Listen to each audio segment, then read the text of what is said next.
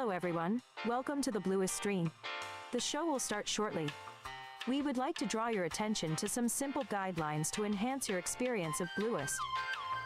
Gray is spelled with an E, blue is spelled without an E. Blluist has a zero-tolerance policy against racism, harassment, and other hateful conduct. If this description fits you, please leave through the nearest exit, which may be located in the upper right corner of your browser. This channel allows consumption of all types of beverages, foods, and all other legal recreational activities. Enjoying the stream in comfort is very important to Blluist. The two majestic creatures that may appear on screen are Anu and Mimi. Please be careful of typing in possessives regarding Anu. Forgetting the apostrophe may result in some very awkward remarks about your anus. If this is a Blue solo stream, and there is character creation involved, please be aware that we might not get to the actual game.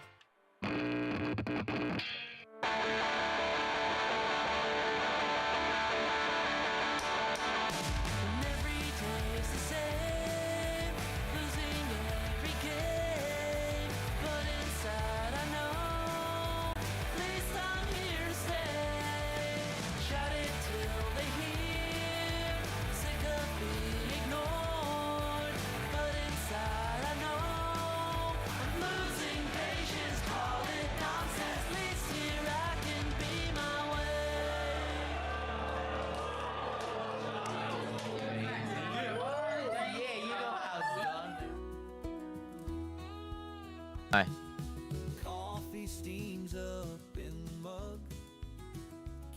What's up? Hey. So Blue is out on another shoot today. I did not confirm that. So hold up. If he did that.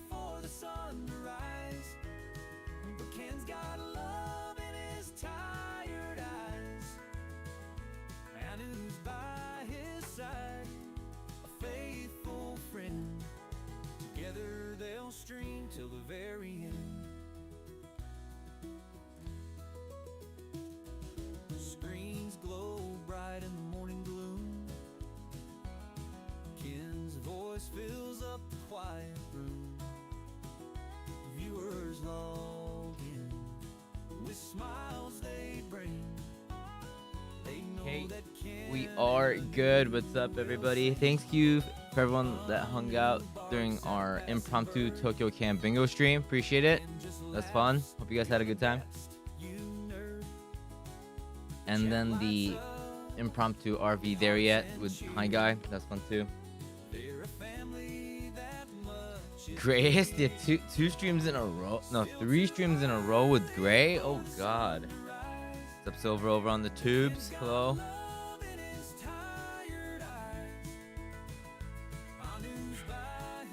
Yeah, it was really fun, man. I like today's cinematography. Thank you. To give you the reason why I kind of went, I realized I moved a lot of camera stuff. I was like hitting tables like with my knees and stuff, and my webcam got all weird, and then the angle has way too much up top, so just cut it.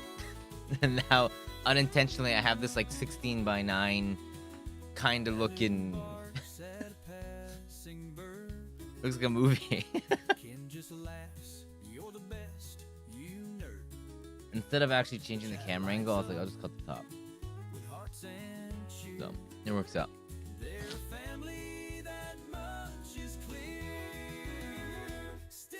It's working? The movie arc? I can never decide. There's so much stuff on our screen, I can never decide what to do. You'll see my screen change like every 2 streams. Is it? Yeah, but it is what it is. Yeah, 楽しかったマジで. It was really fun. The TCB stream was really fun. Are we there yet?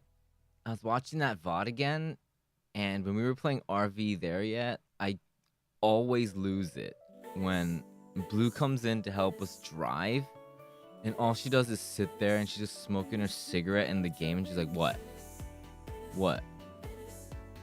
That was just the funny. That was the funniest part. She like refuses to drive.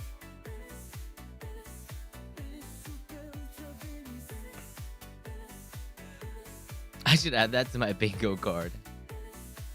That stream was intense. Oh, I'm glad. I hope you enjoyed it. I hope intense is, you mean it in a good way.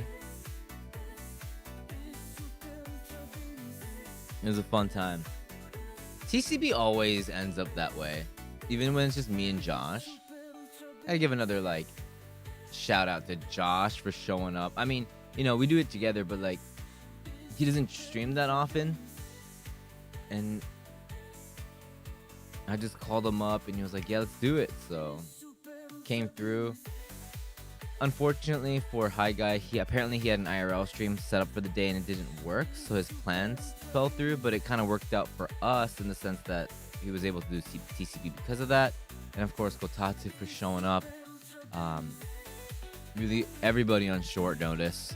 You guys saw me text them on stream and they came through, so I'm really thankful. And for you guys being okay with that and you know, just enjoying another day of unplanned chaos here. It was really fun. I had a really good time. I was streaming like 10 hours, I realized. No, I didn't watch the whole VOD. There's just parts that I remembered. That, like the fire truck thing in TCB. I remember that being like a moment. So I watched that. And I don't know, just Blue refusing to drive and just vibing in her character, just smoking a cigarette, and her just like, huh? It's just, I don't know. It was, to me, like, God, Blue's so fucking funny right now. And then I go to I drive, and then I come back, and then the window's gone. The back window's gone.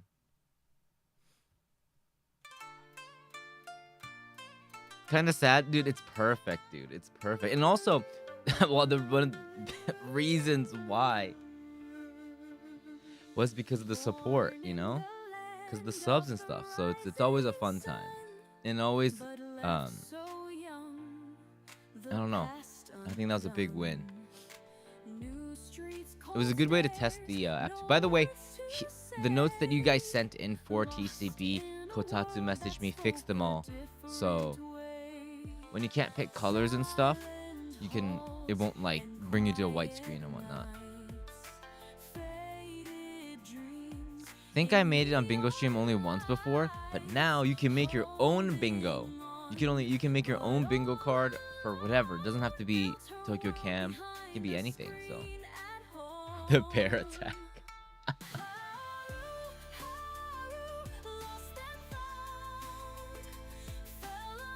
That was really fun. That fire truck was like that fire truck was wild. The VS mode was good, huh? I want to do that one. That was a good test. I think it's better if it's easier for all the viewers too to keep track of one single board instead of everyone having individual boards. So I think that's the play. VS border.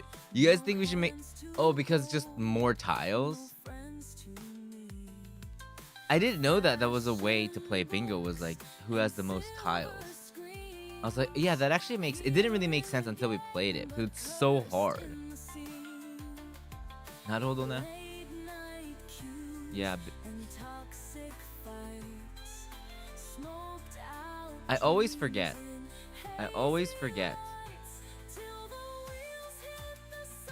that a timer is a thing. We should add a timer. Because it could go on forever.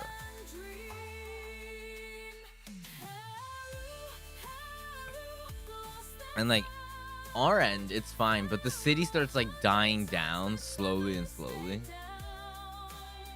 So we should play at like peak hours. 2-hour shot. Like, let's go. Maybe 1 to 2 hours. Window. see what we can get. Do short bursts is what I thought. But yeah, I was like, no.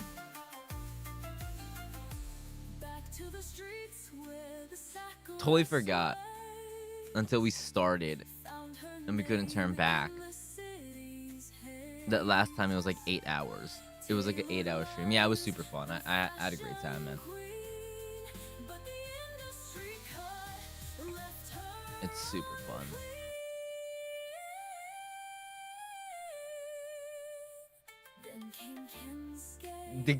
I was surprised. Josh's crash out, but we were like looking for people to dance. He was just crashing out about people doing stuff on the during a green light. I'm like, I never thought of that.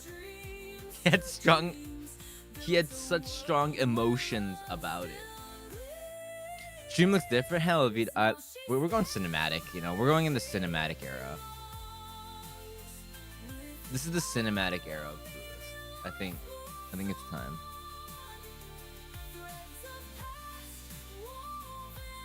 It's nice. It's crazy, right? Because all I did was I just cut the top off. And it looks all cinematic. Look at that. Nothing has changed except I just cut the bottom and the top off a little bit, and then all of a sudden, look at that. Look at the magic. Everything's the same. Yeah, another week. I mean, now you guys ready to ska? That was a crazy sentence. Everybody, you guys ready for another week ahead of you guys? This is the stream, whether it be Sunday night or already into the Monday. This is the Ganbatte stream, as they say. Ganbatte ne. You guys got this. This is the you guys got this stream. And then we do the thing, and then I'll see you guys again on the solo stream on the Friday. We do 4D. So I need you guys to get one of those like seats that like blows air. Is that a thing? From the bottom. And then when I go, ooh, and then air will come out. Ready to stay in bed. Wait, Silver, can I ask you a question, man? Personal question.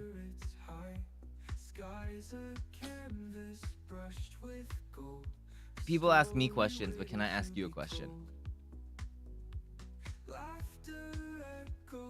The natural light cam? Yeah, I actually have the window open too. No, wait, my window's not open. That would be crazy. I would get complaints. The curtain. I don't think I've ever seen a 4D film. Yes.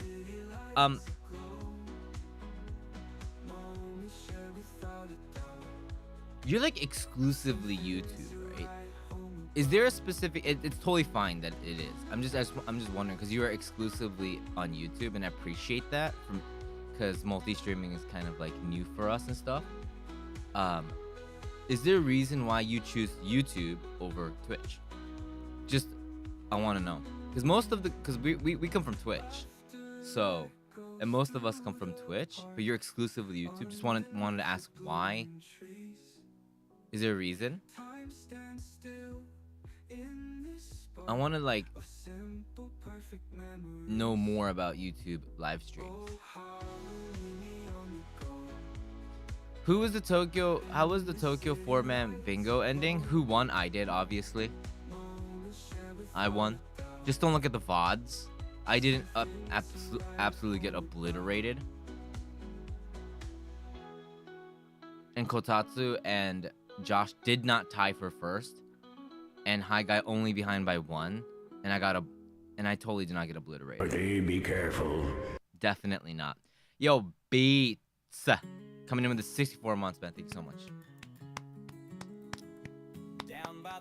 Thank you, man. Thank you for supporting the stream, dude. Invasion of YouTube. It was really fun. It was awesome, man.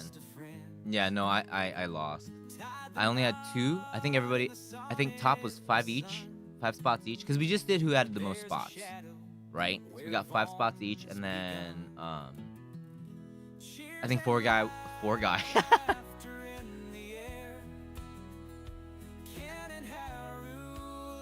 I just woke up. I just woke up, so please excuse me. But Hi Guy is behind by 1 and got 4. I don't like the Twitch UI, and I use YouTube for watching anything else as well. And there's not Twitch exclusive streamer that I want to watch right now that would have me switch sites. Fair. Do you watch now? If I may do a follow up, do you also watch a lot of YouTube streamers, or is it mostly YouTube videos?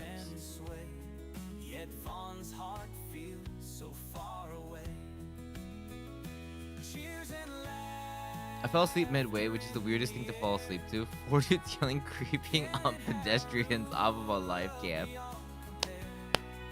I'm working on a complicated design of an ashtray and a sword this week for a couple weaves. Thank you. Sorry and thank you.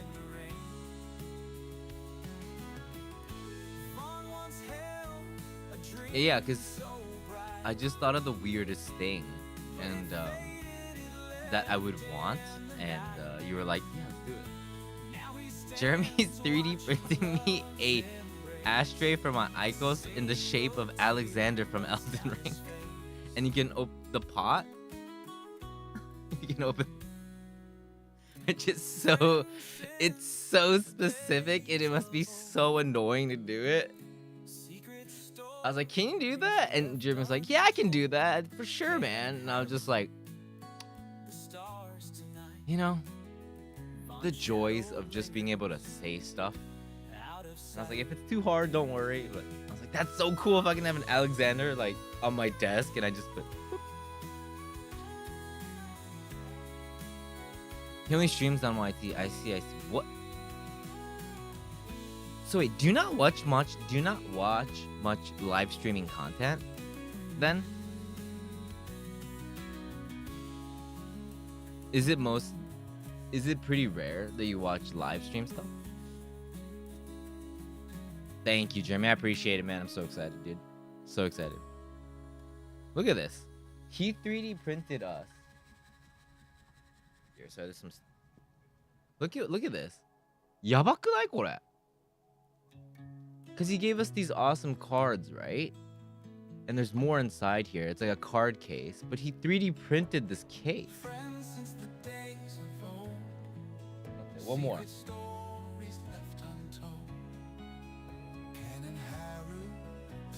So that was a case for Blue, me, and then this is Yoshitola for Blue.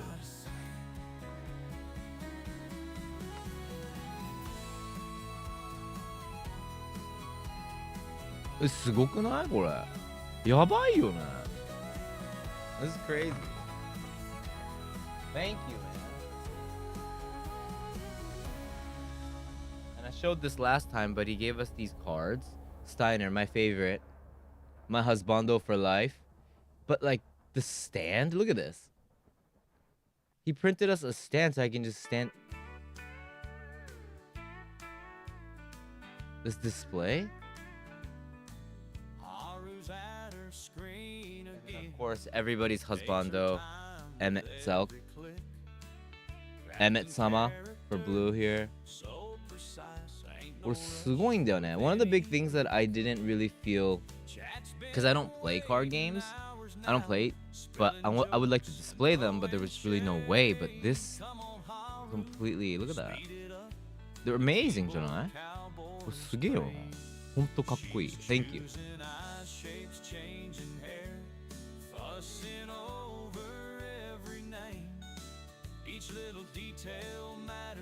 すげえ。I don't watch that many streams. Most people watch are YouTubers that also stream sometimes. Be careful. Hey, Blue 4 years, for the baby, 48. let's go. 48 months, man. Thank you, dude. 4 years? Jesus. Jeebus, man. Thank you, guys.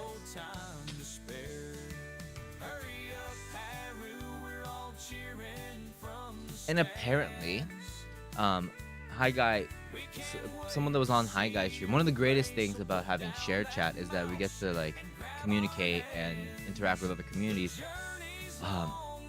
There was somebody in his chat that was talking, and this is my bad for not knowing, but apparently there was someone that was singing songs for Elden Ring, like official Elden Ring songs in chat. I was like, what the? She's the singer of one of the songs for I think for the DLC. Yeah, I was like, what the fuck? It's amazing. So I was like, machi desu ka? Yeah, her name was Sumika, and she was she sings for the songs or some of the songs in the DLC. That's amazing.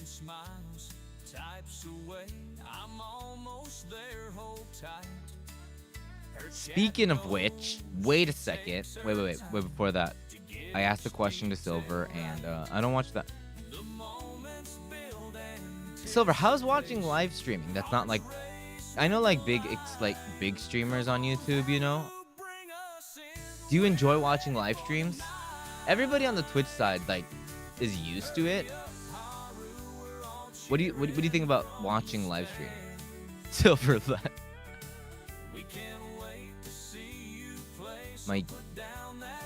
it's interesting because if you think about it, right? Why I'm interested is because everybody that watches us on stream is used to watching live streamers, right? But people on YouTube, not most of the time, it's new to them, or it's their, that's not the main content, just given the platform. I don't know what would interest people into live streaming if that's not the main stuff that they watch, because it's not like cutscenes or like it's not edited, right? People that watch live streams are a different breed of content enjoyers.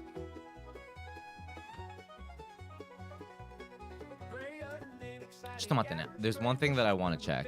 I'll show it on stream. So Elden Ring is doing an orchestra next year. Did you guys know that? I don't know if it's a world tour, but Symphonic Adventures. Yabakunai desu ka? If I don't go to this, then what's the point? What's the point of life? Mite. Look. Yeah. これ Symphonic Adventure. The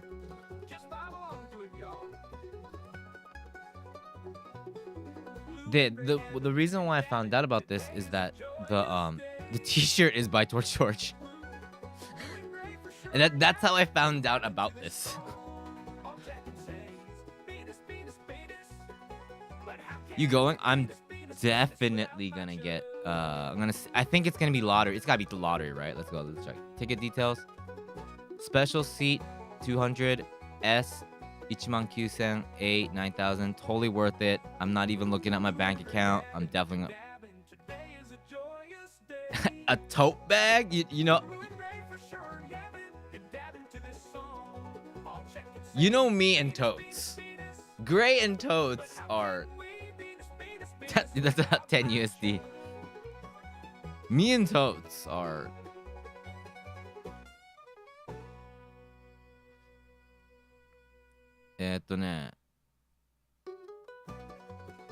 Eh?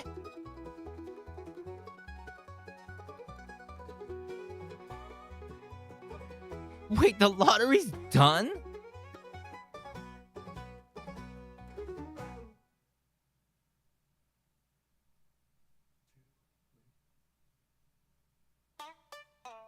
Oh no. Oh my god. I was like, there's no way. Okay. So these sorry. It's all in Japanese, but this is all pre-orders. So 1, 2, 3, they're all done.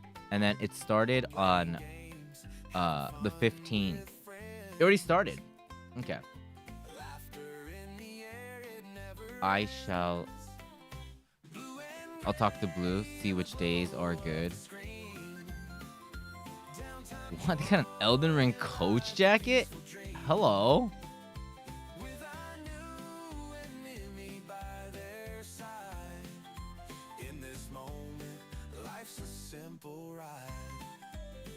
Yabai. When is it?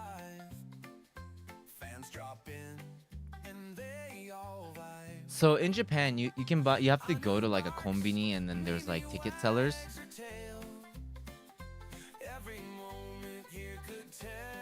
tale. Blue and gray in the glow of the screen. Downtime joy like a piece. February 15th. Okay. Save the damn date, Gray.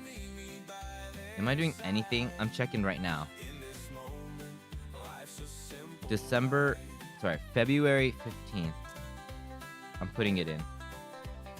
Even if I can't go, wait, orchestra. It's not even a question. It's an off-stream day too. Yeah, it's one day. It might sell out. Yeah, next February.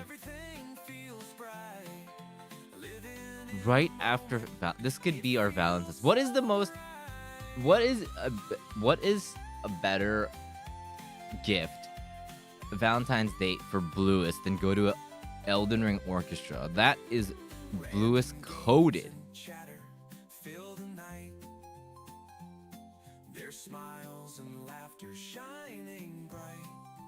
Yaba. 行きたい。超行きたい。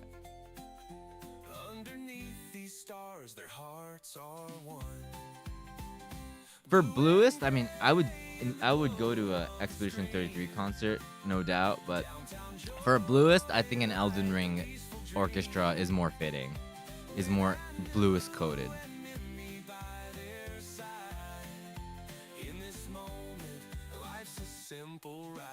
I just really hope they don't play the Millennia song, because that's just professional level of just trauma that in insane quality. I don't know if I want to hear that. Let's be real. Let's be real.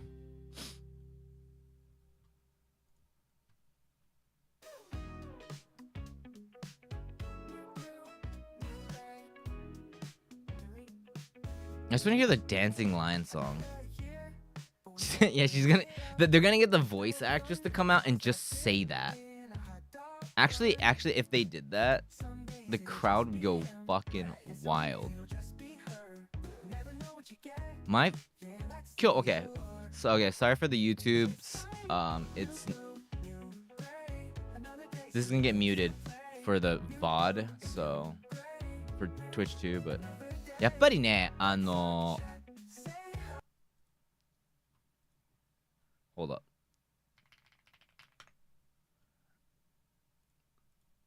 Dancing Lion Elden Ring. これじゃない? Song.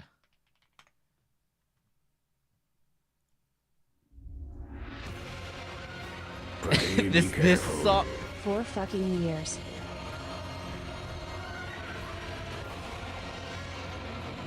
This is what I want to hear the most. Azza, baby, coming in with the 48. Thank you so much in a row. Thank you, dude. Appreciate it, man. Also, happy birthday. Everyone tell Azza happy birthday.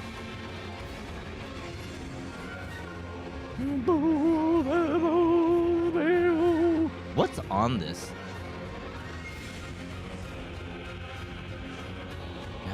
Dancing Lion.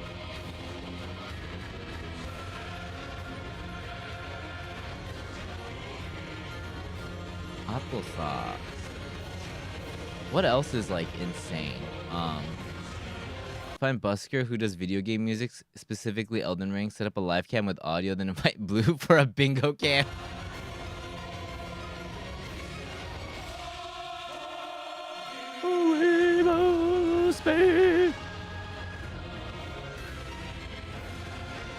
Nanda?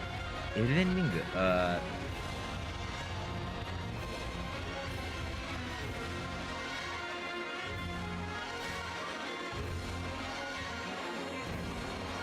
See, the thing is, I probably won't be able to tell,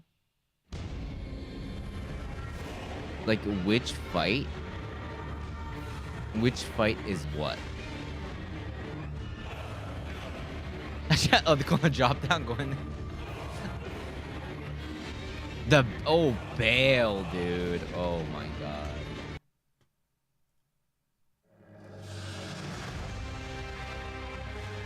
They need to have that guy, Igor or Egon.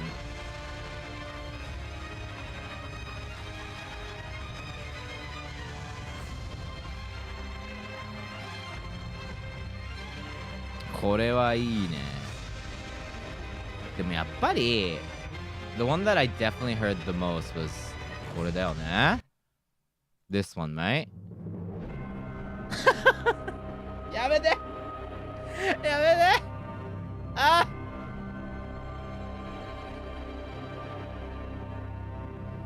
やめてください. これはやばい. This one I heard way too many times. いや本当に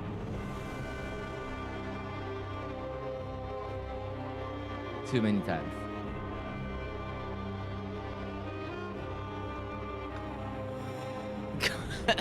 Stop. Ah! Oh god. It's so quiet, yet so menacing. The boom. It's so, the song knows that hey, you're gonna be playing this for a while. I don't remember what's the Radan ってさ what was Radan?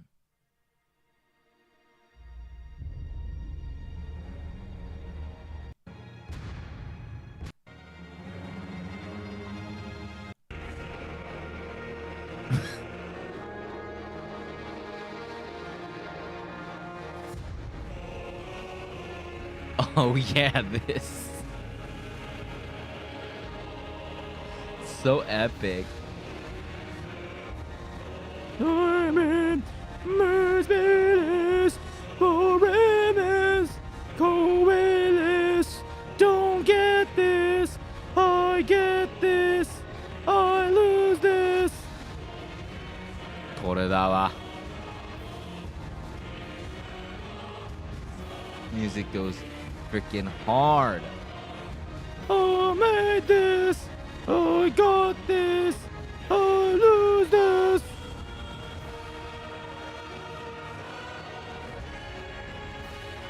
Sasuga. すごいね. This is so intense. I'm making that's how it plays in my head. あとなんだエルデンリングって言ったら Song of the Bats.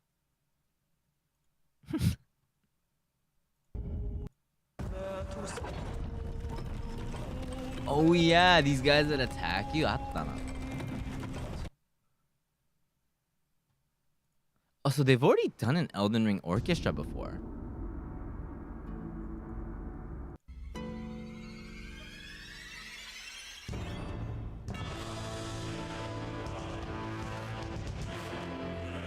Oh, right. Oh, dude, the theme song. Of course. Of course. How could I forget? They would... Of course. They gotta play... This song is... Yeah, this song was way too hard. Ba-dum. Ba-dum.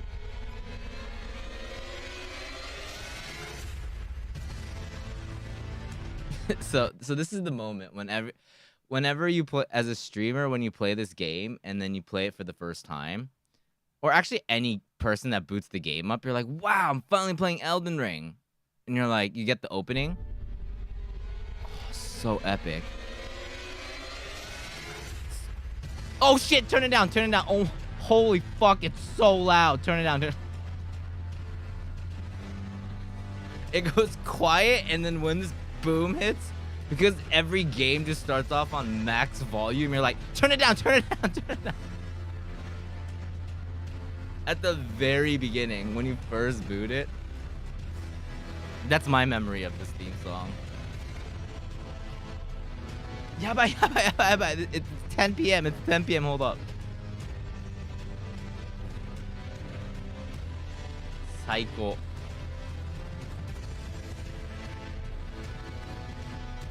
This theme song goes way too hard. I wonder if they're gonna play Night Rain songs too.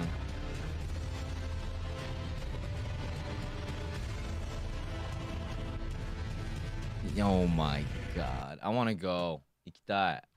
I wanna go to the orchestra. I wanna get PTSD'd to my favorite songs. Kins up early before the dawn.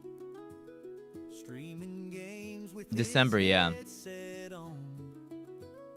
A new The kind of comment that shit is bad. loyal and true. A pair of dreamers just passed. I booted the Octopath Traveler demo and then I realized, wait, the game's almost coming out. I don't want to play this demo. And I quit out of it. I'm just gonna wait until the game drops. I couldn't do that to myself. Because if it was like next year, I would have considered it. Horsax is the best OST.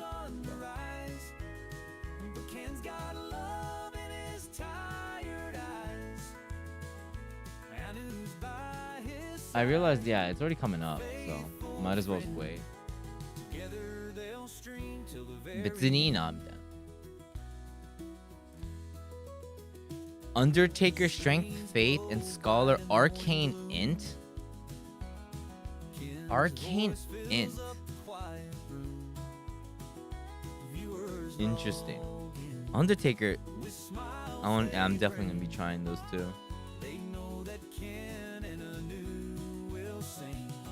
I did a round of Night Rain with Blue yesterday, and I was like, ugh.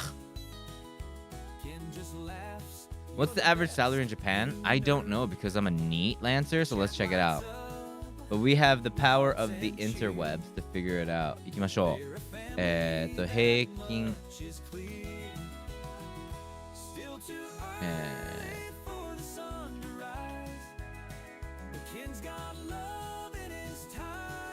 And I'm gonna look it up in Japanese and translate everything because let's get some accurate data here. And it depends on how long they work, but in your 20s, your average is gonna be 22万, so that's about like a little under 2K USD. I'm guessing this is in their 30s, so they're 31万to 36万, so you're looking somewhere like 25, maybe. Would be the average. What's the average salary of a NEET Lancer? Anywhere from $5 to $5 USD.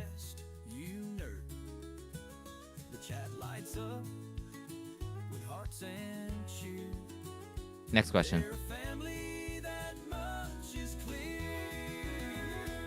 It's gonna have the Undertaker from WWE. It's less than USA. Reason why I haven't decided to do the paperwork to reclaim my citizenship on my mother's side. 31から30. I mean, I wonder how much. 見てみようか. Let's translate this website here. Let's go to English. Definition of monthly. It seems that widely known view is that monthly income is 1/12 of annual income. Well, yeah. that's how months work. で、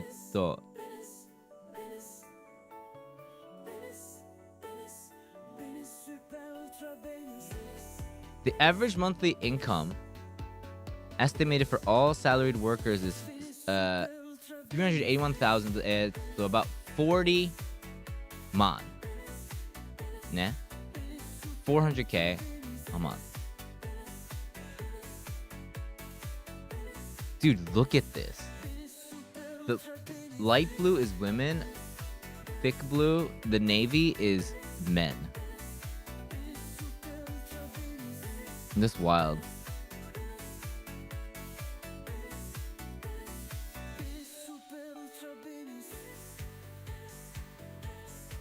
So women's salaries don't change. When is this data taken?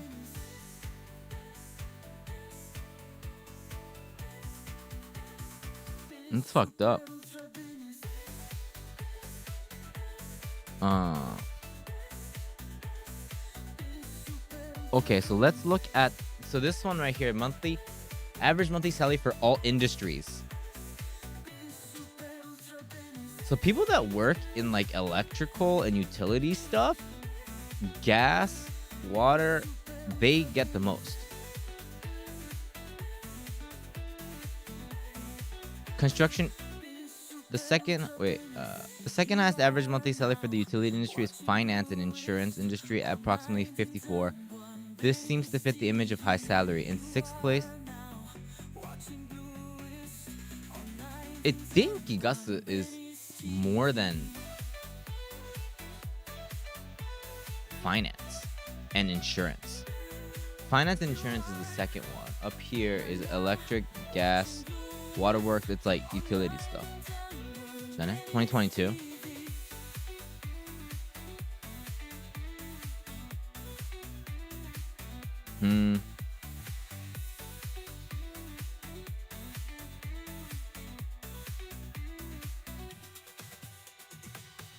What is this? For example, if you're in your early 20s and have no dependents, the average annual income is 18. これ annual じゃない。not annual income. That'd be insane. This is monthly.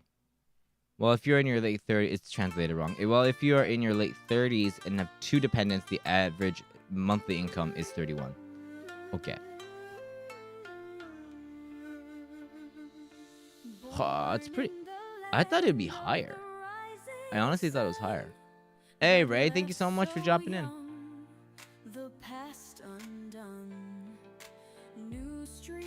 Above the 62.3 is NHK payment collections, but they don't talk about all that stuff. Apparently, people that work in gas and water get paid more than finance and insurance. That was surprising.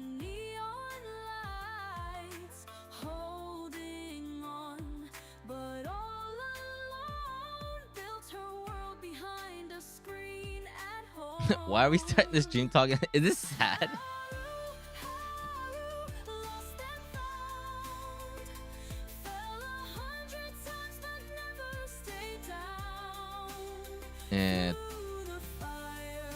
Ma, 意外と27万平均で 30 to 34 35.4 30 to 34 35.4 and then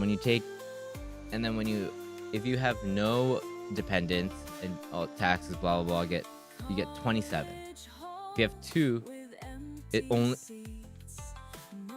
if you have 2 dependents it only goes up by $100 or actually like $50.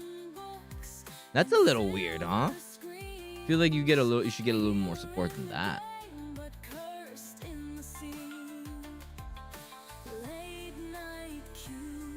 Nah. Oh, I heard Inazuma 11's insane, yeah.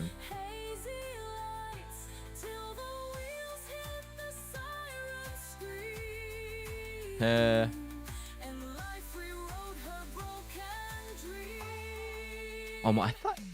そっかそっか。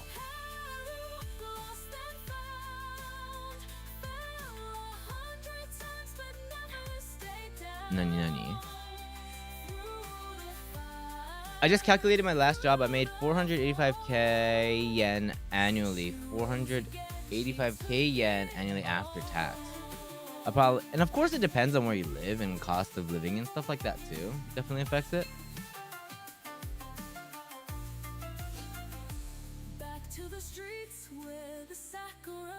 I'll probably take that kind of average pay with the excellent medical Japan offers.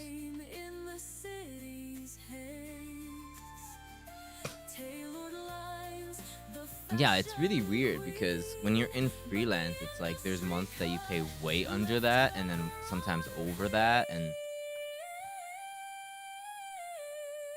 you have to be like really locked in and have really stable clients or a lot of clients.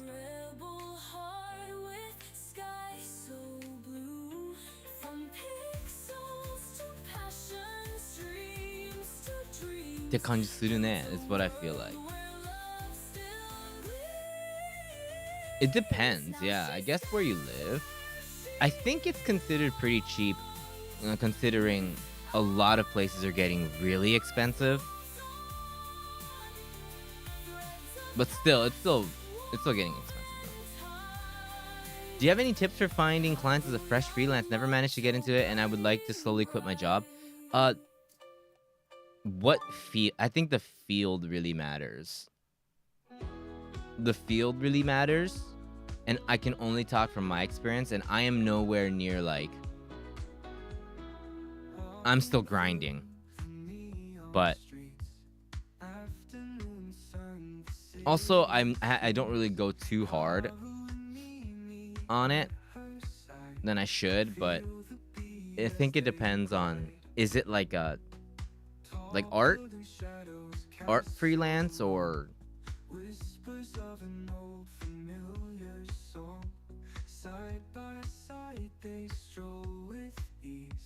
game industry? I do 3D optimized game ready environments, level designs, and game development.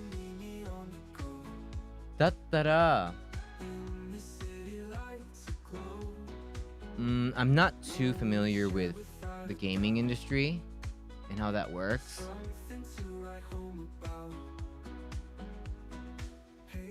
If I would probably stay away from freelancing websites for a lot of reasons. If you can find your way, use social media to put your art out there, what you can do. That's just something that you just kind of have to keep working on. But more than that, find real connections, find real people.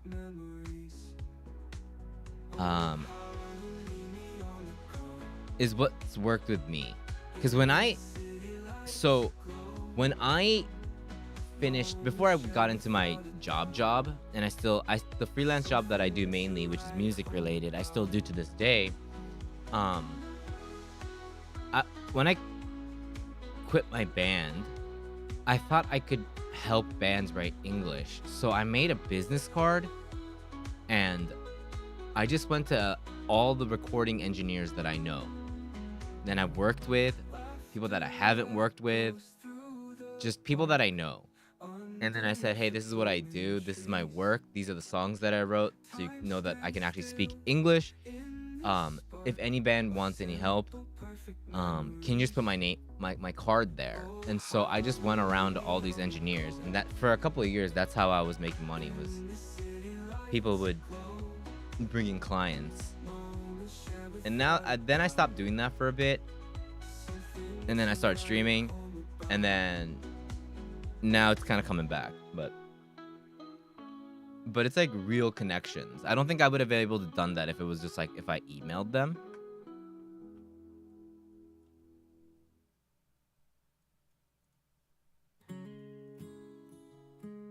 I think you can totally do it.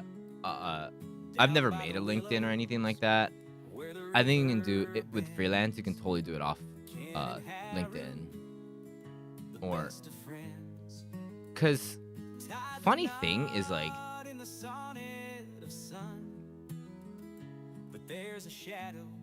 you want to be somebody. This is from my experience, and I have a good friend and a big senpai that he's like my mentor, that has been doing recording and engineering for 25 plus years. Daihei. And the best advice that he has given me is, you want to be somebody that can do, you don't want to be somebody that can do like 100% amazing work but be like a tight ass about it. You get around like 60-70% of like good work, but what's more important is people go, dude, it's fun working with that person, so let's call them back again. That people connection takes you way further. And then it's either you get that like one gig for like, let's say you do a gig for like 2k yen or something, like $2k, right? And you do the most amazing job, but the work experience with you is kind of rough, so it ends there. Or you end up taking that job that's maybe like 15, maybe you're not qualify to do the 2K one, but they keep asking you to do work, you're gonna get more money than that person, right? You're gonna end up doing it. So you want to be someone that's like really fun to work with, even if you're not 100% confident in your work.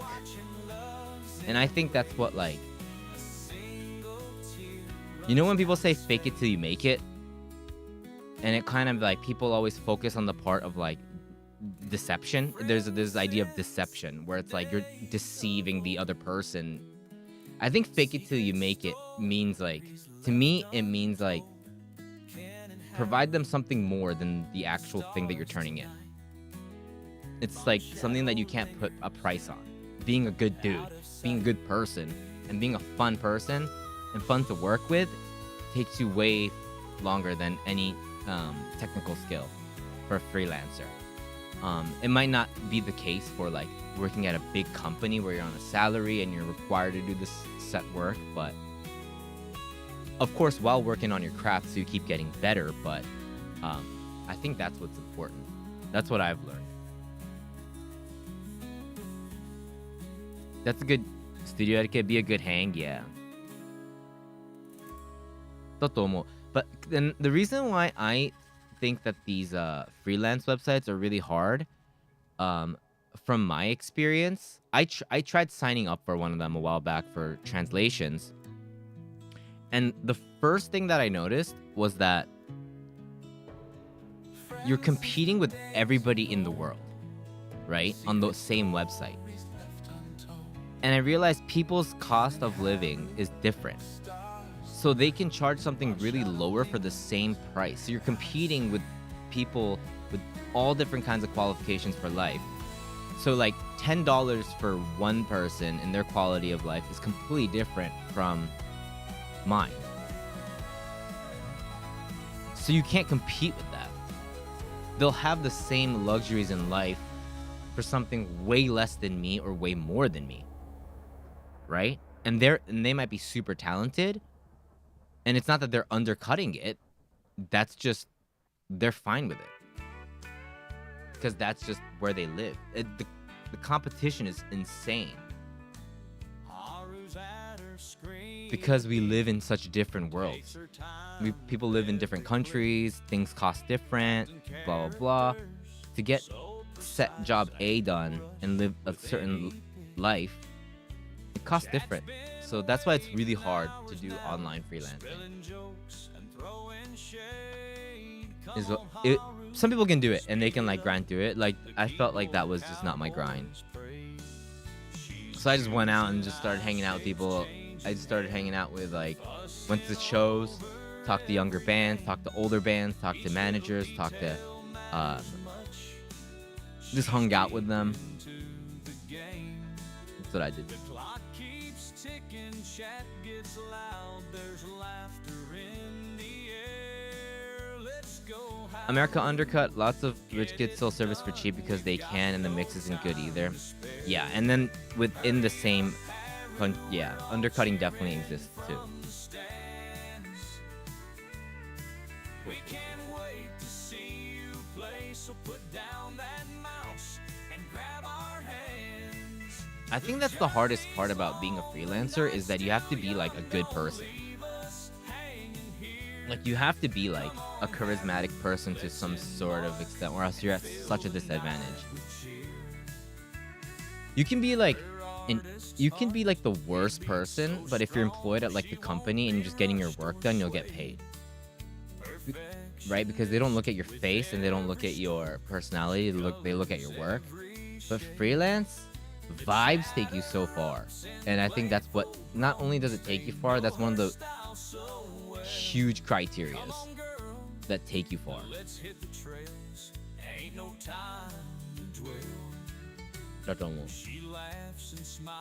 That's what I learned.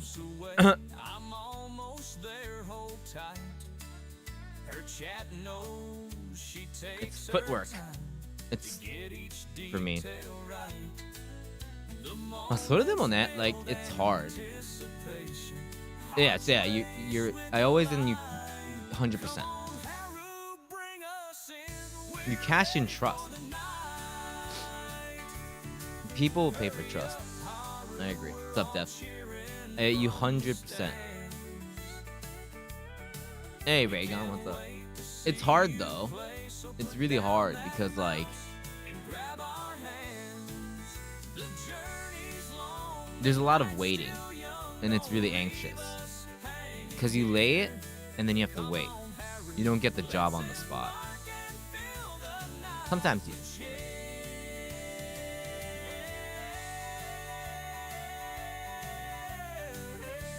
It's hard with everything digital too. It's not face to face. Hold on.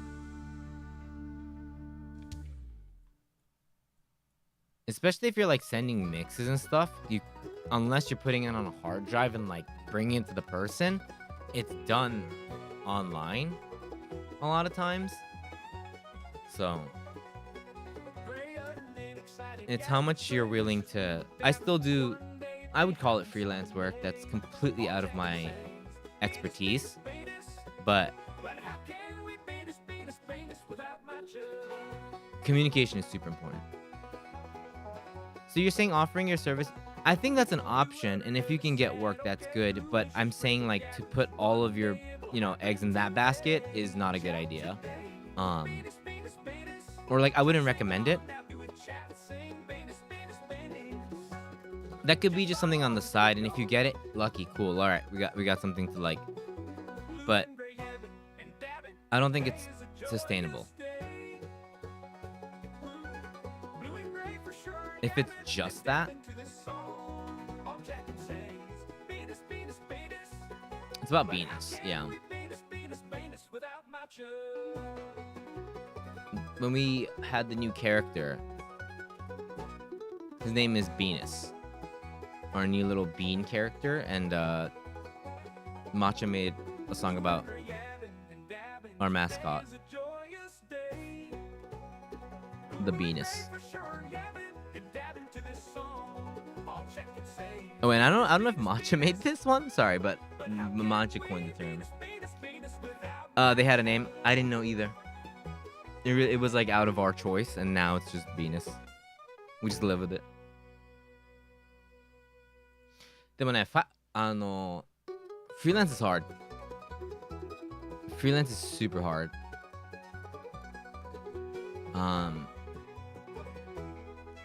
It's just like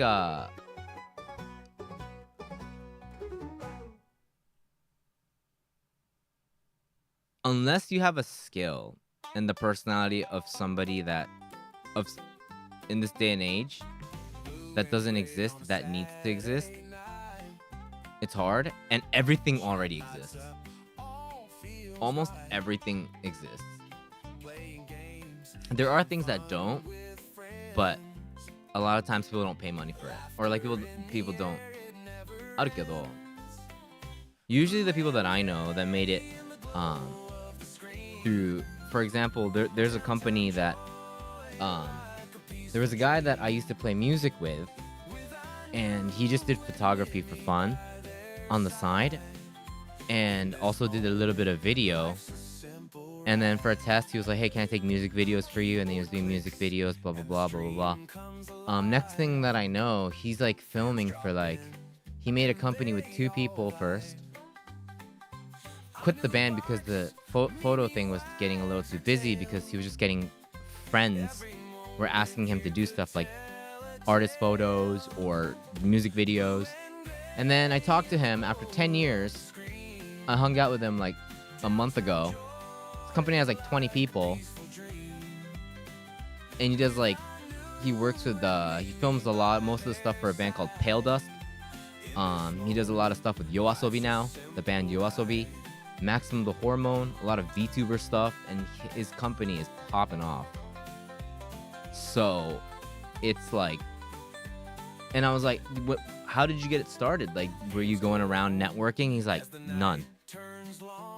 It's just word of mouth, and then it just because of the times like 10 years ago, it was just like, hey, this guy can do this guy can do this, blah blah blah, and then it just slowly started growing and growing and growing. So we never put out an ad ever. We're just luckily here.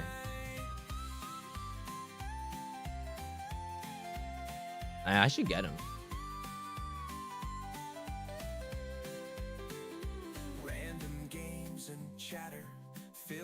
And same with Attic too. That's how. That's what Daihei did too. Shining bright. Chats alive, sharing in the fun. I want to get Good Grief for the next one, These stars, their but they're on hearts tour right now, so blue and gray once they finish, I'm gonna get Good Grief. of the screen. Downtown joy like a peaceful dream. Is what I'm thinking. That new and meet me by their side. The museum, and of course, that's just one way. That's the only way that I know. But there's so many different ways that people make freelancing work. Because there's like exclusively digital stuff that you can only do.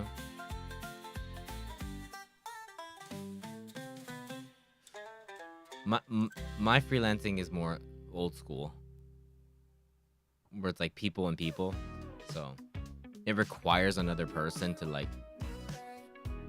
Hello, Smoking Japan Jesus, what's up? That is what they call me, yeah. But we're stepping it up. Double the fun with the dogs that fit in a hot dog bun. Some days it'll just be There's videos about there you go. YouTube is a great place to get advice on that. Yeah, for the field that you're aiming for, or whoever's trying to do that. I'll get on that, but I could go a little harder on the song stuff, but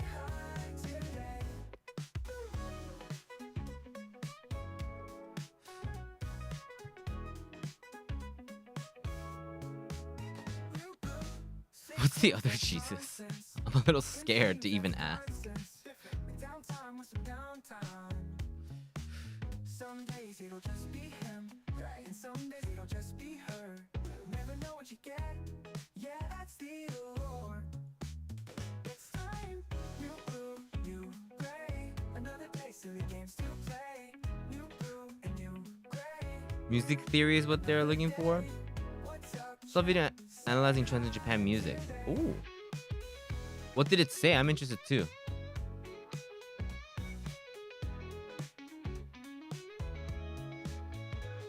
I haven't really been keeping up too much with Streams to watch day after day. So grab a snack and hang out today. like J-pop at all. Oh, yeah, do you have a link to that?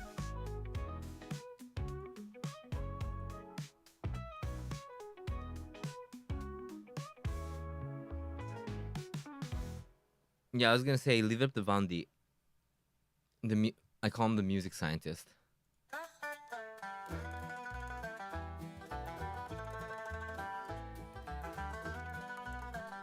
Kinaru. I don't even know what's like popping these days. I only see Blue and gray on a Saturday night.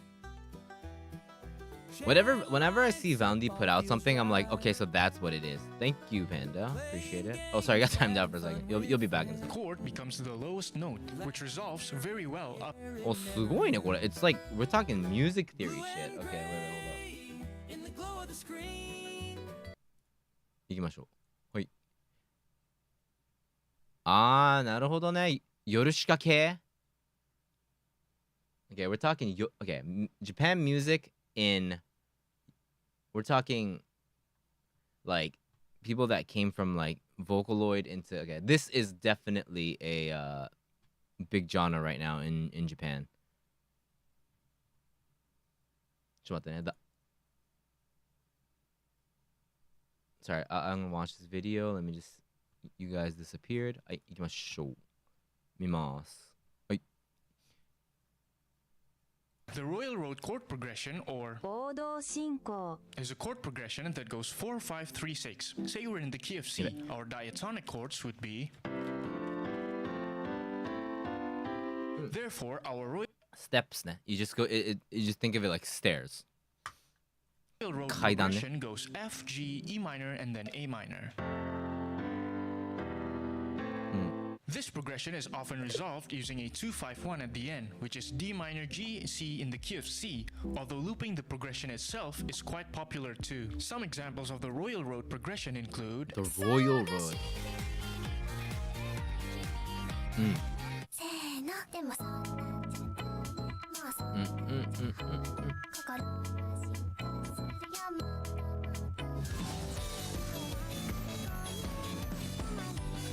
はいはい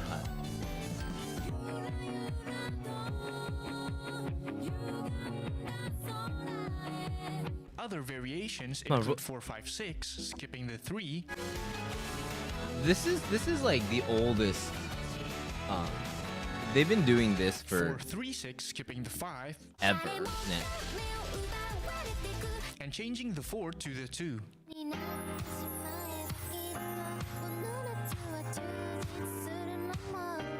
There are a lot more variations, and Right, this video of sums it course. up pretty well. 4 on the floor is a drum rhythm where the kick is played on every downbeat. Oh. This rhythm is usually fulfilled with the snare or clap at beats 2 and 4 with accented hi-hats at every upbeat or ands. 1 and 2 and 3 It's and 4 so and... なるほどね。ダンスビート This ね。 rhythm is frequently used in dance and electronic dance music beat, in the dance West, beat. although Yeah. Japan uses it literally everywhere. They do. ほんとダンスビート Japan loves the dance beat, man. Yes. It's used in pop music, it's used in even hardcore music, it's used in all types of rock. Like there was an era where you just could not get away. Like Frederick is another one where it's like faster dance beats. Like you just could not get away from dance beats. マジで。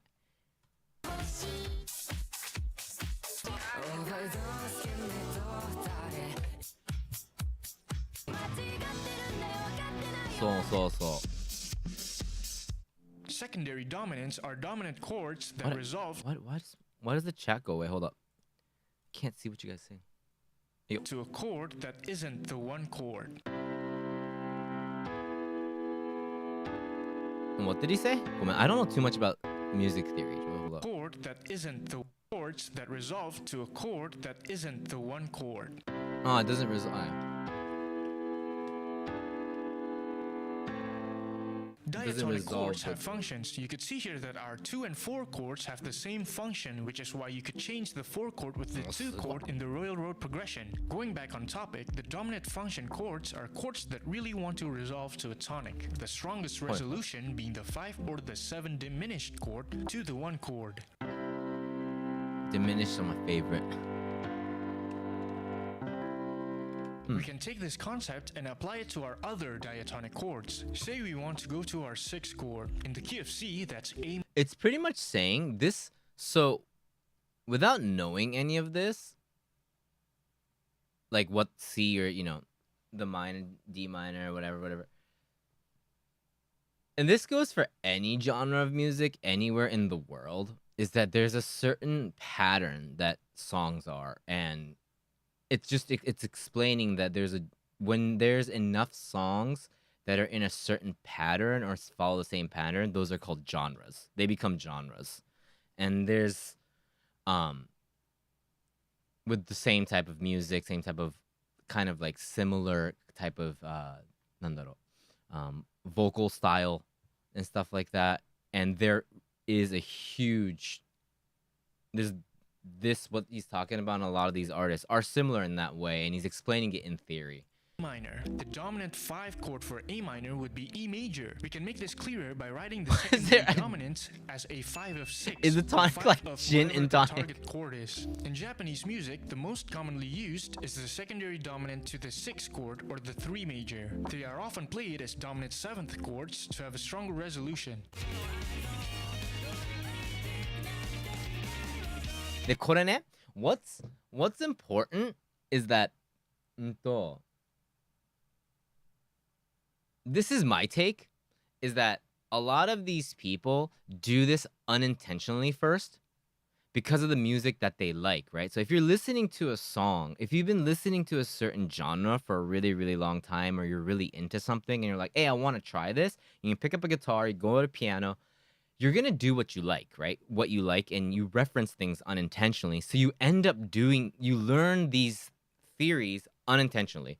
Not to this type of perfection where you can break it down, but you end up learning these chords, right? So there are different ways of writing music, and this is a really good analysis of each of the chords, but it's really important to note that a lot of these people are doing this unintentionally. So you don't have to know all of this to make music or to make music. You don't need to know any of it. What he's talking about. He's just breaking down things that are like unintentionally in people's minds because this person is obviously really well versed in music theory and chords and what's working, and this analysis is really easy to follow if you know music language. But this is not what goes through everyone's head when they write a song. Not everyone. Some people maybe, but not, especially for their first song.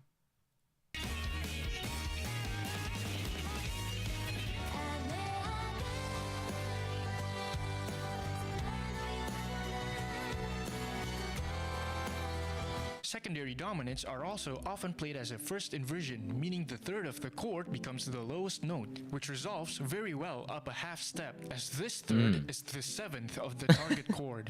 This is usually written with a sixth superscript, while having an extra four subscript means second inversion, where the fifth becomes... これさ, does this person write music, or are they mostly, does this person make music, or is it more of like analysis? 聞いてみたいよね. It gets me interested if this person writes music. I would be interested in what kind of music this person writes. Because they have such an extensive knowledge of an interview on a song and of music theory. Random content and guitar covers. Okay. Coverか. So they do like covers とかか. Okay. そっか。いや、面白いね。But Downtime joy like a peaceful dream with a new and me he analyzes. I don't know if he writes. He even says in description, it's crazy. It's super fun to like. keyboard clicks and the It's super impressive. fans drop in. But yeah, like I said, a lot of this stuff, it comes with like any type of art. Is like when you first start off, you don't know any of that stuff. And a lot of people don't. You can still write a song that actually like ends up in that because of the influences, but not everybody. Like, I would argue most people don't really think about that unless they're like maybe like super major artists and producers do, because they think about like, okay, what's the easiest for people to listen to. But when you're like just expressing yourself and writing music for yourself and writing music that's true to you and stuff like that, you end up doing these things because that's what you hear. But you don't think like, okay, I'm actually not going to resolve with the E, I'm going to resolve with the C. みたいな. Nobody actually like, yeah, as the Suno CEO has said, nobody actually likes making music, right?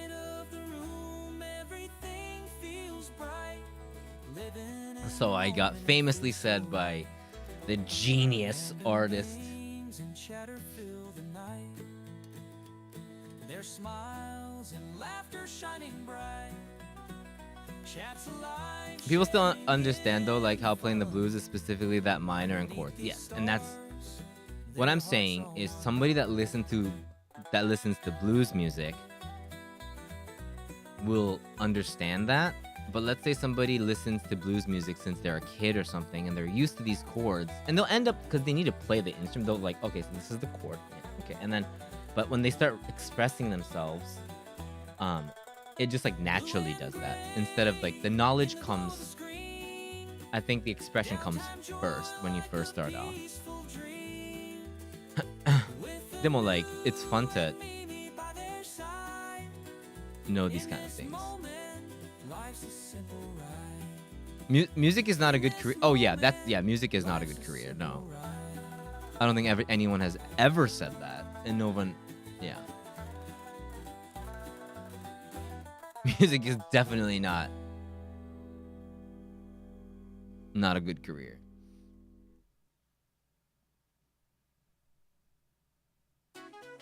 Art in general, man.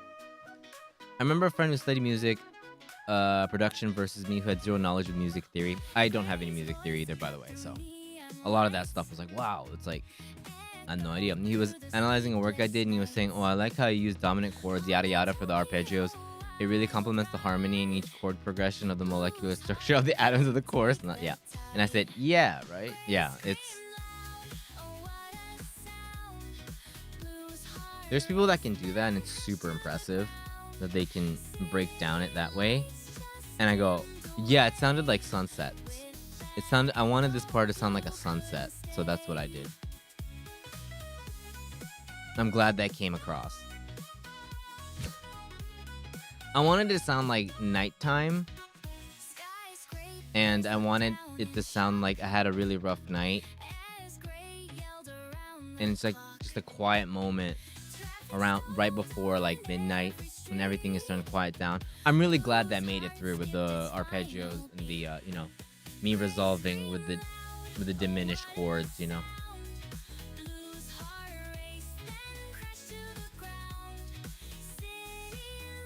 Rhythm and making the brain feel good is all mathematics if you think about it. Yeah, and it's up to the person to like.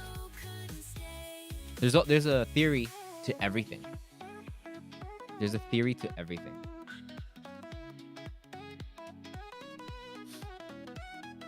Hey, Kotatsu. There's a science behind why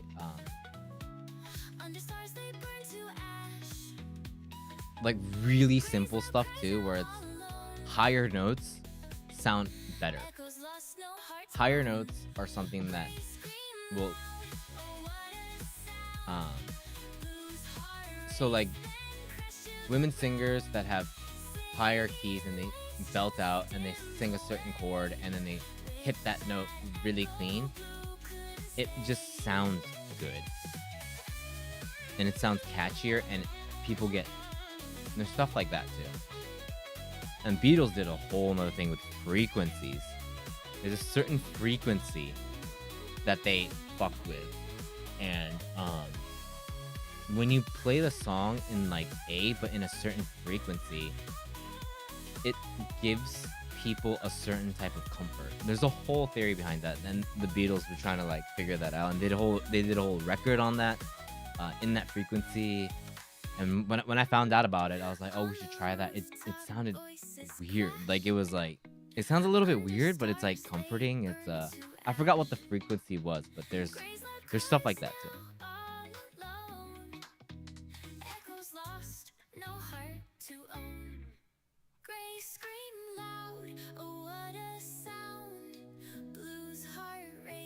ASMR is actually, 本当に, like something that makes you feel like, not tingle, but like,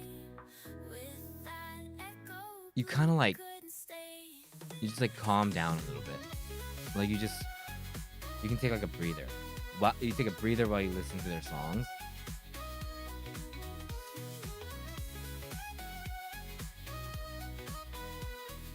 So. It's the reason why I say all this is because like, when you see a video like that, it's interesting to watch, but at the same time, it seems so hard to get into because, oh no, I need to know all this stuff. But pick up a guitar, pick your favorite song, go to ultimateguitar.com, find tabs, learn how to read tabs. It's not even reading notes, it's just reading numbers and where your finger goes on what fret. Play a couple songs. There you go. Great start. You can still write a great song, and you can still be an amazing artist too. But it's also very interesting to like read about that kind of stuff academically. But Great climbs unseen defies defeat. In palace halls where whispers roam, he seeks to claim the stolen throne. yeah, you can leave the theory for later, or just if you enjoy, if you just enjoy watching those videos. To ring the change of silent bells, from gutters dark to royal crown, you rise up high to take her down. So it's the type of brain I have even when I don't think about it when making music. some people will think of that kind of stuff when it's writing music and good shit. Like, I would be like paralysis analysis to the max. The intention of the song would be gone completely if I wrote like that. Personally, Queen blue and silks of sapphire sea.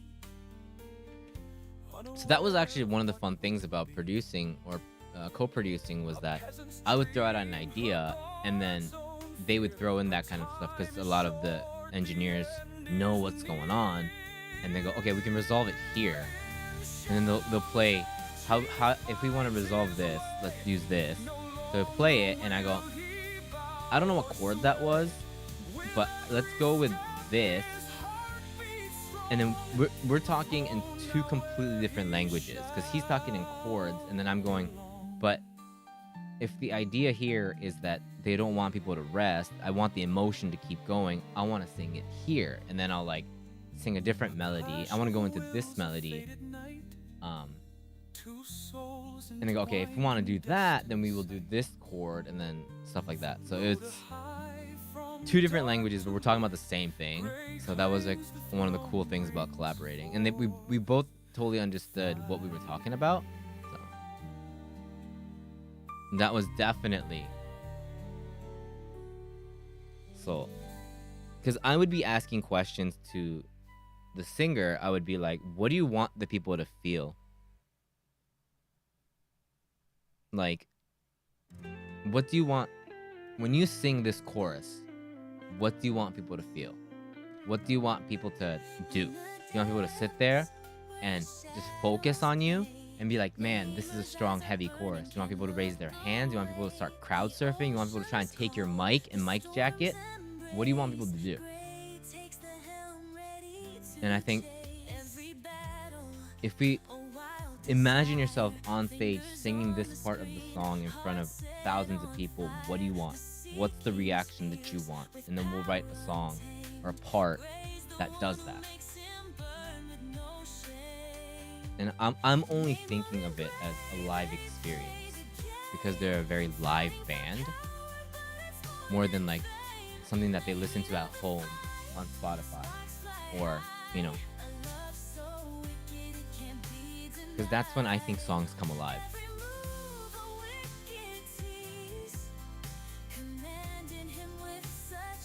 For the genre that I was working with and that I specialize in. Like sunsets on a beach.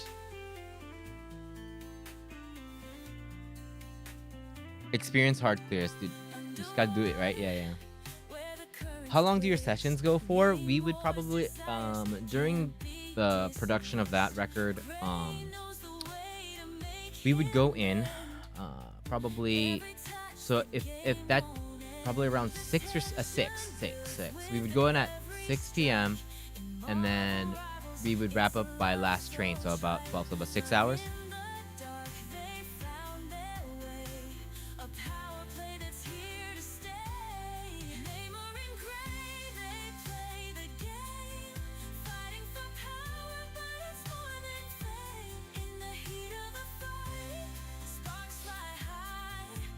Trying to think of ideas for me to have an excuse to stream, because I don't really think streaming games is for me.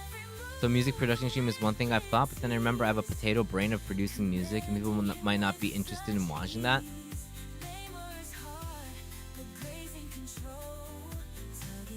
I think it's more like, nandaro. You don't have to think about what people might be interested in. You should be focused on what you want to show. I think. I rarely think about, unless it's like an event or something.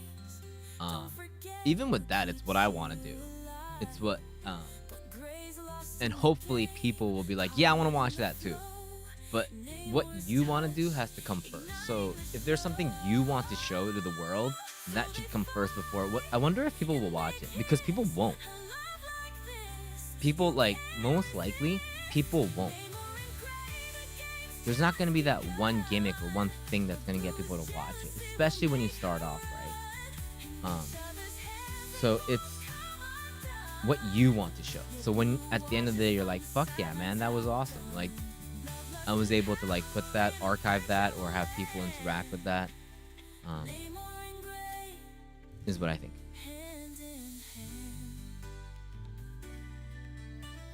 Because what people want to watch is very simple, right? I've talked about this before, but there's really certain things people want to watch. A, someone that's famous already. A side of somebody on streaming, it's a side of somebody that's already famous but can't see. So like Justin Bieber streaming, something like that. He doesn't even interact with chat or anything. It kind of shows the behind the scenes, stuff like that. Or like when T-Pain streams, right? People are there for T-Pain and stuff like that. If you already have a name. Another one is some that doesn't require, if your fame is not something, then it's the act, right? And now when you capsule yourself to just what that content is, it's really limited. It's gonna be like something outrageous, or it's something gonna be like drama stuff, or it's really like, you could do the most insane. That guy in that video could, I don't know if he streams, but if that guy could do a video where he's explaining that stuff right now, and it won't catch our attention as much, because that only really works when he has those images and all that stuff, right? So that knowledge and that interesting person is there, but it doesn't work.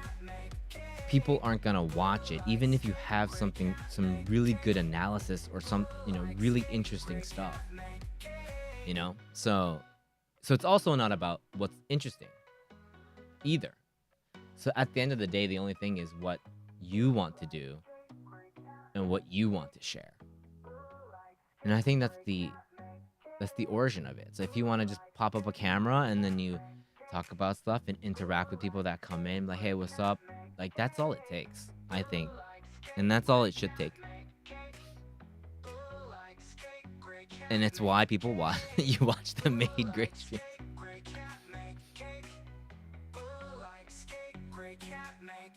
And another really good thing is if you have like someone like you, especially that spent a lot of time in this community, people know you, it's an easier way for people within at least our community to go check it out, because we're not streaming 24/7. So it's definitely a better start than zero, no one knowing, or like streaming on the Discord, right? It's all you guys doing dispatch and stuff. So it's like, yeah, you don't have to think about the audience. Just think about yourself, because you're an interesting person, and just always believe that. That's how it works. If you want to make money out of music, you're gonna have a hard time. Lots of really talented musicians go town to town and even play music for free. Yeah, it's I'd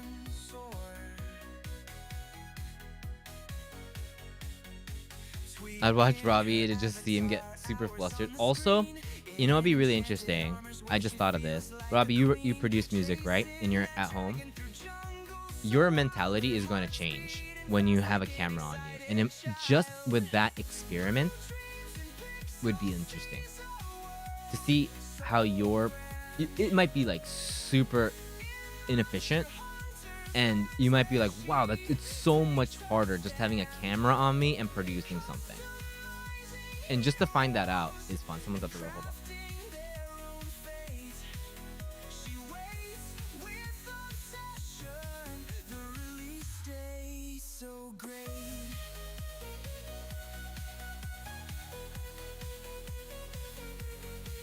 Or the opposite. We're watching people and having people encourage you to keep doing something might actually make the production process way more fun and something productive that you've never imagined before.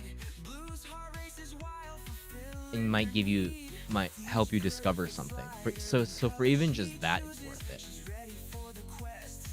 I got bingo.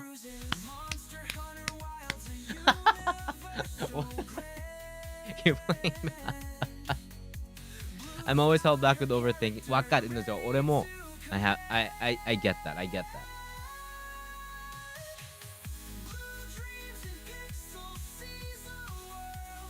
全然。いいんだよ. And it's also a choice not to do something too, you know? There's a lot of things that I get analysis paralysis over. Definitely the older I get, it does. It happens a lot more.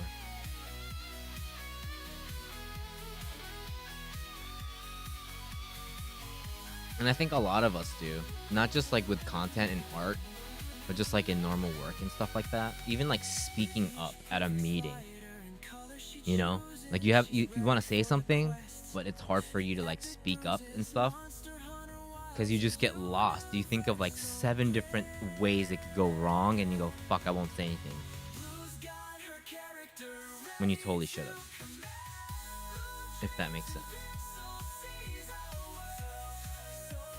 I don't know, I talk to myself even without a camera. Same. Same.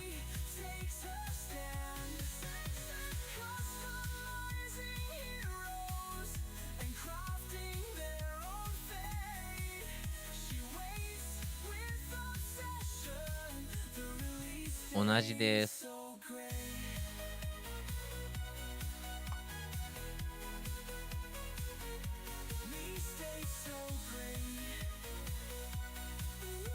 I read something along the lines that the paralysis becomes more prominent when you're older because you feel that people expect you to be well versed in your skill already because age.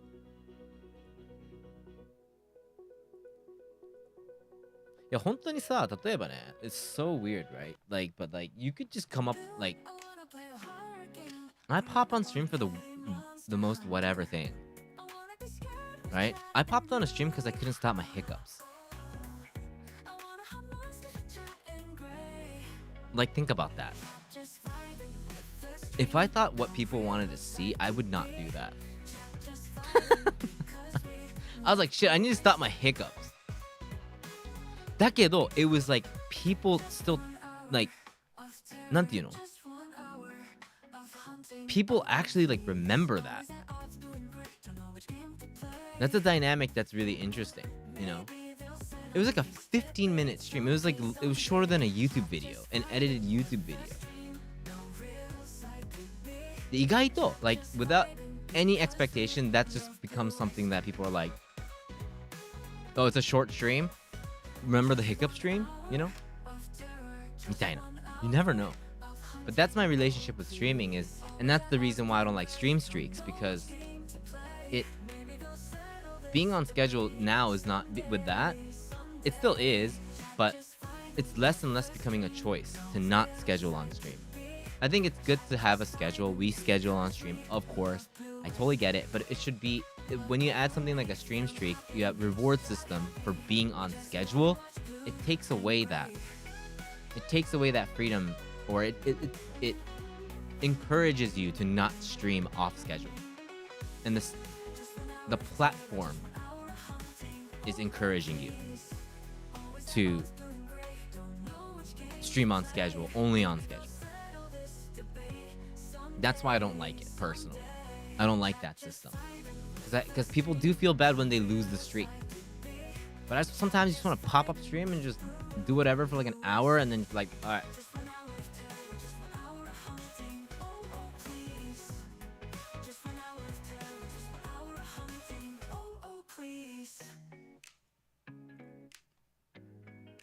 So I think my relationship with streaming, what streaming is to me, is very different. But you don't have to think about it.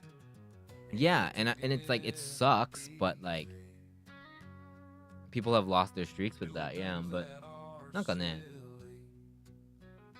I think for me that's a healthier way of seeing of it. And then when we do events, we like set it up and then we go, let's go, and then we do something big and something fun. And right, and there's a way to keep your streaks, even if you miss that stream, so, which is nice.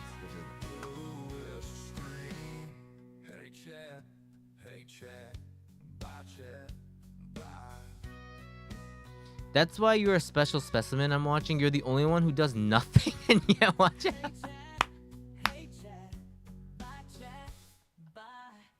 That is true. 本当に and speaking of, thank you so much for that follow, Robbie. Finally, we get a follow from Robbie.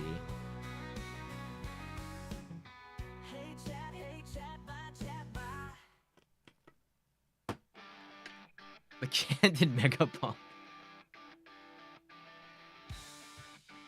So だから、それをthat それもね with that there's so many things that I'm just like I'm very lucky to be able to do this, or like I do understand that I'm very lucky that people actually like just want to hang out and chill and choose this place, and we, you know, even if it's just me sitting here and talking and just chilling, it's like people would, you know, still hang out. It means a lot. It's demo, like it's how much you can be okay with, and also being I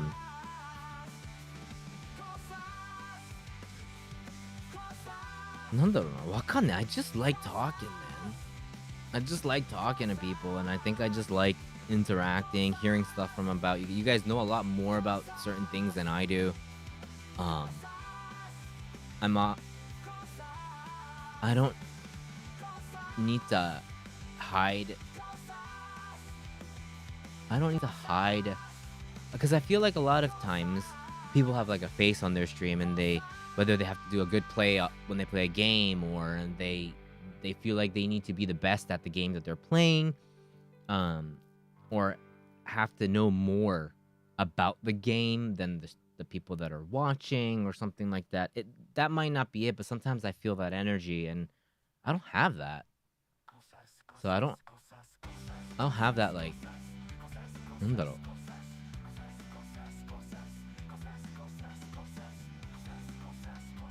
I'm very okay with asking you guys for help for so many things. If whatever the most popular meme is, the most popular, you know, game or something, like you guys know more about it, and it's a good opportunity for me to like find out about it, learn about it, be comfortable with it, I guess. Be comfortable with being the one that has the least amount of knowledge, I think. And then if I have something that's interesting that people ask about, I truthfully answer all of them. Kana.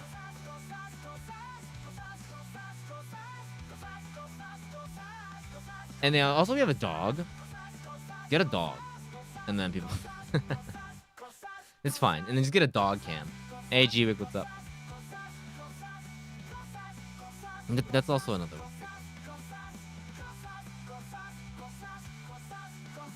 Over the years, that connection and just being present with people helps a lot. There. Another big one is as soon as you get bored or you don't want to do it, cut stream. If there are times when you're like, oh, this is boring right now for me, you cut it. Just cut it.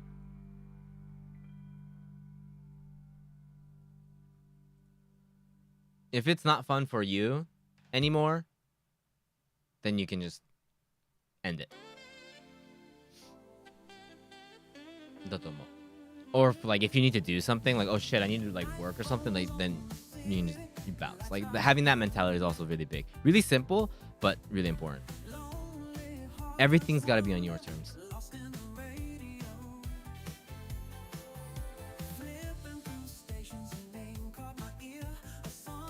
Majide.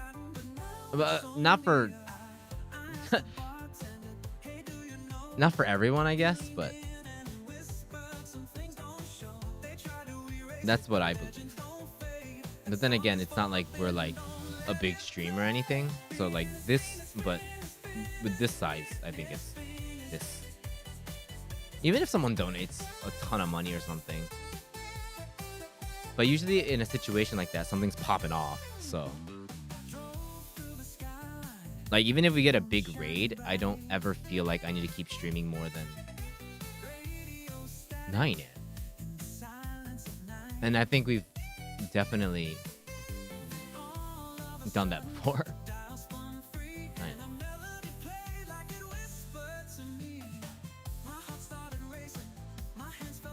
If the stream is over, it's over.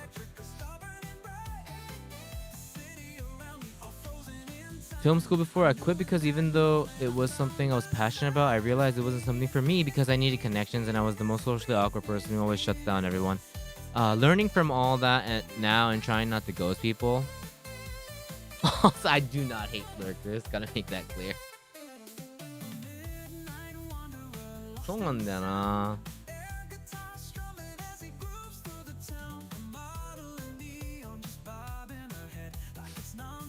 でもさ、I've learned that socially awkward is different from there's like a whole nother like online social aspect, right? Because I'm really awkward online than I am in real life. Unless it's like streaming, I don't like to play multiplayer games generally. Outside of really close friends or with Blue. And I don't like VC. I don't like in-game chat, in-game communication unless it's like on stream or something. I don't like to play multiplayer games because I'm socially awkward online. But in real life, you put me in a room with full of people that I don't know, I'm fine.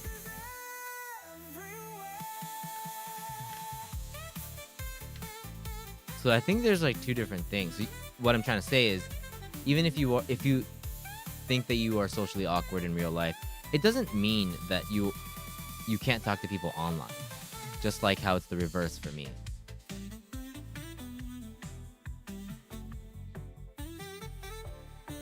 I'm not a big multiplayer person. I didn't grow up with those kind of games. So, and look at Blue, right? Blue's also somebody that's way more comfortable talking to you guys and being online than somebody in real life. It's gotten much better with work and everything, but she feels really comfortable talking to you guys online. But I wouldn't say she's like socially awkward online.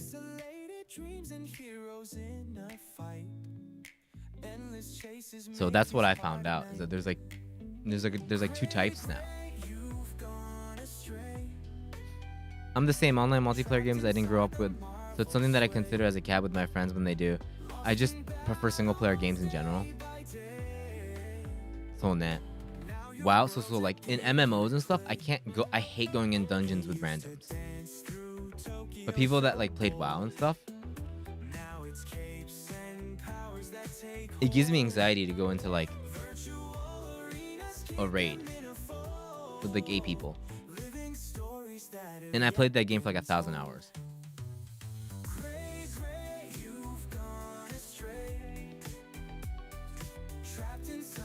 I just don't like...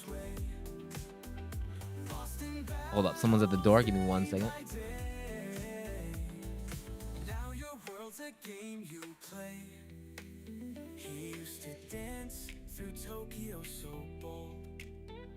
Now it's capes and powers that take hold. Virtual arenas keep him in a fold. Living stories that have yet been told. Gray, gray, you've gone astray. Trapped inside the marvel sway. Lost in battles day by day. Now your world's a game you play.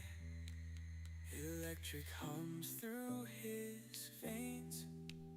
Reality's the price he pays. Hero's life he can't disclaim. Just a character with no aim. His friends all miss the man they knew. The one who walked in sunlight true. Now it's shadows that he was Anu on stream. Is streaming the side for you guys now? It's so financially it's way on the side. But I think it's still a very centerpiece of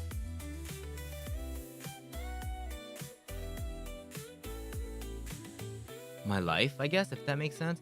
It's really hard because like when you get older, and when we're like at our age, it's when we're not after our 20s, you really gotta balance it. But and we don't live, Blue and I don't live like a super luxurious life or anything like that. But till we can't do it anymore, financially, and we can't justify it 100%, I would rather keep this because I think that it's more important than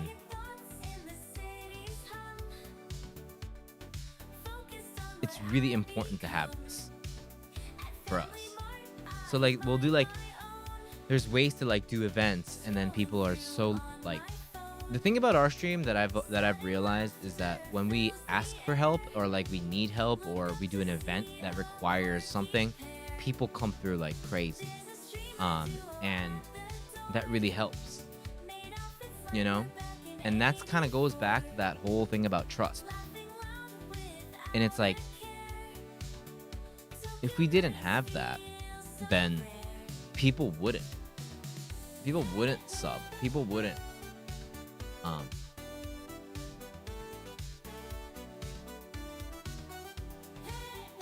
yeah, people just wouldn't support the stream financially if there was no trust. Abuse your audience. だと思うんだよね。だから I think it's that's what I think is important. That's like actually like a hard question because financially it doesn't support our living. I mean it does, it helps to have that there, but it doesn't like cover everything. So we do need work, but it's still really important. It's way more than like we do it just because we've always done it. I'm not the type of person that I quit things really fast. When I get bored, I quit. Or like when I can't take it, more than normal people, when I don't like something, I'm done. I just bounce. It's a bad trait of mine. I don't like see through things to the end, or like if I see something is boring, I get burned out and I just leave. Which we've mentioned on stream. We put it to the test when the dynamic of the stream changed. And then if I felt that I didn't want to do it, we just quit. But we're still here, so.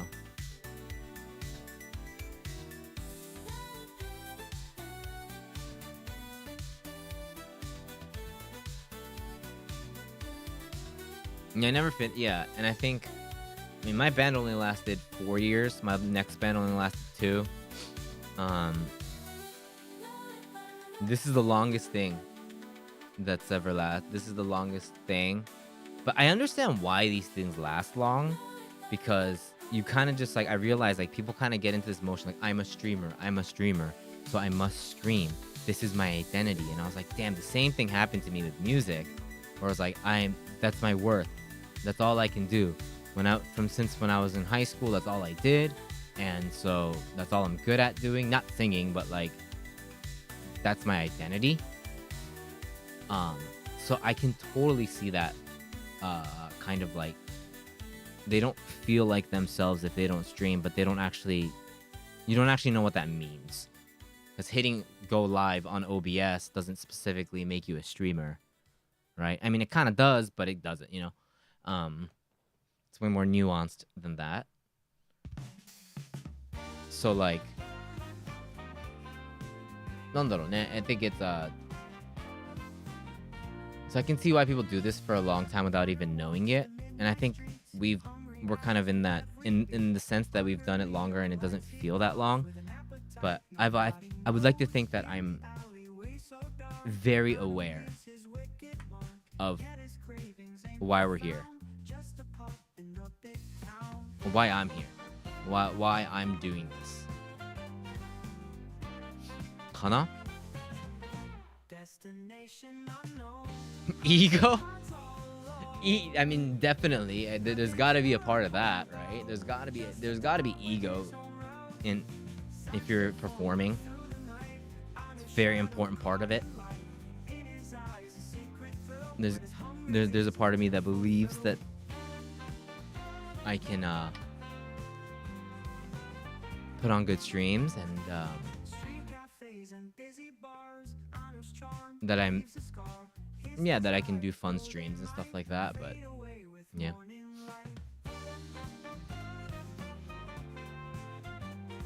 Your commitment to Blue is longer than stream, right? Yes. When's the Twitch birthday? I have no idea. June. We started in right before my birthday, so like June, right before or like after my birthday.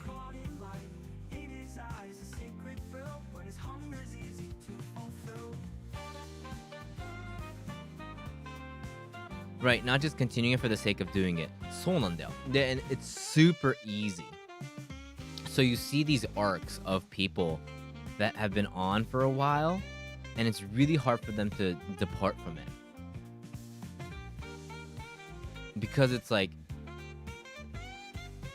it's just part of their routine, just like it's people that come and hang out's routine. Like, oh, it's blah blah time, it's time for the stream, let's watch it. It's the same thing for the streamer too, right? So,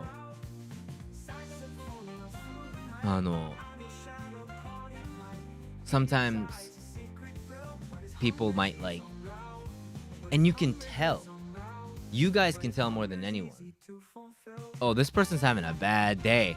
You know, like this person's having a bad day, but they're here because they have to be here, right? And I think a lot of people that it happens, it must happen to more people that rely on all of their income on the stream.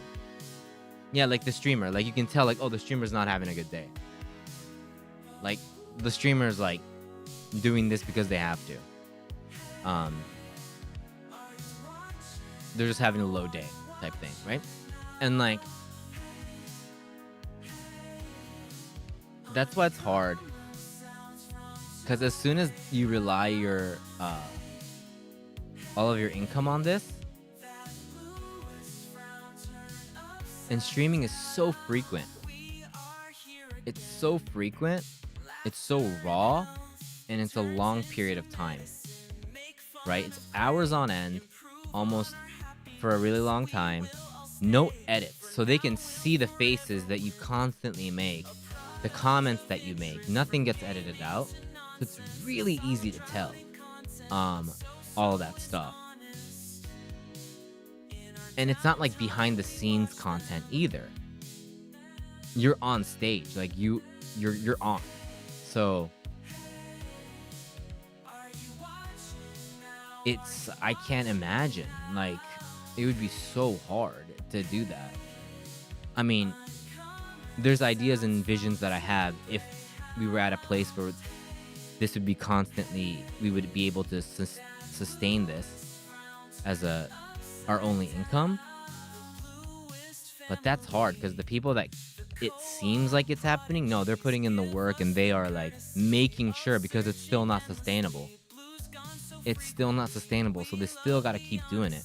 And it only seems sustainable is because they keep showing up and doing it and working hard every day to make it happen. I think that they fear that if they just chill a little bit and then do something a little bit low key, all the subs would go away. みたいな。大人になっても好きなファッションして生活できてるの羨ましい。まあ、そうだね。それは作るってことですか？作るって意味で、それとも着てっていうどっち？っていうのも奥さんがそのファッション業界というかファッション作ってる方なんで。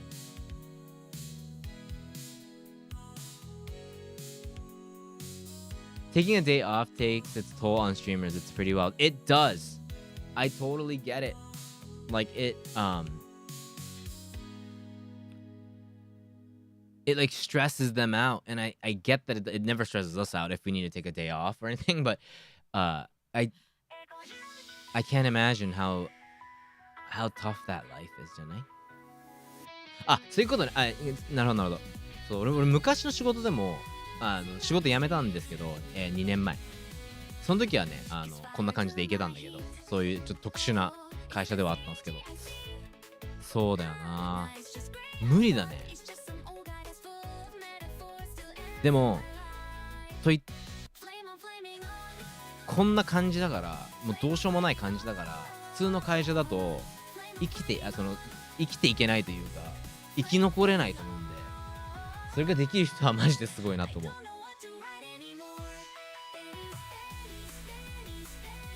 It's very unreliable, especially now. We're going into the winter season now, so that's like when everything kind of like also like slows down. It happens every year. So you guys are gonna see a lot of like, yeah, people are not gonna be really happy. It's the powering through moment right now. こんばんは、Hey Pub. うっすうっすうっす。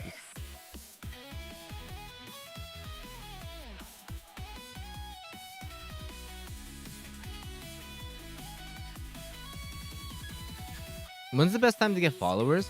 I don't think there's a specific time to get followers. It's just right now. I think that something happens every year with like ads and stuff or something like that, and then so towards the end of the year, so like people just like, but if you do like a big event or something, it doesn't matter. But just like in general, and then people's like, there was a whole thing about like with them getting rid of a bunch of bots, so then their viewership went down or something, but it's not really a thing, or like it's not really a problem, I guess, because those bots aren't, it might like viewers go down, so it might hurt, but like those bots aren't subbing, so it doesn't change anything of their income. But it's always slow at the end of the year. But when it comes to followers, from what I've seen, right, my opinion of things are probably, or what I've seen is probably very different depending on the size and how much streaming, you know, from what I've seen. If you can put on a good event, it's all about, events are huge. If you can put on a good event, good people, get people in, get some good friends in there, and be creative with it, with like subs and stuff, you can get followers any time of the year.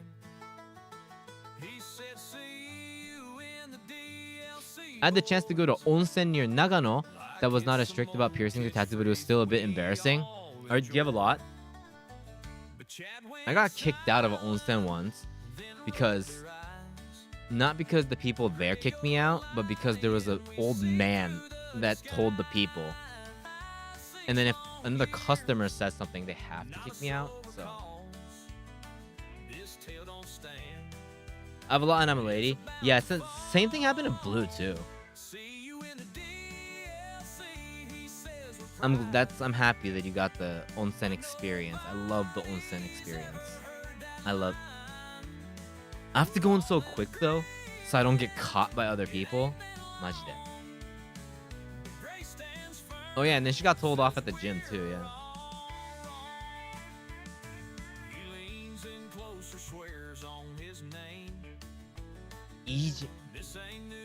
Iyama? I've never been.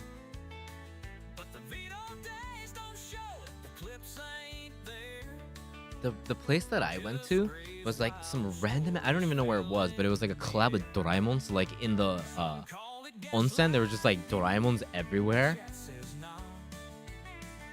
So it was probably the most family friendly place, like worst place to actually do it, to go in.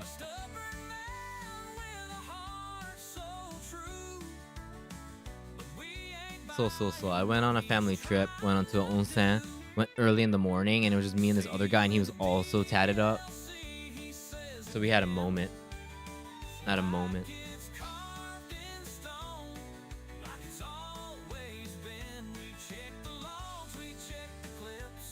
ね、温泉行きたいね。I want to go to onsen. There used to be a map of like onsens where you can go in with but like saunas are big and a lot of saunas you can go in, but saunas are just in onsen facilities. So a lot of them are like tattoo okay, and there's like onsen there sometimes. So it's getting a little easier on that end, but well, out of care.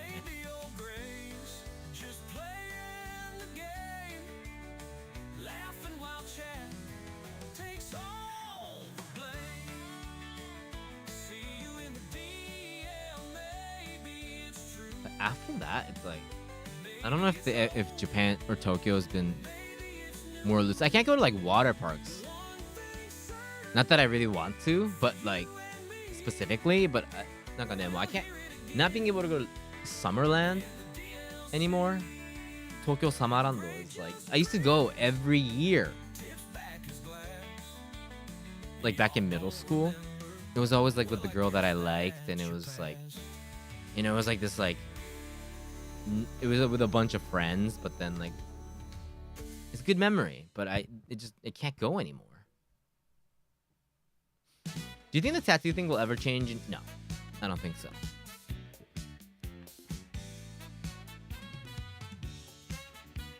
The big thing is it's a non-issue. It's easier for them to just forget it and just leave as is, and then just, you know, have small new progressive companies to be okay with it. But like Japan as a whole, they have other things to worry about. Like to them, I don't think it's like a big issue. I don't see them like caring, I guess.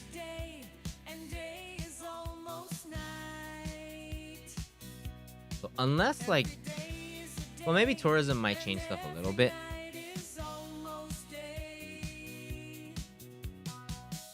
But I don't.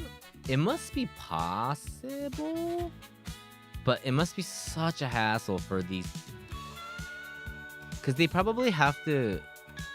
Like, if an onsen says okay, tattoos are okay, like they openly say that, I think they have to register as a different type of company than a public bath. And that's what sucks.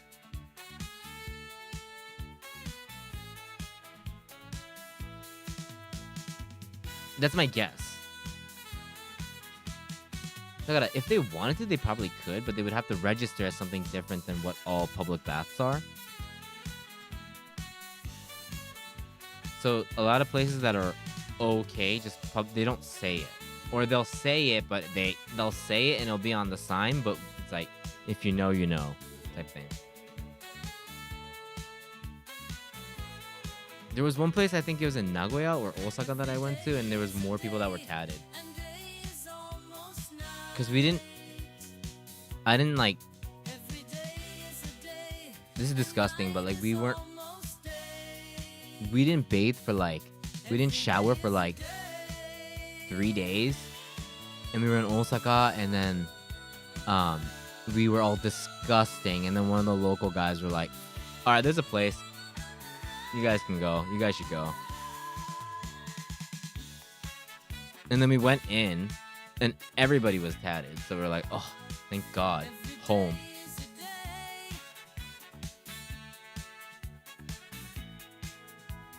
So I forgot. A lot of those like places were. So it's been 15 years since our first tour that we did, and the label that I was on posted a tour poster. Like, holy shit, it was 14 years ago technically, but posted it, and I was like, wow. I remember I used to like have that poster like framed in my room. It was so nostalgic. I was like, 14 years ago? Dude, I was like 19, barely 20 maybe on that. Kim was a little baby back then. I was like this tall. No joke. And I was like, probably like, okay, that was exaggerated. I was like this tall. I was like this tall when I was on that. It's pretty crazy.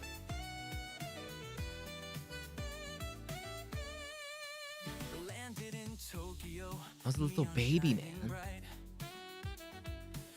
Can't imagine. And then I got a message from the band that I toured with, and he was like, "Oh, it's been so long," and he's like almost in his 40s, and I was like, "Damn, I'm so old now."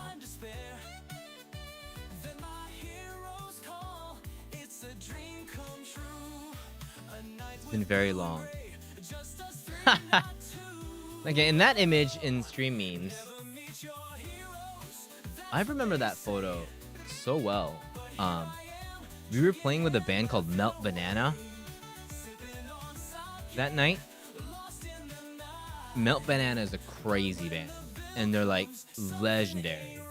And we got some promoter put us on the bill, and they sound nothing like us. And it was us and Melt. I forgot there was other bands, but that was at the top of the venue. And we're like, oh, we should take a picture. And then it's in Shibuya.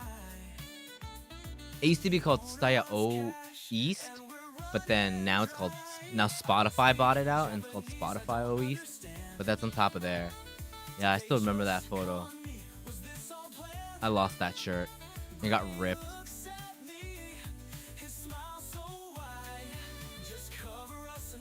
God, he's such a baby, this guy.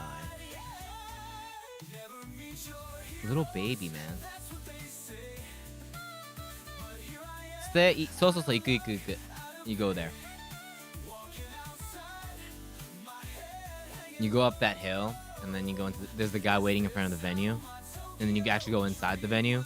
So.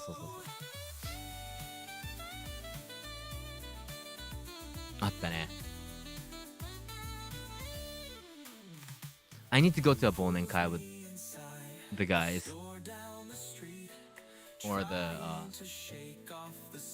at least, the label boss. The lighting is blue today. Yeah, my curtain's open.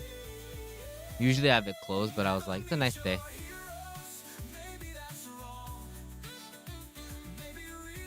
So I was like, I'll leave it open.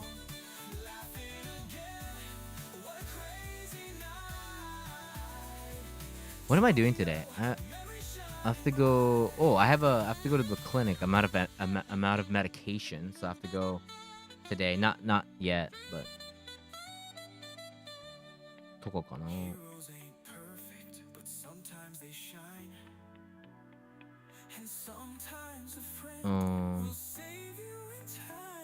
Yeah. I got this cinema. I kind of like this. I'll keep this. I can make you guys big too.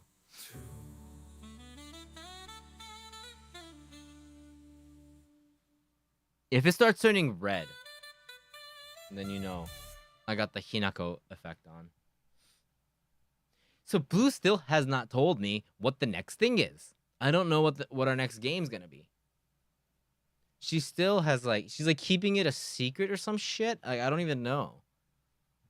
Like, what's the point? Just tell me. No, we have not.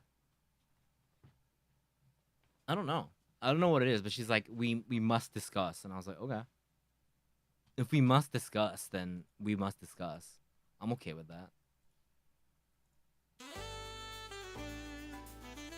RV was so fucking fun.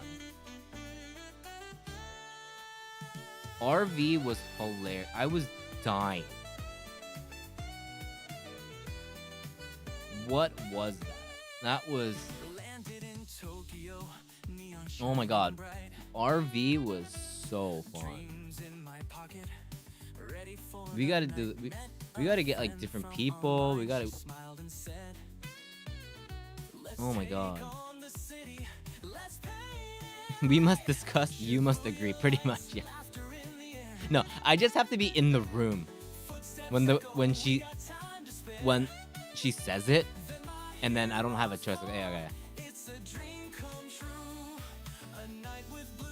Have you seen the Dino Cop game? No. What's the Dino Cop game? The planks, man.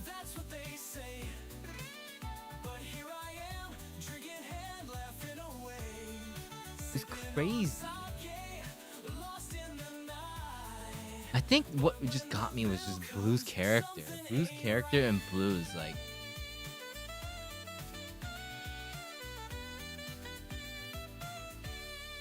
It was. And it turned into a safari car. Yeah, it was crazy. Smoking bonanza.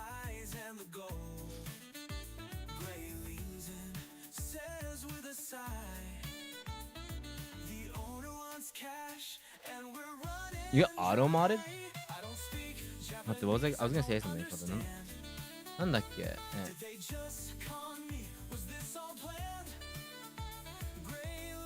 Yeah, RV's great. RV was fantastic, dude.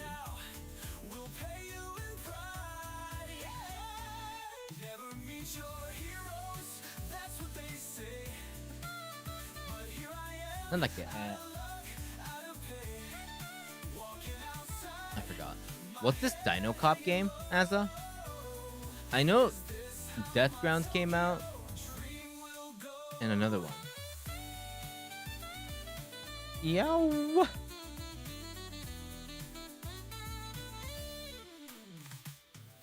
Pulls me inside a store down the street, trying to shake off the sting of defeat. Then through the window, who do I see? Wait, it's just called Dino Cop?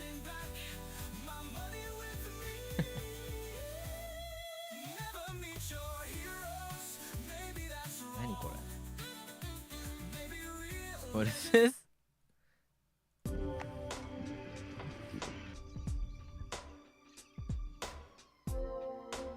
No dinosaurs wanted to be a cop. Dinosaurs need to be kept in check.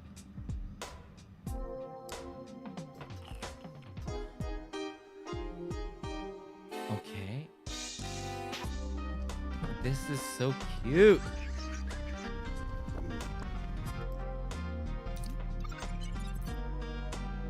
This is so adorable.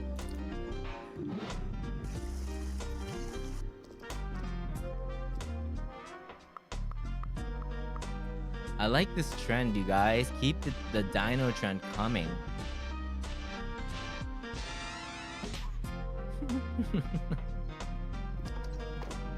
It's like we're doing everything.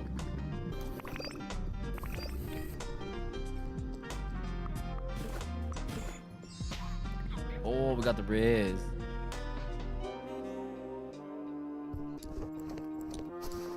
Keep it coming. Don't let the trend ever die.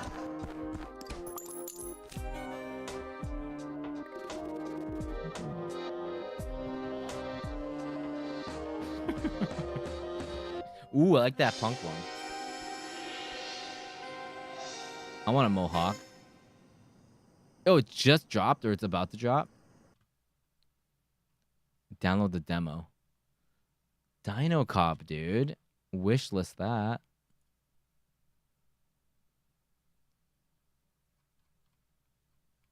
Dino Cop has been added.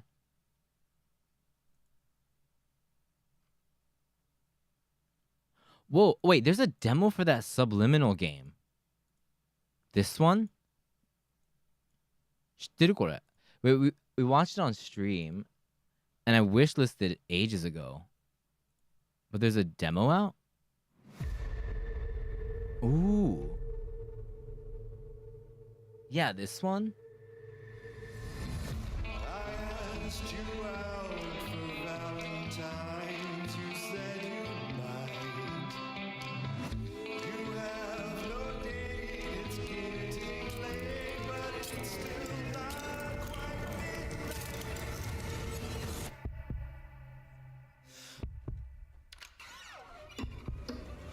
It's either we really enjoy this or I throw up while playing this game. It looks like we're going to play a little precautionary game. Looks scary as hell. Looks creepy.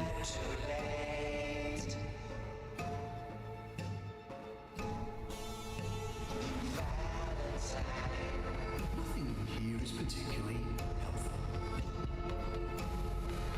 You know you still can be my date. Were there monsters in this? It's so epic.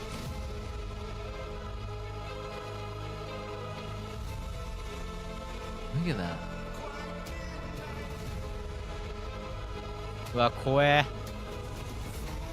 I don't like dark water. Open dark water. Oh my god.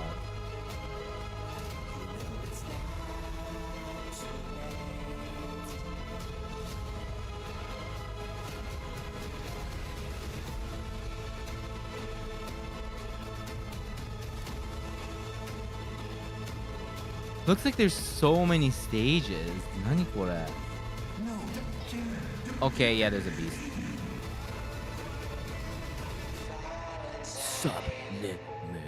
No. Episode 1.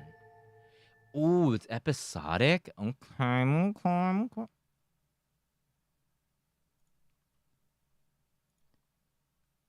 Hey. It's episodic. Oh, yeah, no, we're playing it on low. Ladies and gentlemen, we're playing this one on low. Don't expect these graphics. We're playing on very low. If that's even an option. ちょっと待ってくれ. Hold up. Thank you so much, Fup, for coming in with a tier 1. Thank you. First time. Thank you. Appreciate it. Thank you. Means a lot. Makes it more immersive. The PS1 graphics. Arigato. Oh, did anybody try Wins Meet?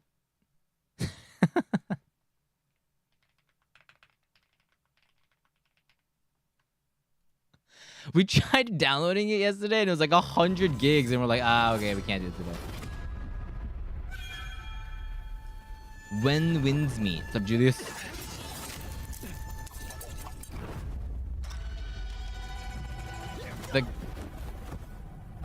The new gacha game without any gacha.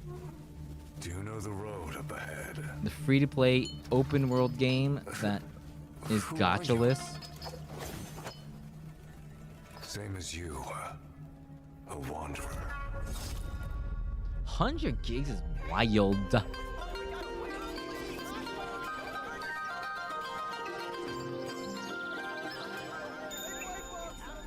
A guest in dreams. A guest in dreams.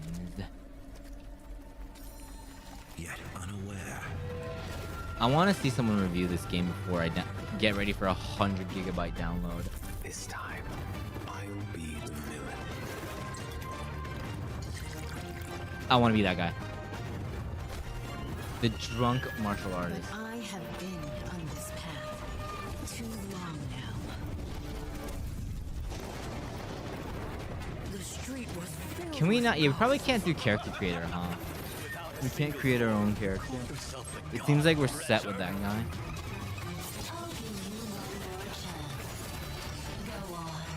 Daveo.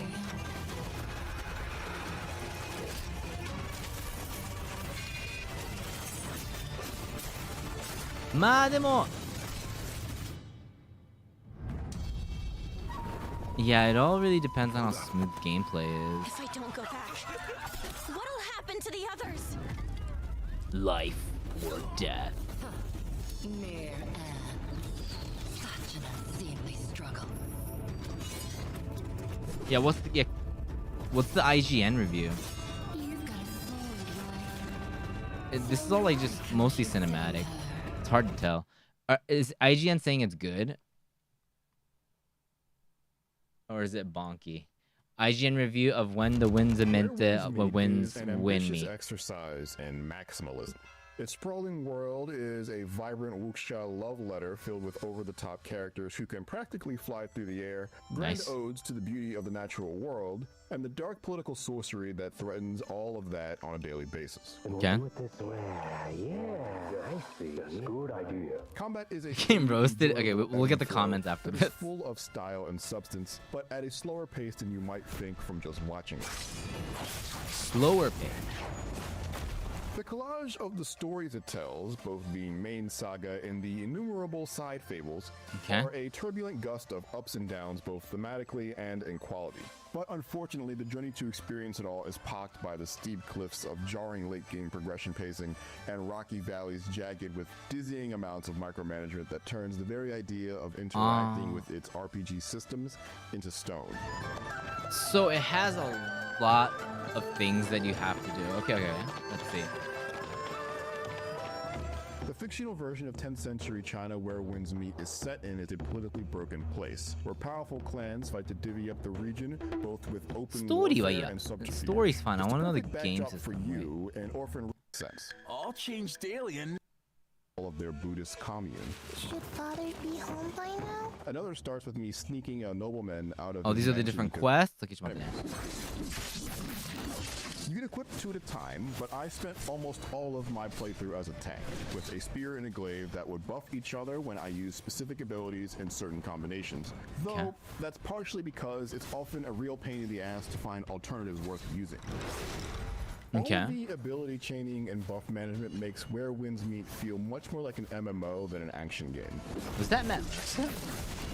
It's faster paced than the genre might typically be known for, but this combat doesn't share any of the sensibilities of a Ninja Gaiden or Devil May Cry. There's no bouncing enemies or air juggles, nary an air combo or wall splat, just Okay. a lot of stun meter management and weaving attacks and abilities into specific sequence. Okay. Ma.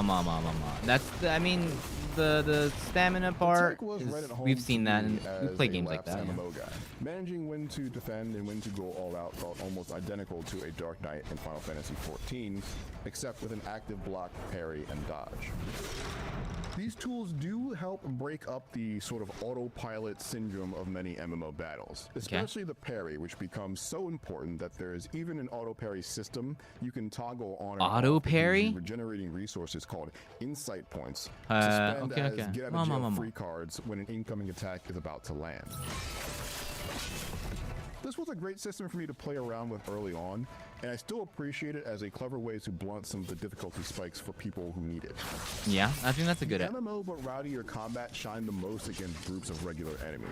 I'd still get to apply my beat 'em up flowchart of finding and eliminating the scariest enemy of the group while navigating the threats of all the other lower tier henchmen, but keeping my attack loop going and buffs topped off. It while makes doing sense so that- yeah, I added think an that's extra good that layer they of have tactics that. really created a flow state I don't usually get from games like this.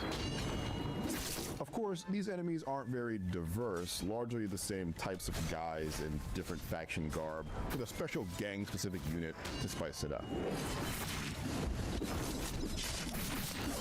I just Ironically, want I think the poison. flaws of this amalgam is most evident against bosses, where things really just get reduced down to a rinse-repeat cycle of parrying and dodging attacks, counterattacking, avoiding big telegraph blows, and so on. Most Ma. bosses are just super thugs with greater health and damage than the guys like them that you've encountered in the field. The occasional big spectacle boss can shake things up, but even that tier of baddies is trying to hit or parry miss. this right now in my head.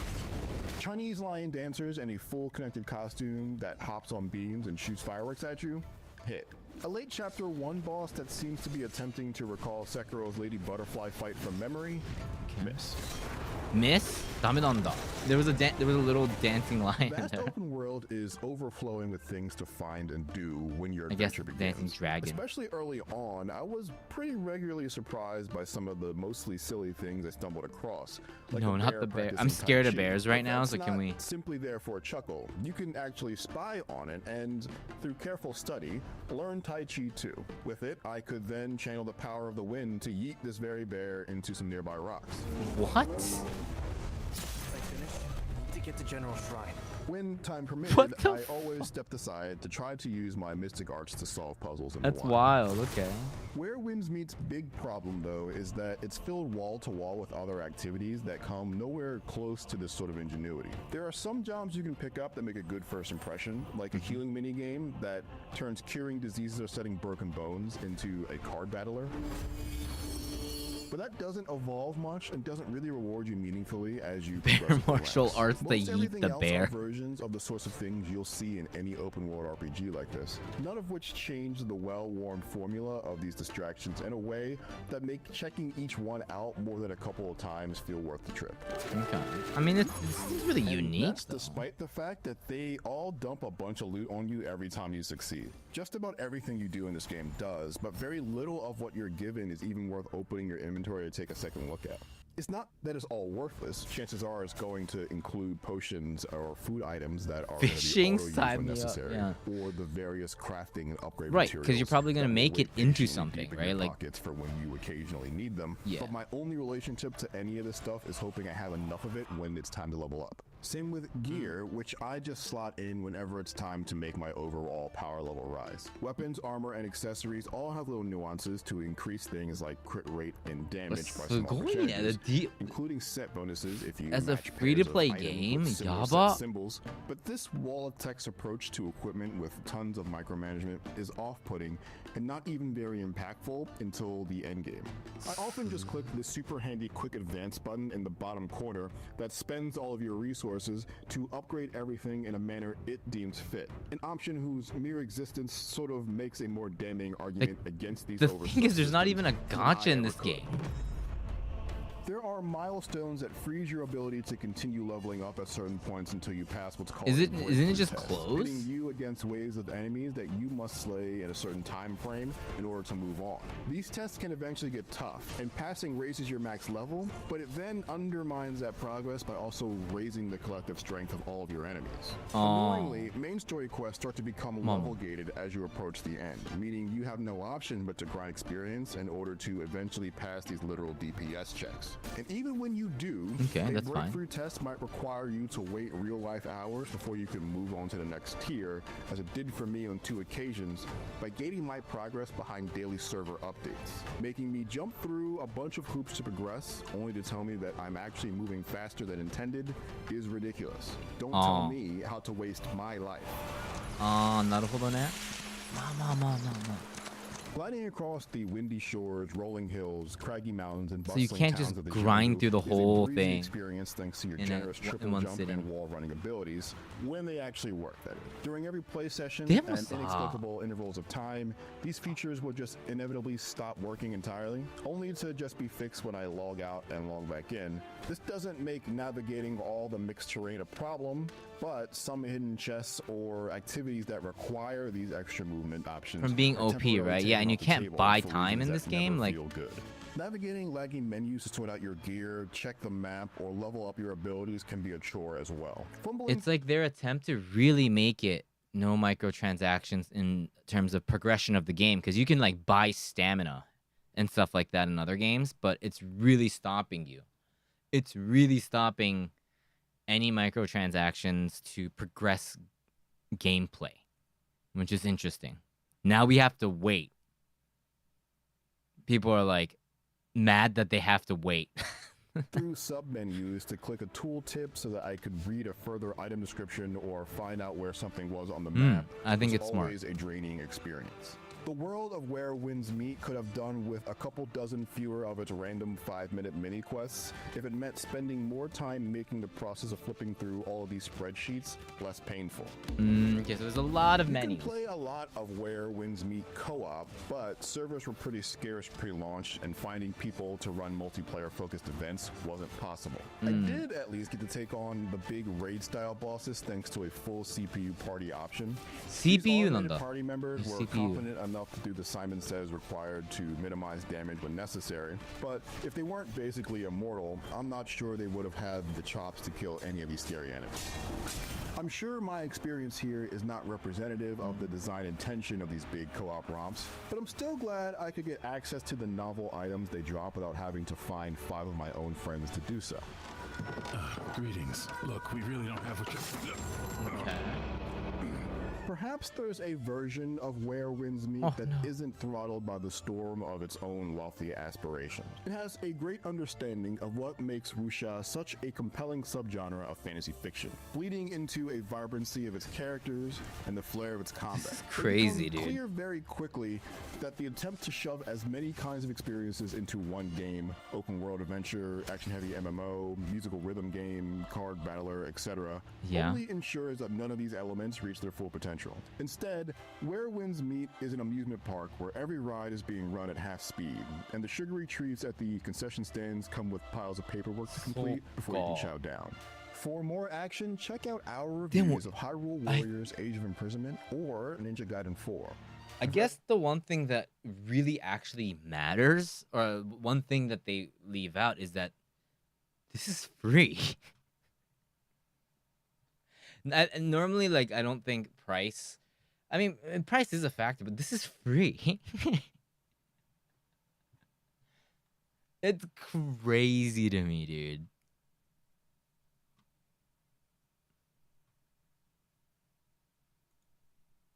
Statue, hit. A late chapter 1 boss that seems to be attempting to recall Sekiro's Lady Butterfly fight from memory, miss. So, it's free, Nano. And it made the rounds because this game doesn't have gacha. That's how I know about this game.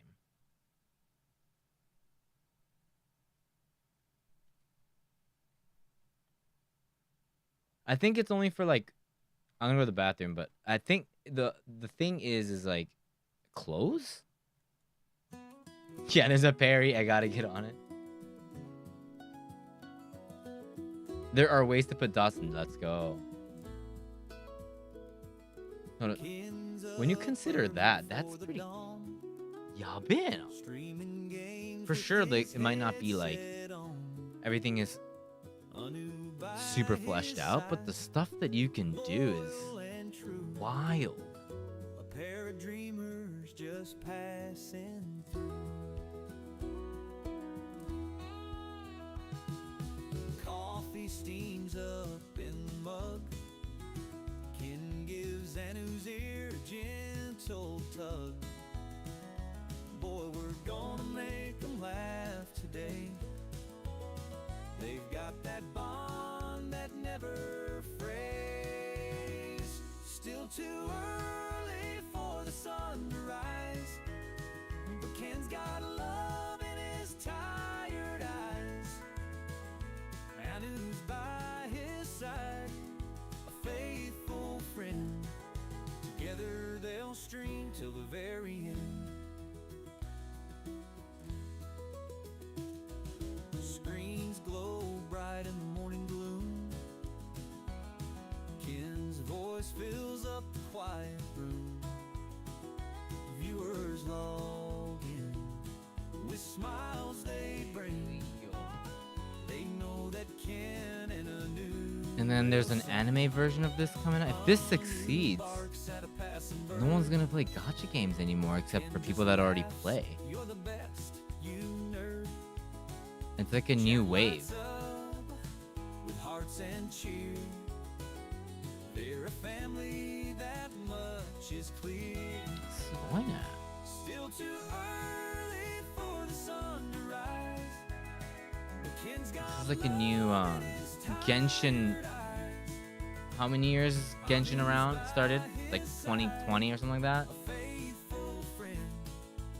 5 years of since Genshin changed the whole scene with anime style, with all that super high quality stuff. I feel like this is the next thing. This is the next move for these games. Is gacha-less, high, super high quality games. Ken just laughs. You're the best, you nerd. And then that's when Japanese mobile games are really in the dust, and Japan cannot compete. Japan's doomed. Officially. Yeah, I did see the Animal Crossing looking one. そうそう、あなたもやってるよね。I mean, Japanese gachas were are already kind of like, but like really nailing the coffin here. I'm excited for the Pokemon Animal Crossing. If this succeeds, if this game succeeds and this game style, service style works, then yeah, I think it's over for new gachas. MiHoYo's gonna do the same thing.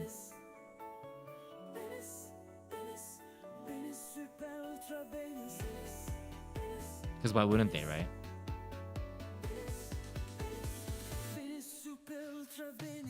We're witnessing the next move.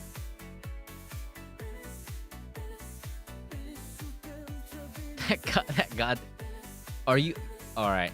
It's time to see.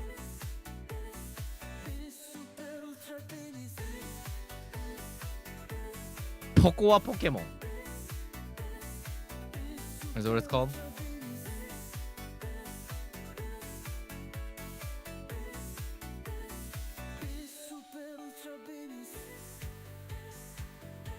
Oh wait, they don't have. Do they not have the 10-minute version in English? Is it only in Japanese? Pokopia?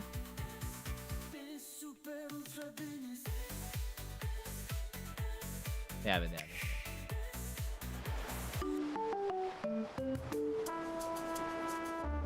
How are we not all playing this? This is it, dude. This is it.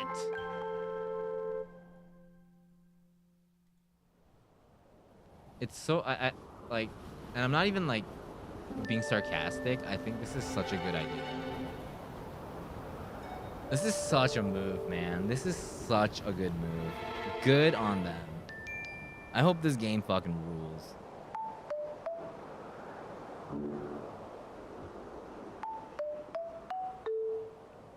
Mojambo Hakase. I love Mojambo. This interests me more than ZA.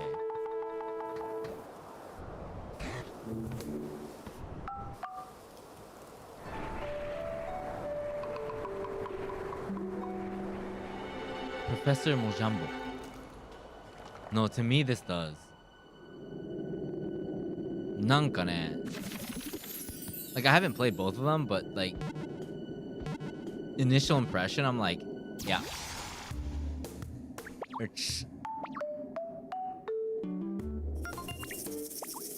This is more interesting to me.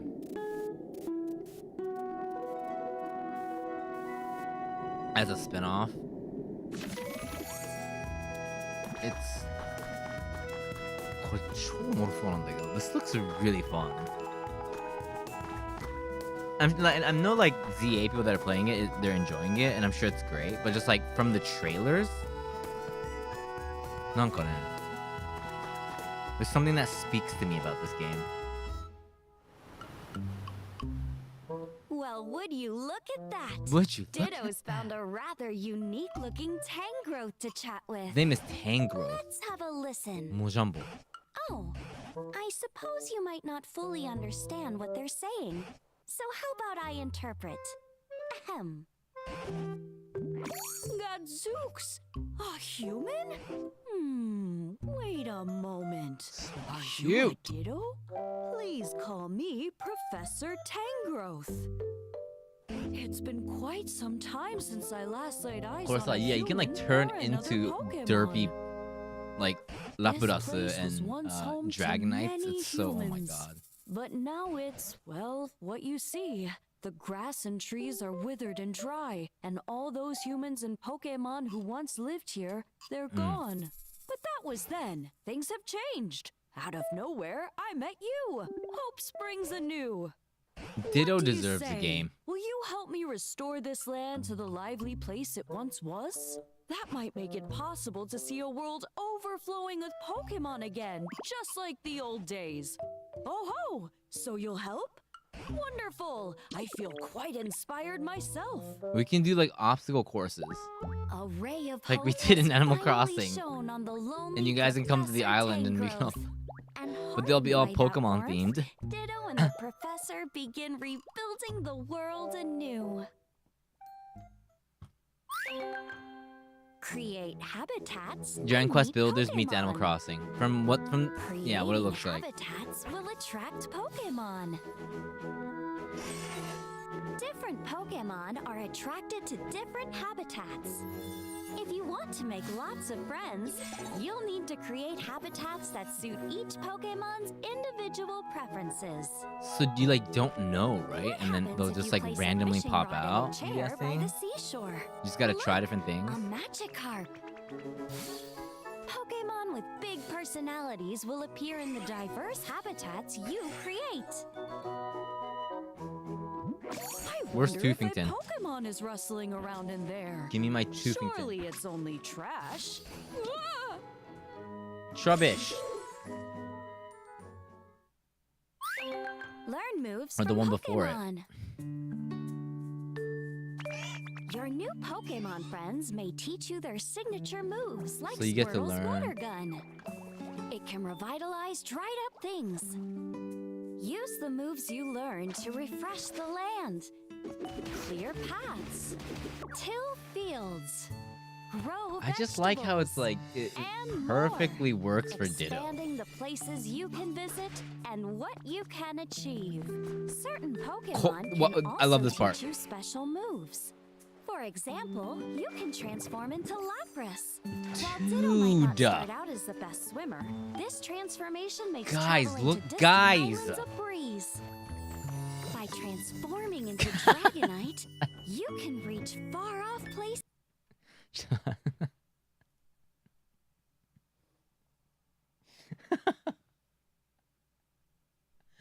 I ate a pizzaman the other day, like a Chinese dumpling, and this is what it looked like. You can reach far-off places in no time. I'd wager we can make this place a lot greener if you use your Zip. water gun on the dry, I think tall grass. it looks so charming. This game looks so charming. I think that's what it is. It's got the Pokemon charm. I haven't withered away yet, you Kind know. of. Craft fun things. You can craft at a workbench using the materials you've collected. Crafting? I don't know, man. I maybe have to skip on this one. Take a few leaves and ta-da! A straw bed. From furniture and toys to streetlights and roads, you can That's just use a the derp, items you yeah. craft to build a beautiful town or make Pokemon more comfortable. Akeshi though. As you transform your space into a vibrant place to live. Oh-ho! You made some toy blocks. I haven't the foggiest Oh, Houdini. idea how to use them properly. Grant Pokemon's requests. And then you okay, this is the quest part, right? Pokemon can have unique requests for you. Okay. Oh, looks like Squirtle wants to go somewhere. It's up to you to find a way to Yeah, lead but them where hold they on, want this- to go. this is- You may also find Pokemon who need your help stuck in harsh, desolate areas. And How do you'll you need get to work there? together with other Pokemon to complete particularly Yeah, important kawaii. requests. Rebuild the Pokemon Center. Do I have a request? It would warm this old heart to see humans and Pokemon living happily Oh. together once more. Do like trainers Are come? you listening? Work together with Pokemon. I wonder if like trainers come. Your Pokemon friends will help you rebuild your world.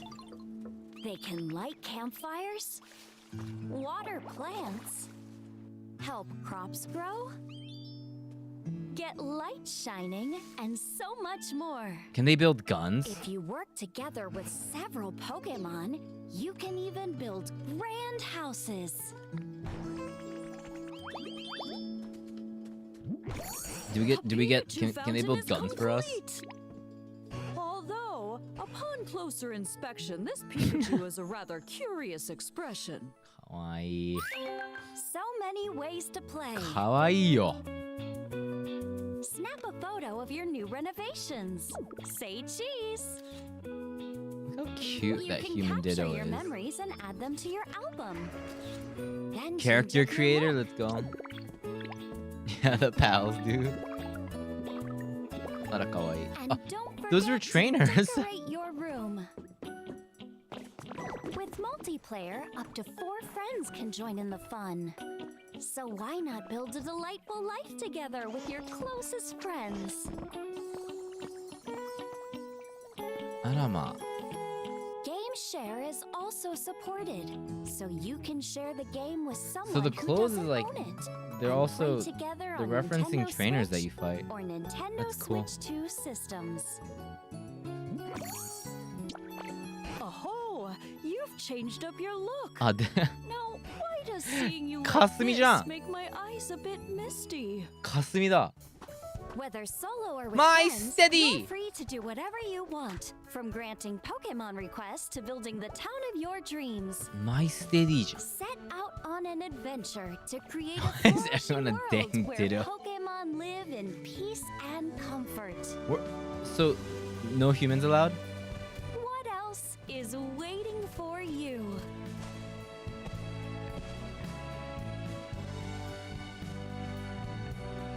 Pokemon Pokopia. ドーブル。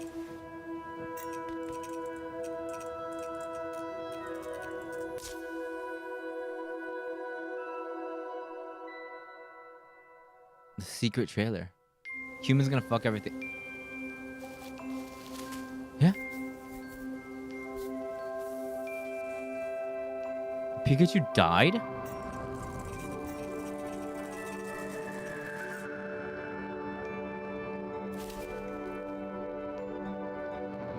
Nani kore?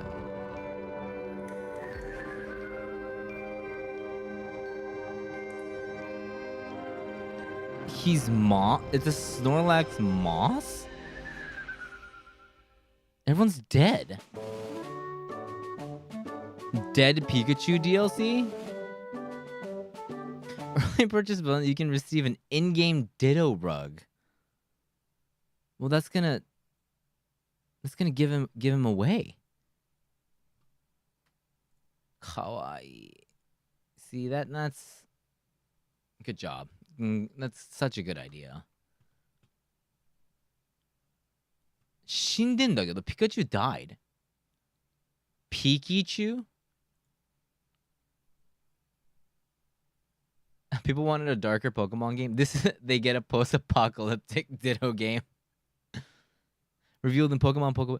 Pikachu is the mascot's first form in 25 years and could be a ghost type? Do we get a Rai from the Dead Chew? A Rise from the Dead Chew? Raichu? I want to see a ghost Raichu.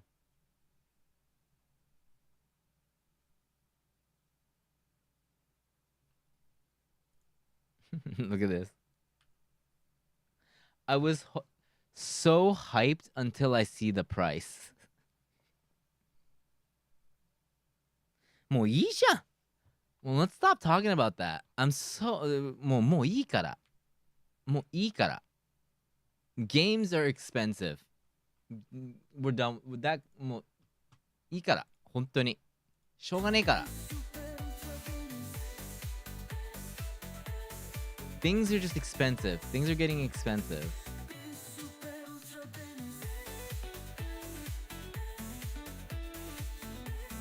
Hmm. いいです。100でいい。ポケモンはいい。It's fine. I see no problem. People want everything for free these days.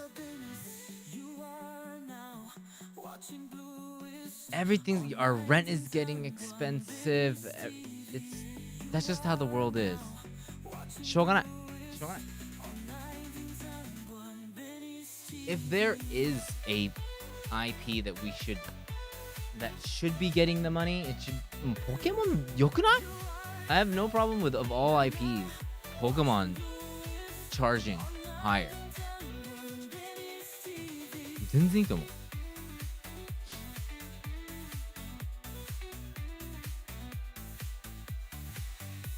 I have no problem with that.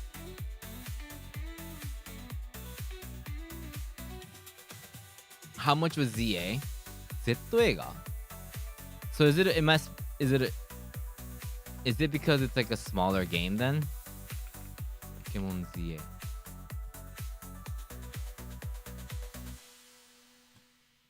Nihon dato? How much is it in Japan? Hold up.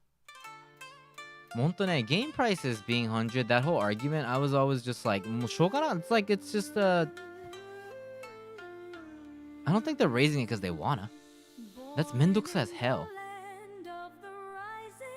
Well, that's just what it is. 7,100 yen.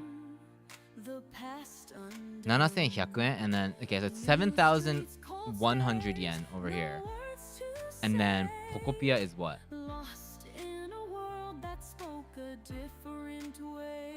Pokopia ちょっと見てみようか。ここはポケモン。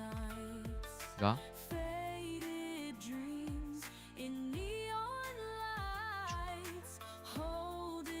So it's I keep saying that it's like 2,000, it's like 2,000 more. Doesn't that just mean it's gonna be a bigger game?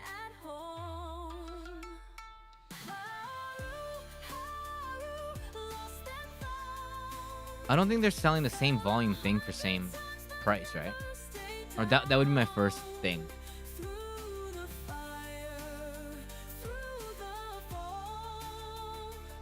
Jonah?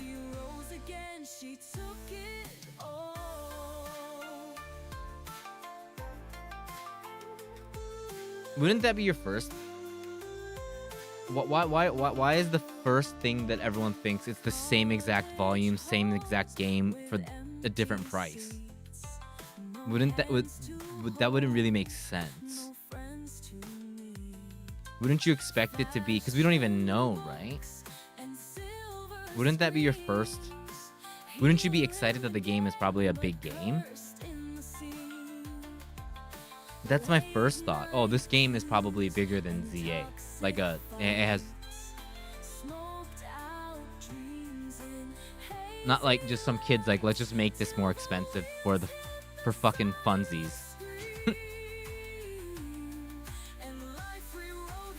There's probably, it's more packed. There's more stuff in it. Jonai?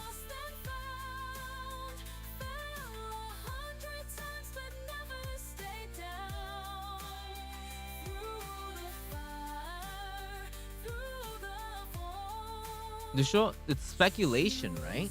That everyone's just guessing the size of the game. But what happens if this game actually has a lot of stuff to justify that? だから price there before the game comes out, it's not, I don't think it's healthy to get pissed off about a price and be like, oh, the corpos. It's really not the smartest play. Or like, it doesn't make any sense. But the Elden Ring is like $100. But I don't see anybody saying that, well, Elden Ring is overpriced.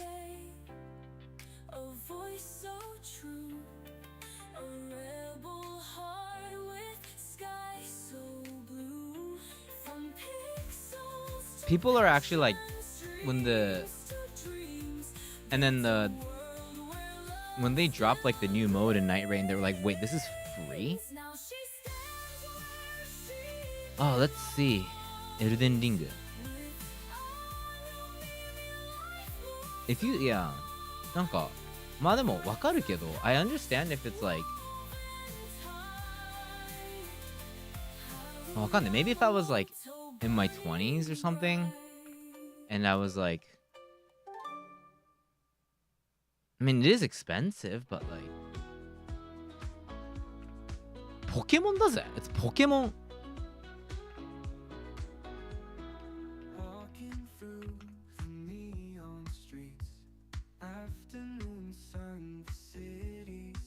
Zenzen premium price でいいと思う. I think premium price is totally justified for an IP like Pokemon.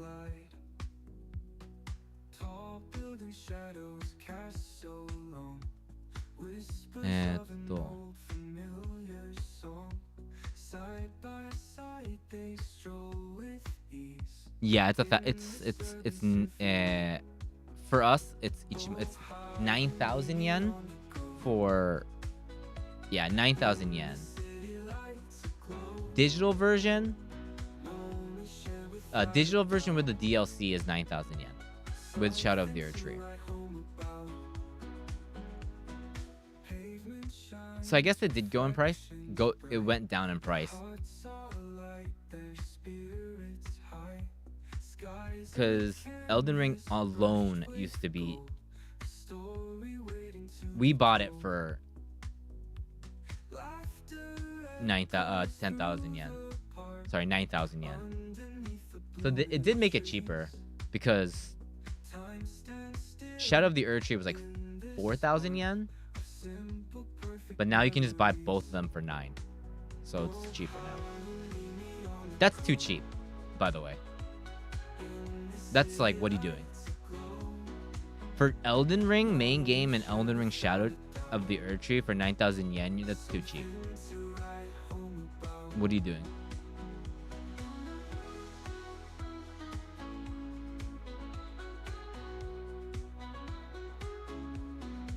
That's an outlier. It was a bad. FromSoft was a bad example. That shit is too cheap.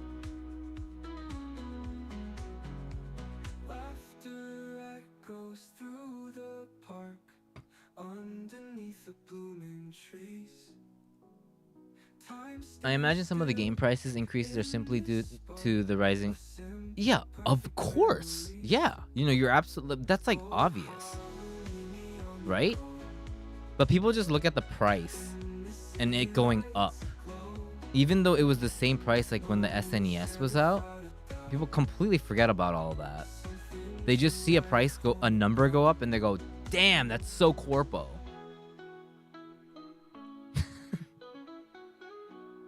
For a game that's not even out. So you don't even know what's inside.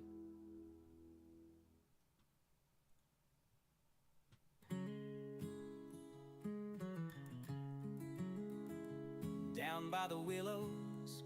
One could argue E33 is also cheap. How much is... Demos hot.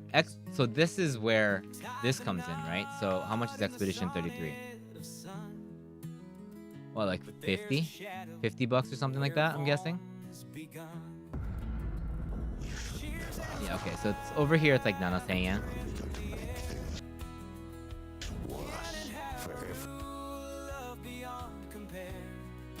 Huh? 7,000 yen, yeah, for us it's 7,000 yen, so we kind of... It's really not... It's a full-on game for us, but... It's the same price as ZA.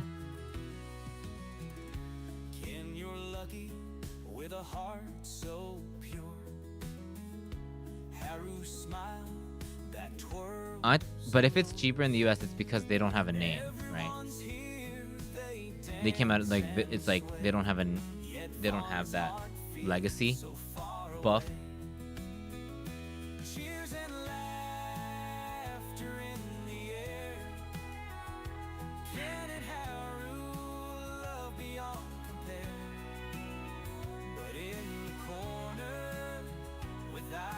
Which makes sense.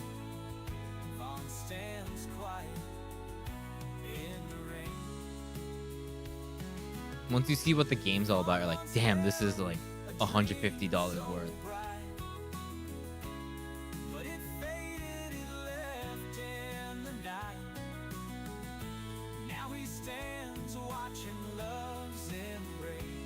No, but that's what it means to just do like what 20, 30 years of having a legacy and keep putting out bangers and, having... Again, it's trust. It's trust. When I buy a FromSoft game, I'm not even looking at the price. I'm buying it immediately. Because I trust in the brand. When there's a Pokemon game coming out, and I think might be like hardware like issues where it's like, well, I want to play this on the Switch too. So when the hardware changes, that is a thing. But like, if Gen 10, whatever it is, I'll buy it. I don't even care what the price is. I'm gonna buy. If mainline Gen 10 comes out, yeah, I'll buy it, and we'll play it. It's gonna be even if it's like $90 or it's got like $100, like I'm gonna buy it.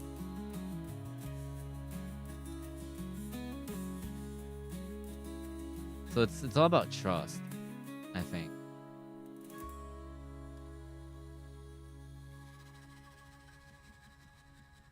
Pokemon is one of those things that's it's hard because, or it's not hard, but you see a lot of this stuff because the fan base is just insanely huge.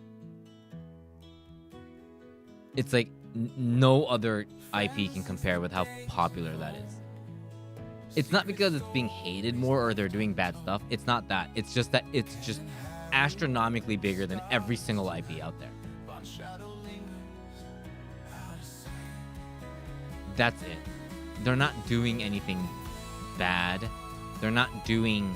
It's just the eyes on it is just it's not comparable with anything else. So there's always going to be both sides.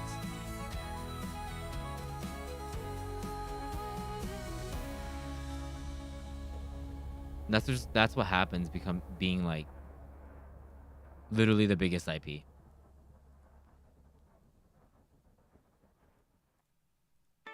So it's really important to know that it's not that Pokemon fans are divided or there's a toxic community. It's just huge. It's just the biggest group of people all over the world. So when you have that group, it's gonna go both ways. It would be the same with FromSoft if they had the same amount of people, being in the game. It would be the same thing. Any IP.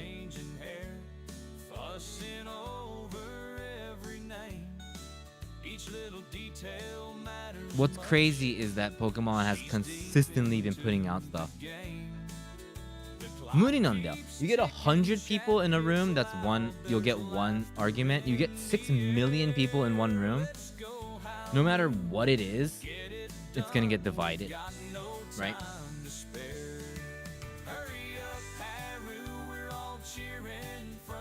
It just shows how big the thing is.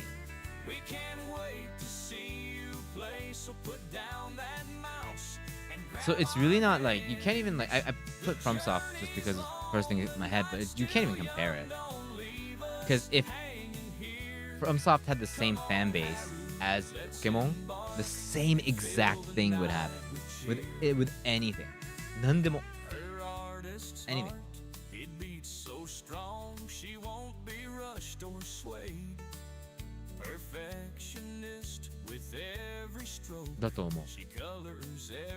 And that's the power of Pokemon. だからすごいんだ. That's why it's like Pokemon はすごい. People kind of treat it as like the same thing as like these other devs. It's like no. Pokemon is a completely different thing. They don't play by the same rules. Hey Michelle, what's up?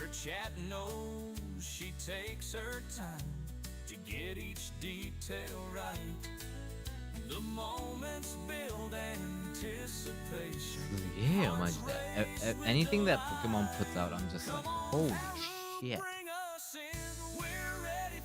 For this long, it's crazy.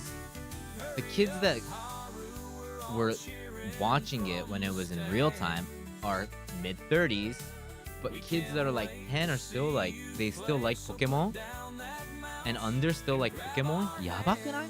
Disney, man.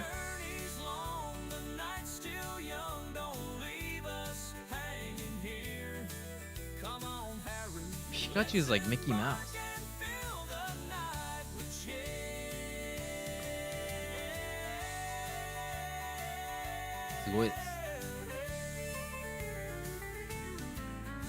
I've been rotting in bed, have such a crappy sleep schedule. What time you sleeping?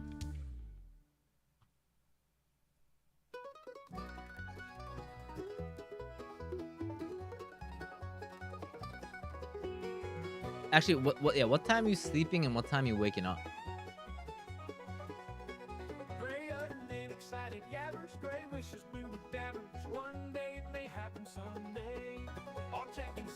What are you doing throughout the night? Are you You playing games? You working?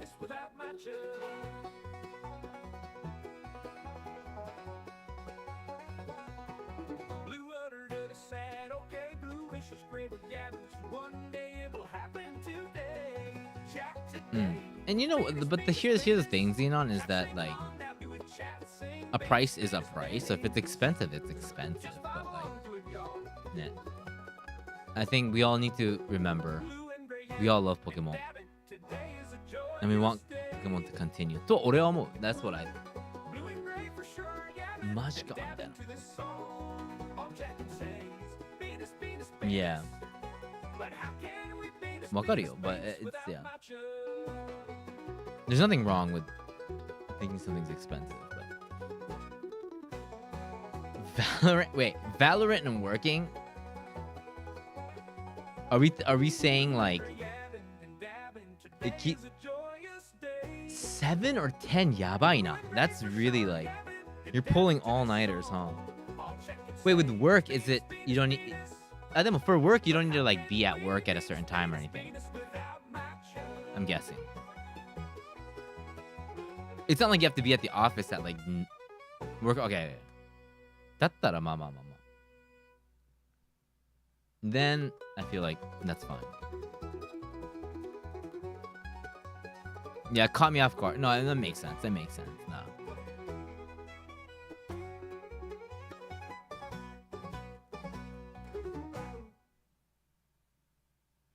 But there's a vocal minority who quit Pokemon and keep rationalizing their decision with continued criticism of the franchise.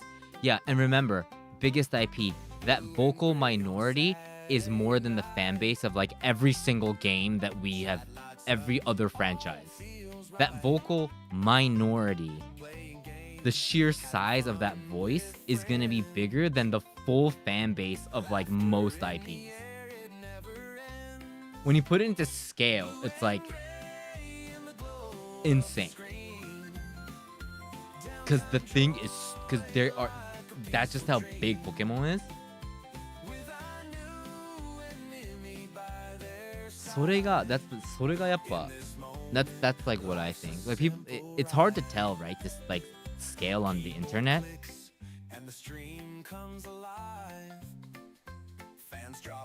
That's what's so crazy.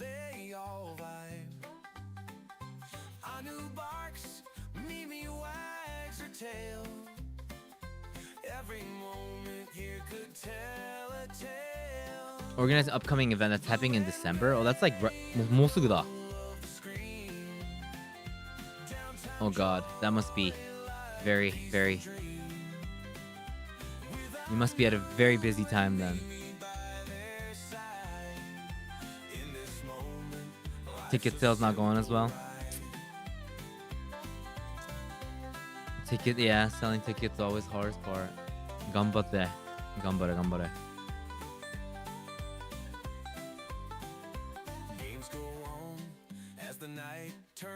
Event only 3 months ago with no acts. やばいな.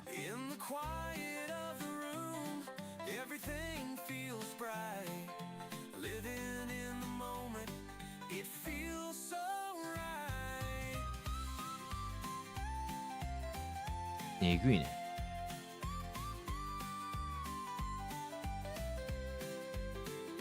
Random games and chatter fill the night. Their smiles and laughter shine. Selling tickets, ska. Is it just like you guys like putting up ads and stuff? Making social media posts and how do you sell tickets these days? What's the way to sell tickets for music events?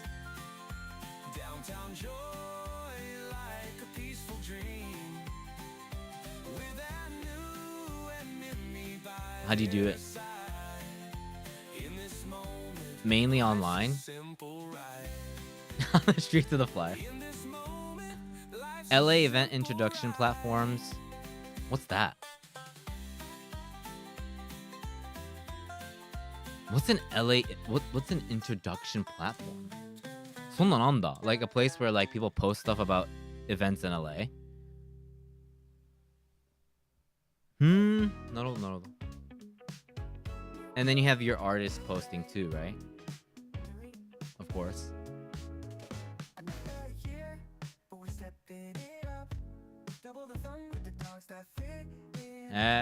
No, yeah.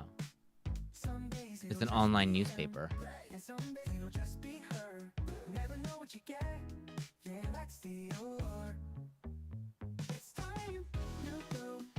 I'm not sure but some artists are bigger overseas than they are in Japan. There are some people that do well, that do, yeah, much better overseas than they do here.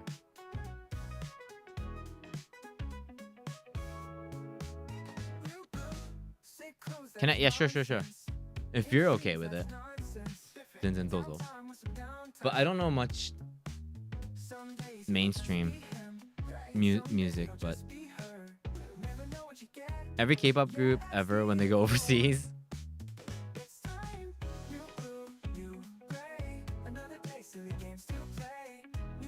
promote your event here. Some people might be here. The rapper, right? JP the Wavy. 知ってる. I don't know Psychic Fever from Exile and Five.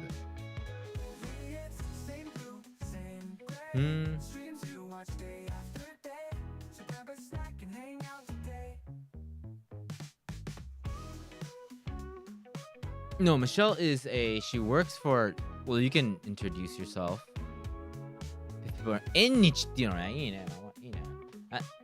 this would be a pretty big ass show over here. This would be a pretty big ass show.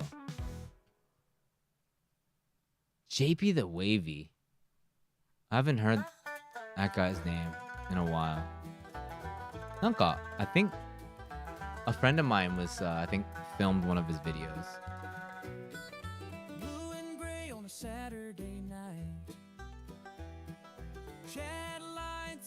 Kinda-kwanjan. Kinda-kwanjan. Oh, so it's like a whole ass like Japanese festival with music. Naruhodo ne. Takoyaki, dude. Karaage senmon ten. Hey.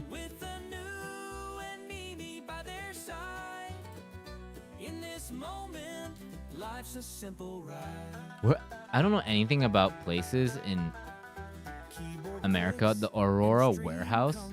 What kind of places do you guys do these events in?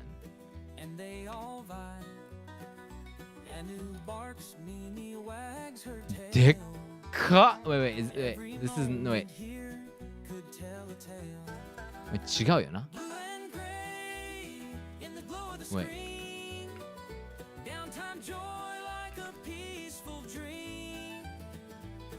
Oh, so they do like こういう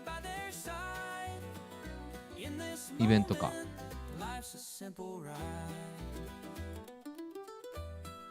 Wait. Yeah, I was gonna say that was like huge. 幕張メッセじゃん。3K? はい。3K もでかいね。It's huge.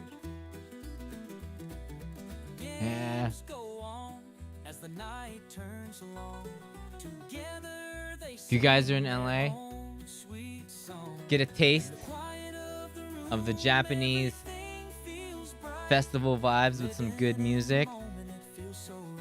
These are all artists that are really hard to get tickets in Japan.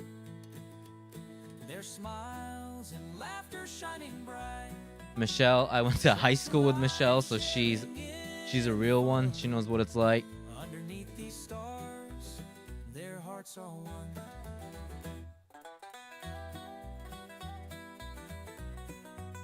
Go check it out.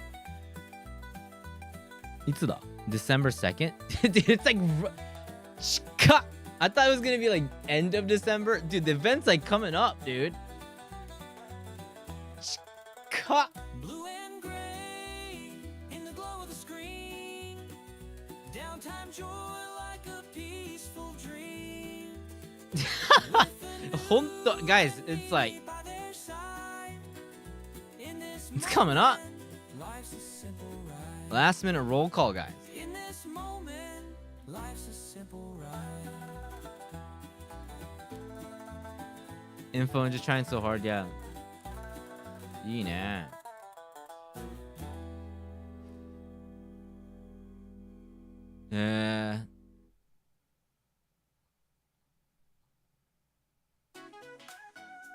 Who knows? You might see Michelle at the goldfish and super ball scooping corner. Say what's up.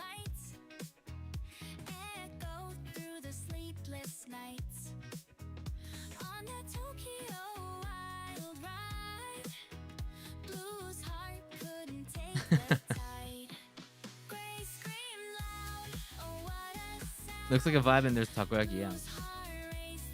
The Japanese, and it's endorsed by the Japanese government.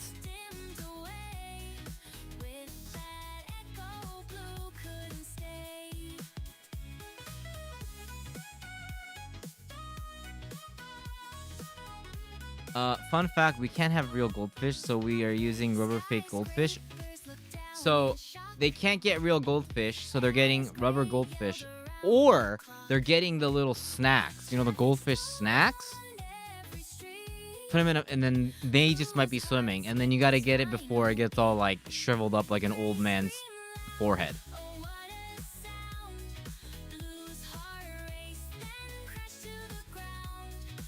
Eat it right away.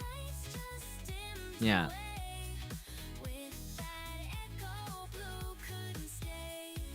Yeah, coin eating that. That's cool. 5 って are they idol? I'm sorry, I'm not familiar with this artist.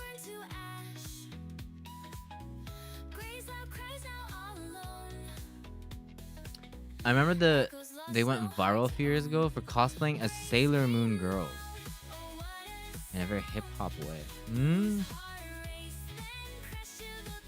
Oh, they're all pretty girls. Yeah, this guy was around. この人さ, this is the person that has the habushu, right? She's from Okinawa, right?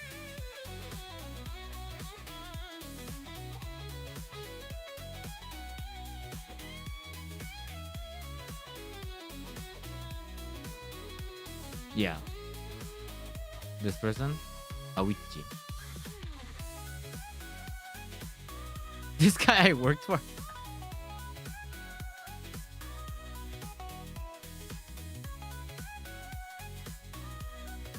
Dakke. Am I thinking of somebody else?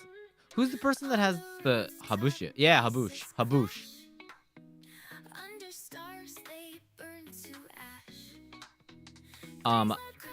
I was gifted a habush from a friend,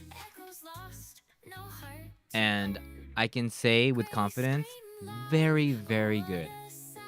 Very smooth.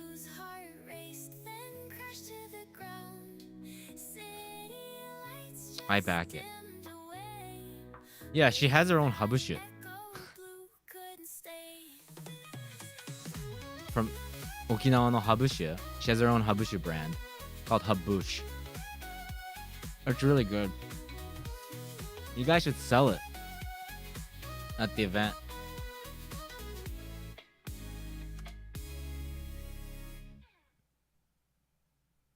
All the shots will be Habush shots. Have a snake booth, because habu is a poisonous snake, and they make sake out of that. There's a poisonous snake in Okinawa. Yeah, there. もうハブシュブースやんないと。やべ。Like the OG one literally has a snake in it. Look at that. It has a snake.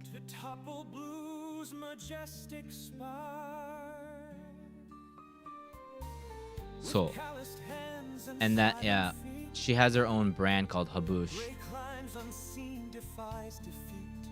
It's really smooth. It's really good. It gets you fucked up though. This one was a lot smoother. It was fine. This one was really well made. Like it's smooth. Like it's not like I've had habushi at an Okinawa restaurant. It like fucks you up. It's a good time. Do a habooth, dude. Do a habooth where it's. You guys should do a habooth where people can try out habushi. And then it's you in a snake costume, just dancing.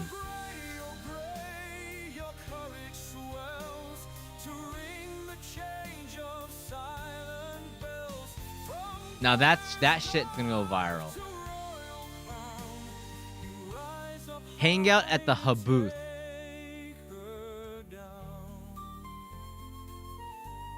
It's like a photo spot.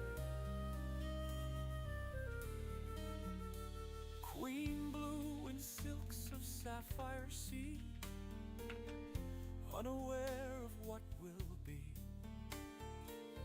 A peasant's dream, her guard's own fear. Her time is short. This is you. You can just do this. Here.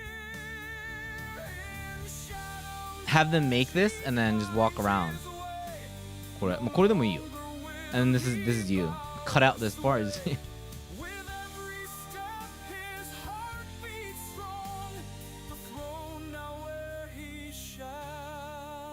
Habooth.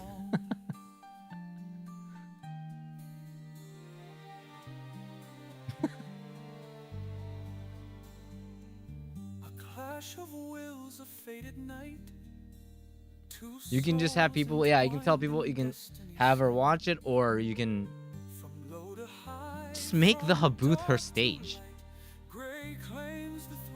Have her perform at the habooth.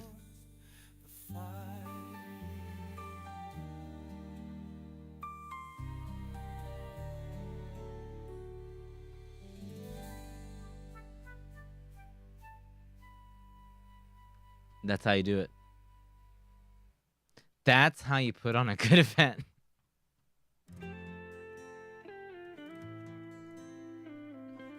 Habooth. I feel like that has some viral potential. Potential to go viral.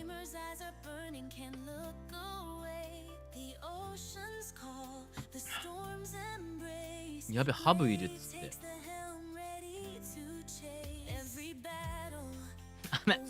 You're getting 17? Oh my god. I'm known to be the most unpredictable streamer. Now it's like, I feel like I can't do that anymore. Baby snake potential? That'd be awesome.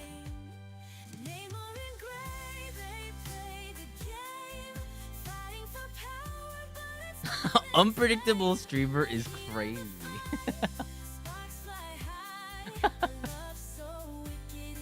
I'm like wild. I'm like, you never know what happens.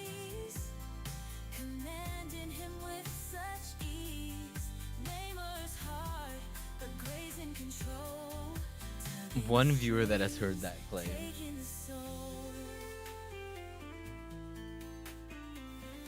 Yeah, まあでも本当に I hope that event goes well. マジで頑張れ. I know events are just insane. It's just stress mode. Stress mode maximum. マジで. Hold up, I'm gonna get some water. I'll be back. I went through this whole bottle.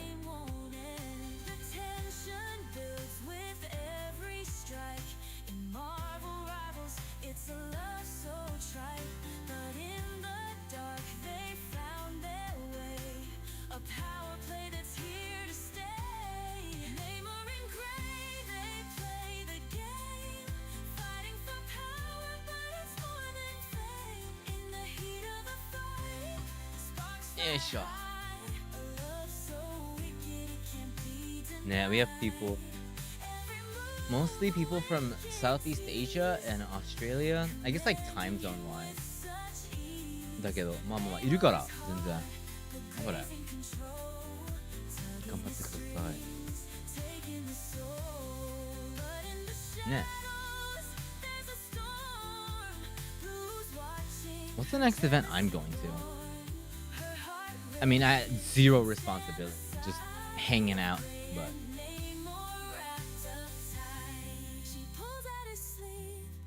Ooh, I'm gonna see Jawbreaker next week. Let's go. Home. I'm going to see Jawbreaker next week. Very excited.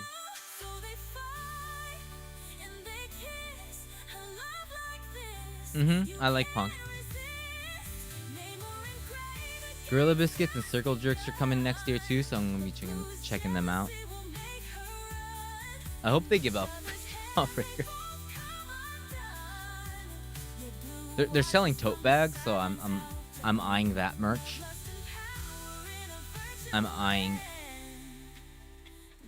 Definitely eyeing that. Never thought I'd be able to see. There's so many bands that I didn't think that I would be able to see in my lifetime, but I have this year.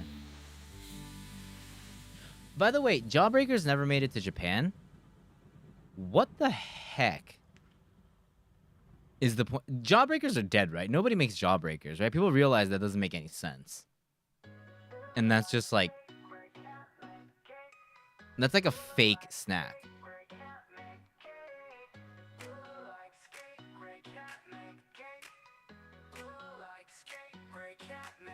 Jawbreakers aren't real. Nobody actually enjoys Jawbreakers. I refuse to believe that anybody actually enjoys that.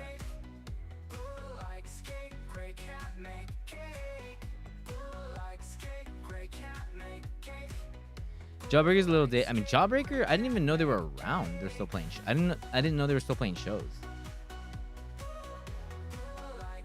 Yeah. Sorry. Yeah. Band wise, no. Like, fuck yeah. It's amazing. Like, they're awesome. But like, I didn't even know they were playing shows. Now, if Blink 182 goes to Japan, that would be it, man. That's it. If Blink 182 comes to Japan, that would be nuts. That'd be insane.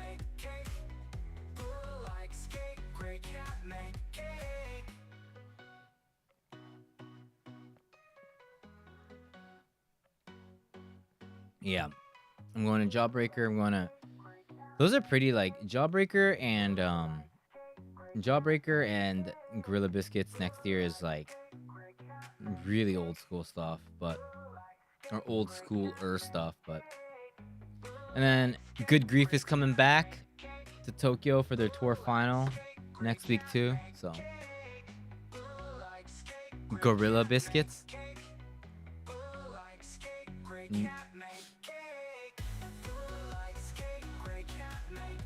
My favorite band, what was the band?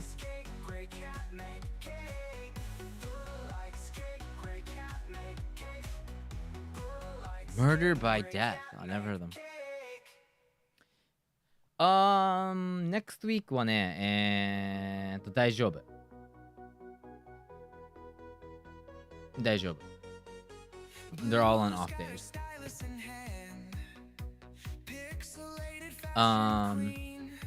Yeah, Gorilla Biscuits are an amazing band. When were they around? Like, yeah, old school times. They're playing punk music at a time, or I would say hardcore punk, that's a lot more positive. People tend to like generalize them as like Aussie-core. A lot of influence a lot of bands. Really good.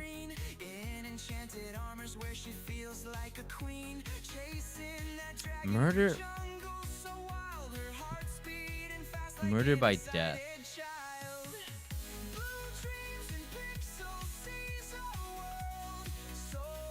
Oh, 知らないな。Yeah.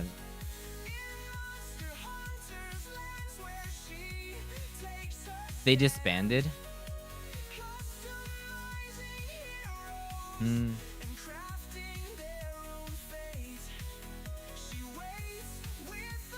They're retiring.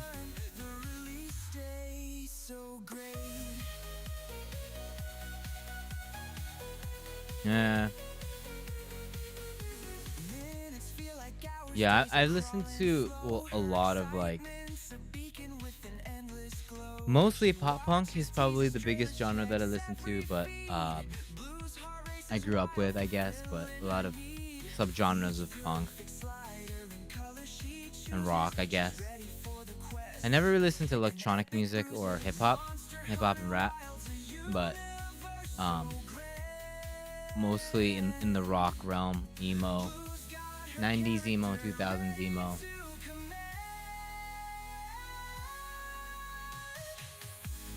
Good amount of hardcore straight edge bands too. Can I show you something? Sure. What is it? 何これ?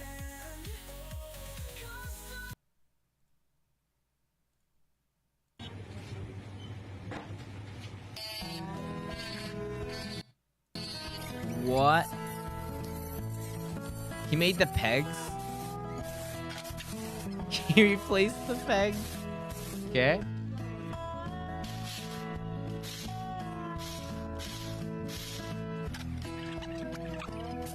Okay.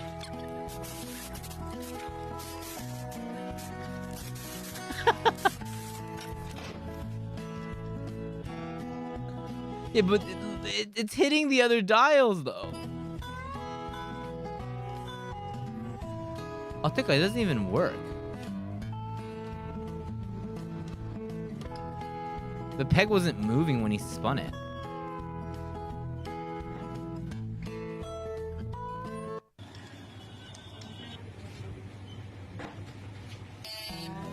It's not working.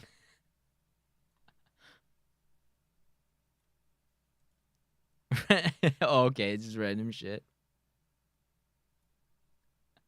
The one diluted one. He just killed that knob.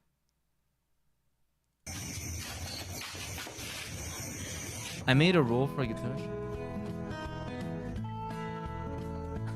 No, no. He's gonna cut out. No. Yeah, look at that. Yeah, no. That hurt.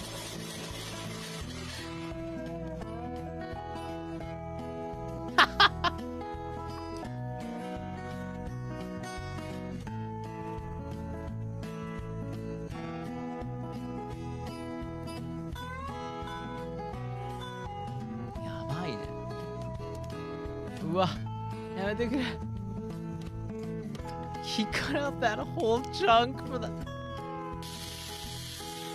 Don't do this to us. It's not... He just clamps it onto like a fucking mic arm stand. Like an Elgato mic arm stand. And just pins it right inside.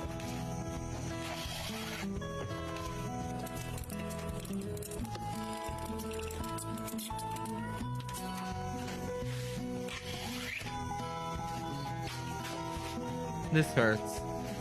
This hurts. This hurts.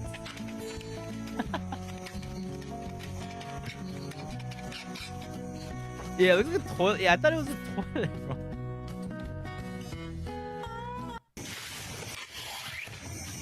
Yeah, man, look at that. Yeah, look at that. I don't know how much that... I mean, I'm sure he has some kind of workshop, so he's...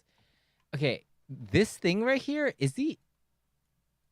Did he add this thing right here? Did he add a vlog and draw this swerve on it to look like it's a semi-hollow? Like some guitars have this shape and it's hollow. It looks like he just added a log and drew with a marker to look like there's a hole here. But it totally isn't. Even if this is a junk guitar, that was tough. That was tough to see.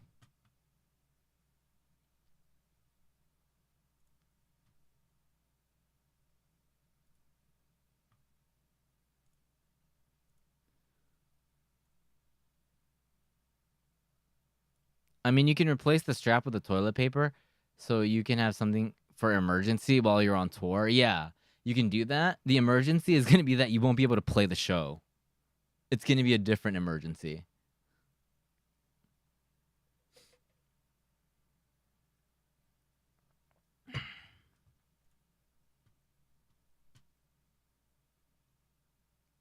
First time seeing a circumcised guitar.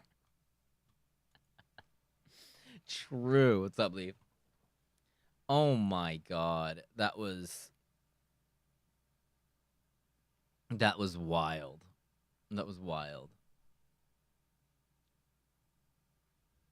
I guess that is something to do with like junk guitars, because those are lying around and you can get them for like really cheap, but they just don't work. And they you know, they sell them so people can fix them, like people that are, you know, engineers, like, you know, people that can do guitar stuff work. And but then sometimes these guitars get in the hands of mad scientists to create a whole new type of art.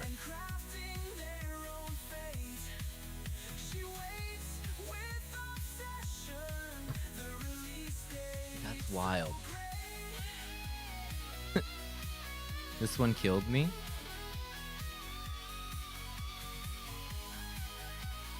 Hold up. What's that? I lost the screw. Oh, second. Oh yeah, man, look at that. It looks like the same guitar too. Stop. This is not even going in, dude. The strings are just like, stop.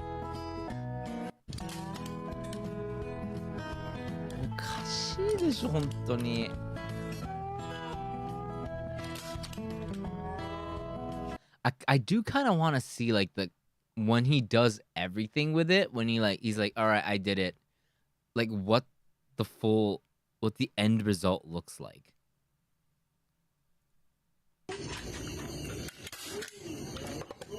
What are you doing?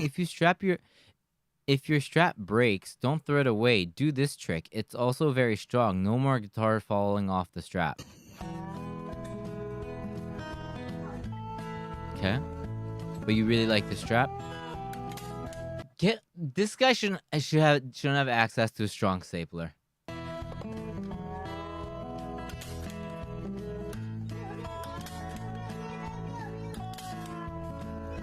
Even his kid is telling him to stop.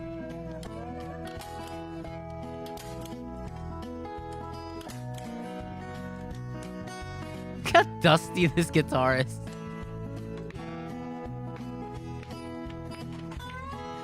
It would totally rip off too. It's a different guitar. It's multiple guitars.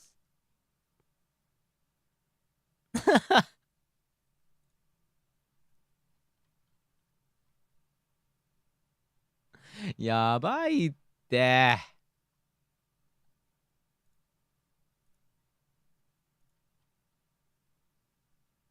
Rage bait content. This is next level rage bait, huh? Musician rage bait? That's a new one.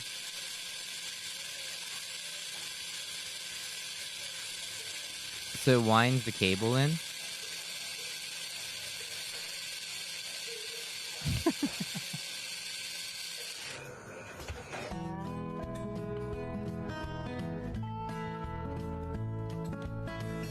Mom.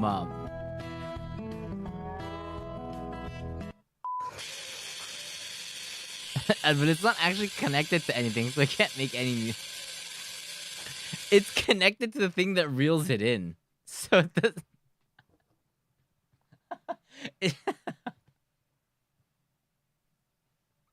So... It looks cool, though.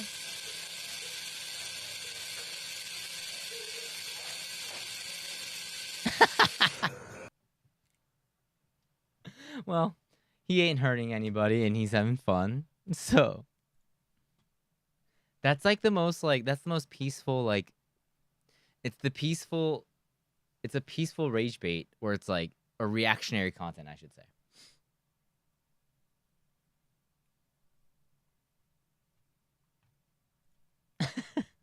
Well, if you've seen like a guitar, if you own a guitar, like, oh, but it's not like he must be a good guy.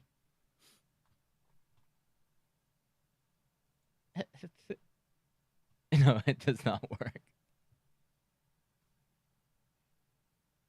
Fuck that shit. Some people. It's being connected to the thing that reels it in. Like, you know, like how like a vacuum cleaner has it at it like reels it in, right? I mean, it might. They might have figured it out how to like, but I doubt it. I don't think the guy went that far. I think he just wanted the video of it getting reeled in, or else he would have shown it.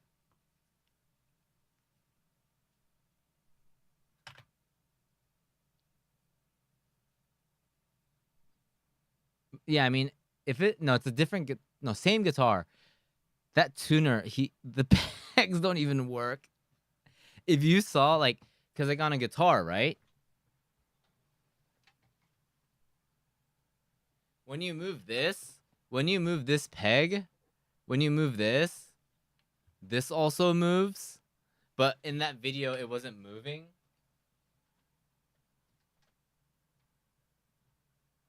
In that video, it wasn't connected, so the peg just moves independently, so you can't even tune your guitar.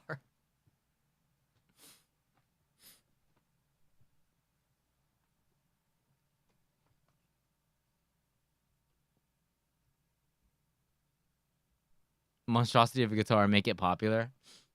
If it works, it works. There's crazy guitars out there. That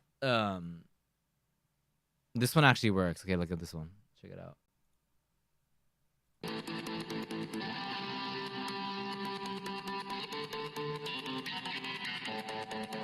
So he connected this here, where it changes the pickups because pickups have different sound.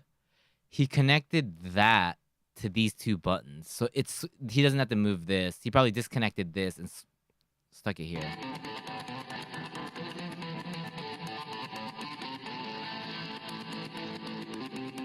But there's only one pickup, so it goes off, on, off, on, off, on, off, on, off, on.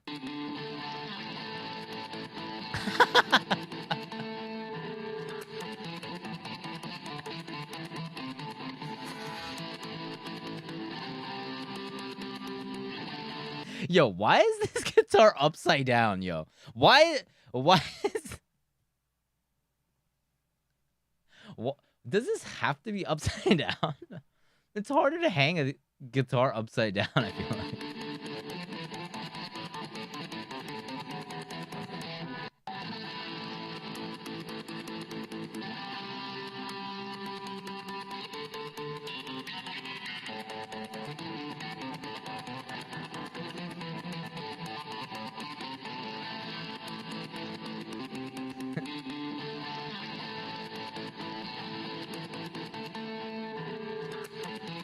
That's wild.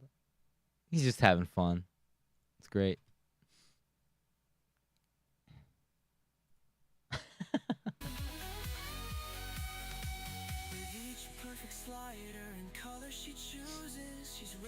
Somebody in the comments after I saw that, it was like, that's a good idea. No, that's a terrible idea.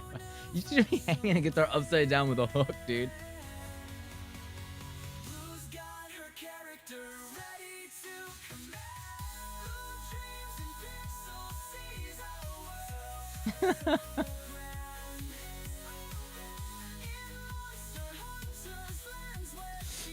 If you want to get big, yeah, that's what you gotta do.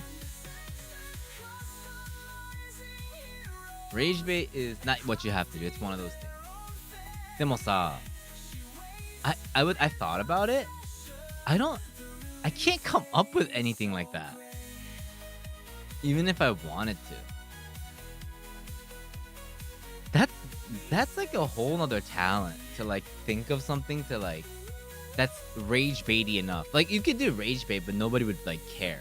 To think of rage bait that people would think care and then get angry over is actually, I feel like I don't think I could do that.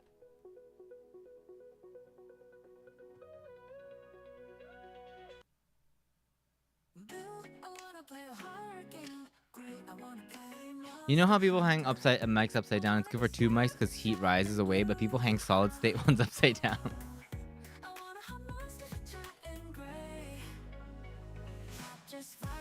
start and use the guitar. No, no.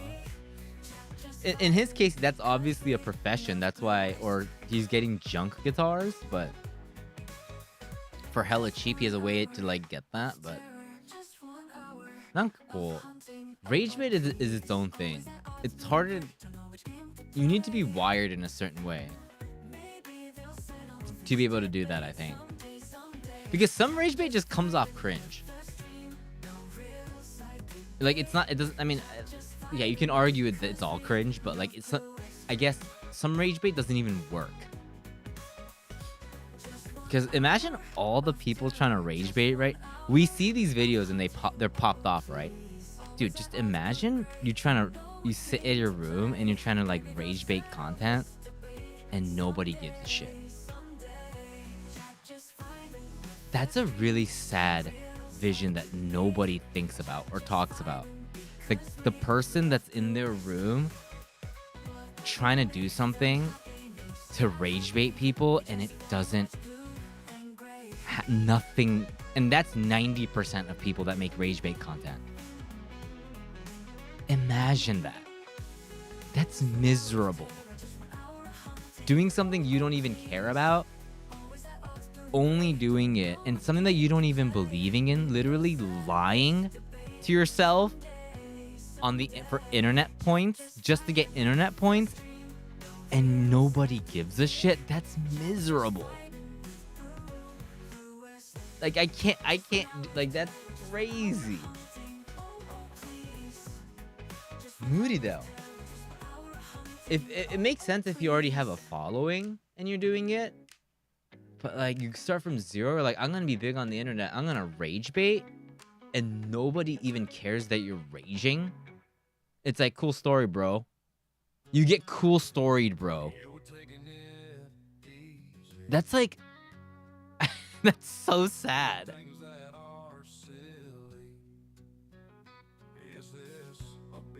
If you do something that you actually care about and nobody sees it, you keep driving and you go like, you know what? That's fine.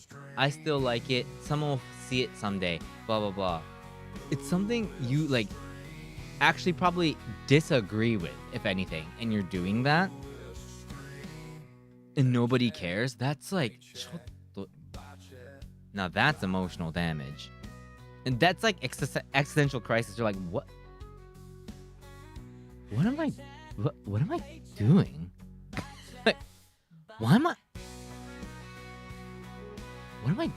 here?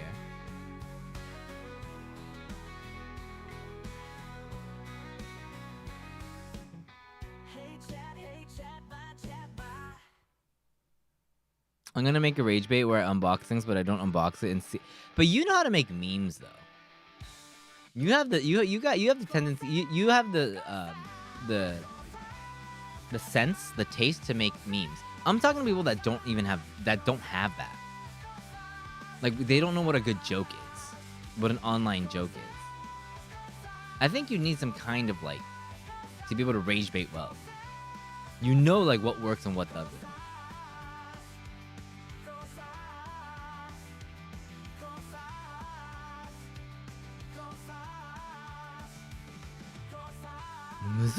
I think it'd be really hard.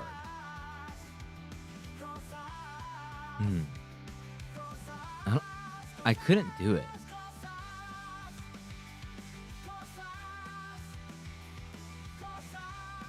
Is he not the type of guy to make rage bait and people actually end up liking him? No, he's the type to get like, he's the type to make something. He'll rage bait something, and then everyone collectively that's watching it will rage bait him. And be like, yo, what was that behind you, dude? And he's like, what are you guys talking about? What are you guys talking about? And then people are actually just rage baiting him in the comments. And like slowly everybody comes together and be like, yo, let's that's the type of, that's the best. The loving backfire is, yeah, the backfiring is the funniest.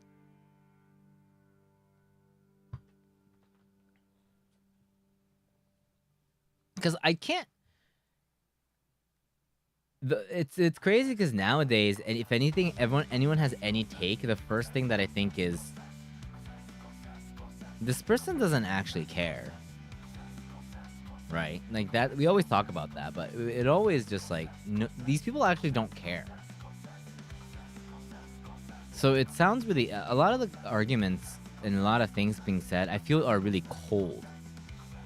There's no warmth to it. Even if if I don't agree with them, when someone's really passionate about something or a point, there's warmth to that comment or what they're saying. Everything just seems so cold. Everything is like bird's eye view.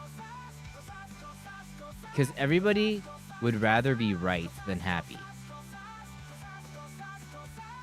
As the famous Bernie Burns of Rooster Teeth has said once, people on the internet are more concerned about being right than being happy. And also being right doesn't mean being correct. Doesn't mean that they're actually correct. It just means they want to feel like they're right more than being happy about their life. He was talking about it in terms of video games, but I think it and how everyone's super hypercritical and everyone's like about games at the time, but I think it totally applies for everything now. People would feel they want to feel right more than happy. I can't. He's so right about that, and I think yeah, and that's about games. But I'm talking about like everything now. Like when you see like arguments online about anything, everyone just wants to be right and not happy. So they'll jump onto something that they don't actually really care about, but they see it as an opportunity. And that's like because it's become a personality trait to have an opinion. Your opinions should be what shape your personality. But now it's just to have an opinion is a personality. So you have to like, because that's the option, you have to pick a side even if you don't care, is what it feels like. So you run into people, or you see people arguing, and it's really clear to see that they actually don't really care about what they're talking about. As a gamer, I have authorities on what is right. You know, and that's what I feel like is the atmosphere of the internet.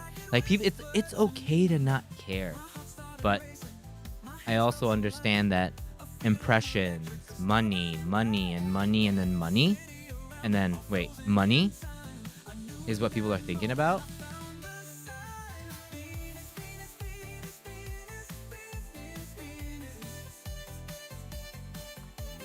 Dude, you know what?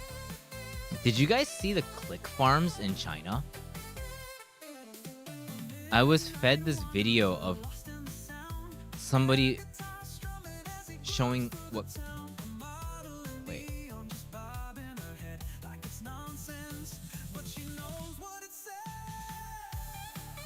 知ってるこれ。So... This is like, yeah, the phone grid. So like this is like an article from a long time. It's like last year, but it popped up on my feed again. Yeah, there's these places.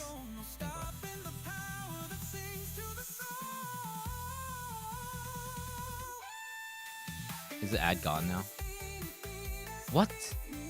Okay, anyways.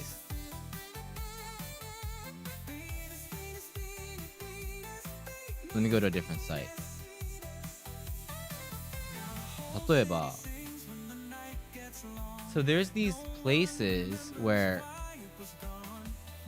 these are all just connected to different phones. And I can't read this article.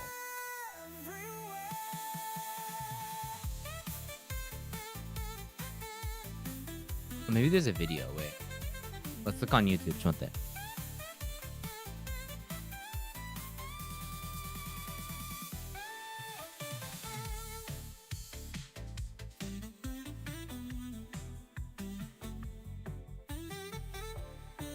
Oh, so this one says in Vietnam. What is this? Okay, wait. It's auto dubbing.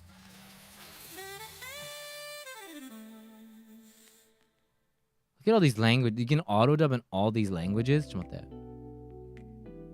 Hi. I found some pretty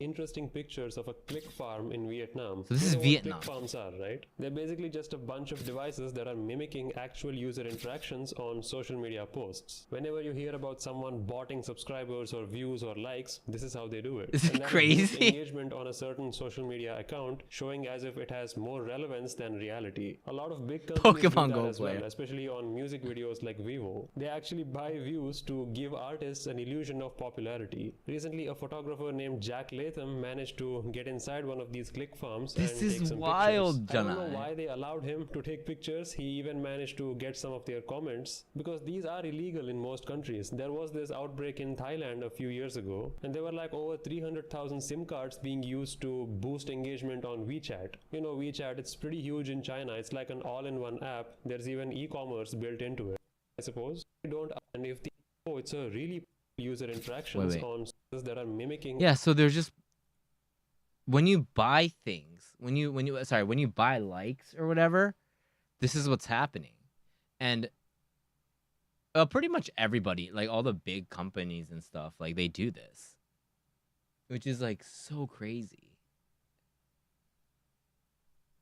It's like it's very like predictable that people do this, and it's like old news. Like everybody knows, but like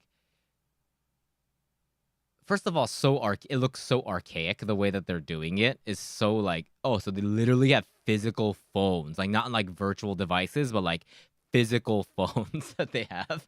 Was one of the first things that I thought. I was like, okay, that's like way more archaic than I thought. But it's like I thought I had a lot of USB-C cables at home, but it really makes you think. When this resurfaced again on my social media, on my Instagram of all places, like on the social media platforms, it makes you think like what real interactions are, what they should be, what all these likes and what they actually don't mean or anything like that. すごいよね. And it's just like, yeah, people are just doing all this. Wait, let me see. What do you guys? This is what it looks like in the other whenever we don't. We do not. Okay. This is what happens when we got view. This is what happens. Actually, view botting must be so much. These are like actual interactions. Boost engagement on a certain social. Look at this. Showing as if it has more relevance than reality. A lot of big companies do that as well, especially on music videos like Vivo. They actually buy views to give artists an illusion of popularity. Recently, a photographer named Jack Latham managed to get inside one of these click farms. これすごいよね. Like I think it's like, and people like fight for this. Busted a Kremlin bot farm in Latvia just last month. やば.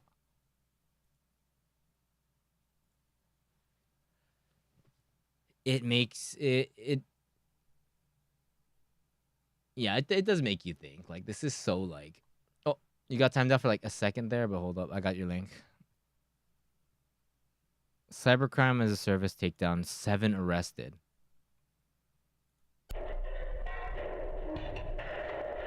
What the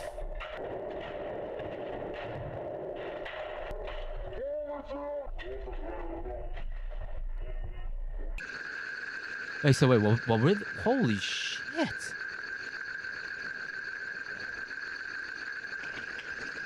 Oh my god, wait.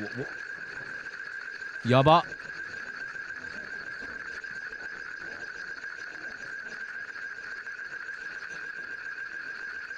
Holy crap.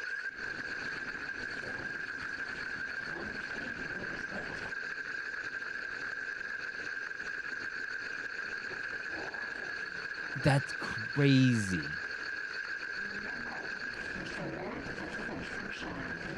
Free money.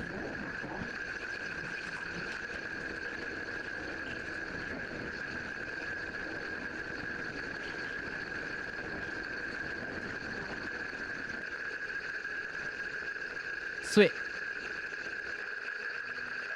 What do these guys do? Same thing as this. What does specifically like scammers? Hey, Matthew, what's up? Watch that. Prepaid card fraud. Oh, is it like that? There's that one streamer that like fucks with those kind of people.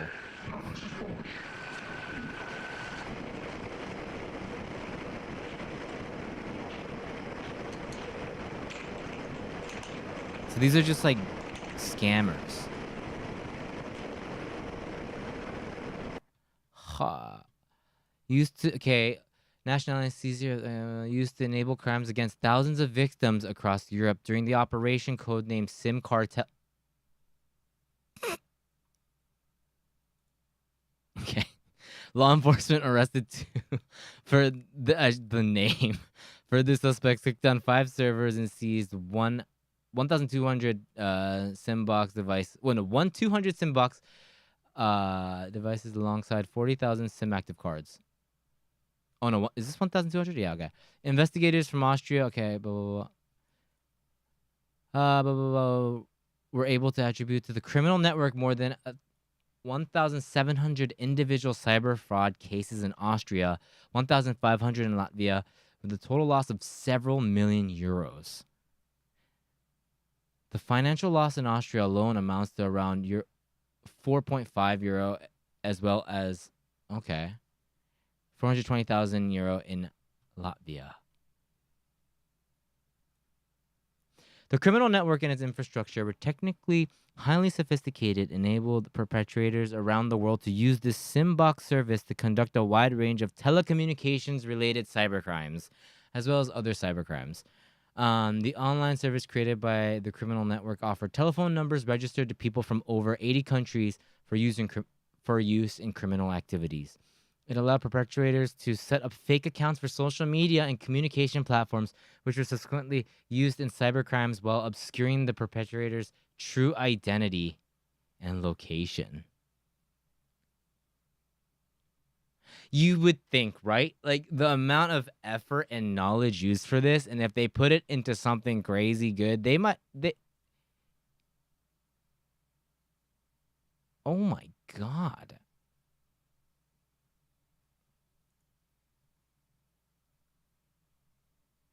Like these are like talented people and dedicated people.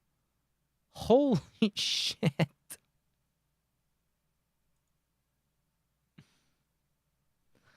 It's so crazy, man. Because, yeah, these people are like actually talented, skilled people. It's extremely, in Japanese, we say, mottainai. That this is what, you know, it might have like started off with like, oh, actually this is easy money, you know, like because we have this skill set or whatever. There's got to be a point where they're like, wait, this is like a lot of work, but this operation's huge now. Mottainai. Mottainai.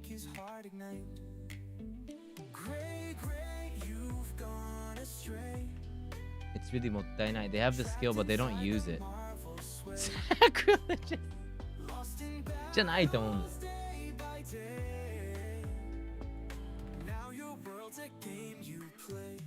ではない。That translation.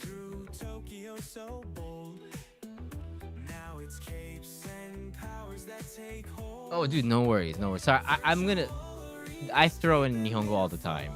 Usually it is what please ask if there's something that I don't. I like naturally will like.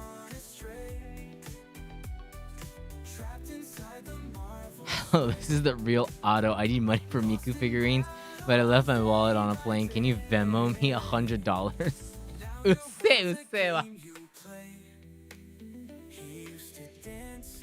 Use.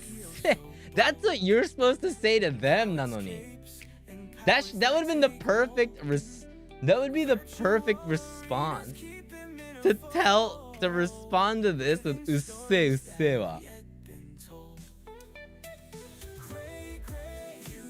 Oh my god. Two Japanese terms that you need to know here is yabs. Yabai means oh shit. Yabbers. Yabs. And die jobs. It's okay. Agreeing.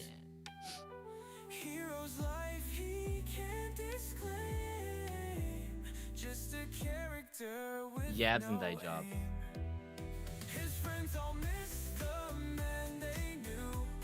I feel like this is the content Xenon would make.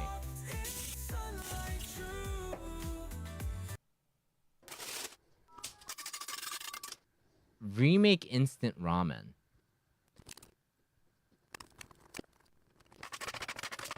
Demo saw. Actually though, with the whole you like putting things apart, that would actually be interesting. Like not even rage bait, like that's legitimately interesting. And then if you can like reconstruct food and stuff like that. And I'm not saying this like to make fun of that or anything. Like legitimately, I think that's interesting. Like this is interesting to me. I'm very intrigued at this right now.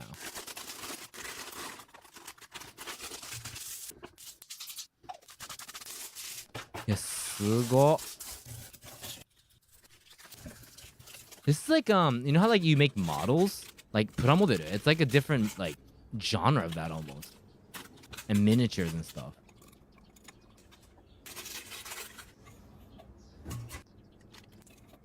Miso とか入れんで、すごい。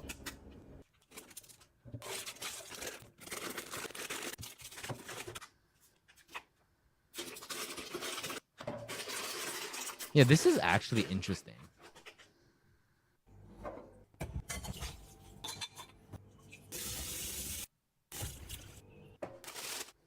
Yeah, this is interesting. Because you never really think about that. I would never. でもなんか面白いと思うよ. Even if it's the deconstruct part, because it's such an unusual thing, or like it's something that normally people, that's not how we interact with our foods. That's actually interesting. I think. I would be interested in seeing that. I was like, you should make a video of that. Like, I want to see that. It's something I would want to see.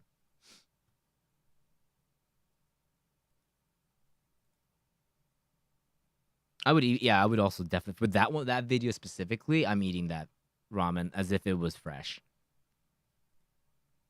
There was a video about a chef making that stuff from scratch. Oh, yeah, that, like, yeah, that's like, I would find, yeah, I find that, like, just genuinely interesting. What about this? It's already, the first cut is already, I'm scared. Ikimasu. Restoring. No, dude. You don't need to do that. Ramen was so much more fun. They look like pebbles. Oh my god. Why would you even touch that? You know, I know he probably just put all those, like... I'm just imagining if it was real gum that people spat out. Oh my god.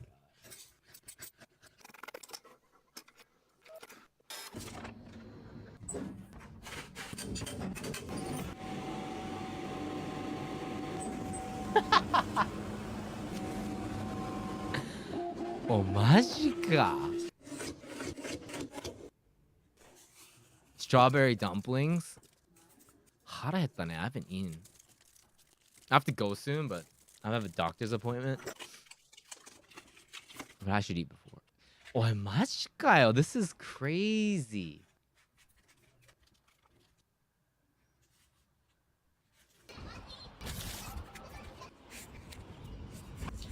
Don't you dare.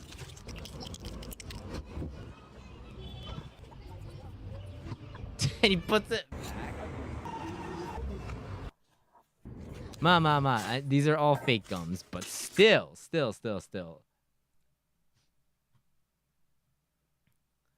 Yabai ne. Vomit. How he chewed it and put it back? That was wild. How the video ends?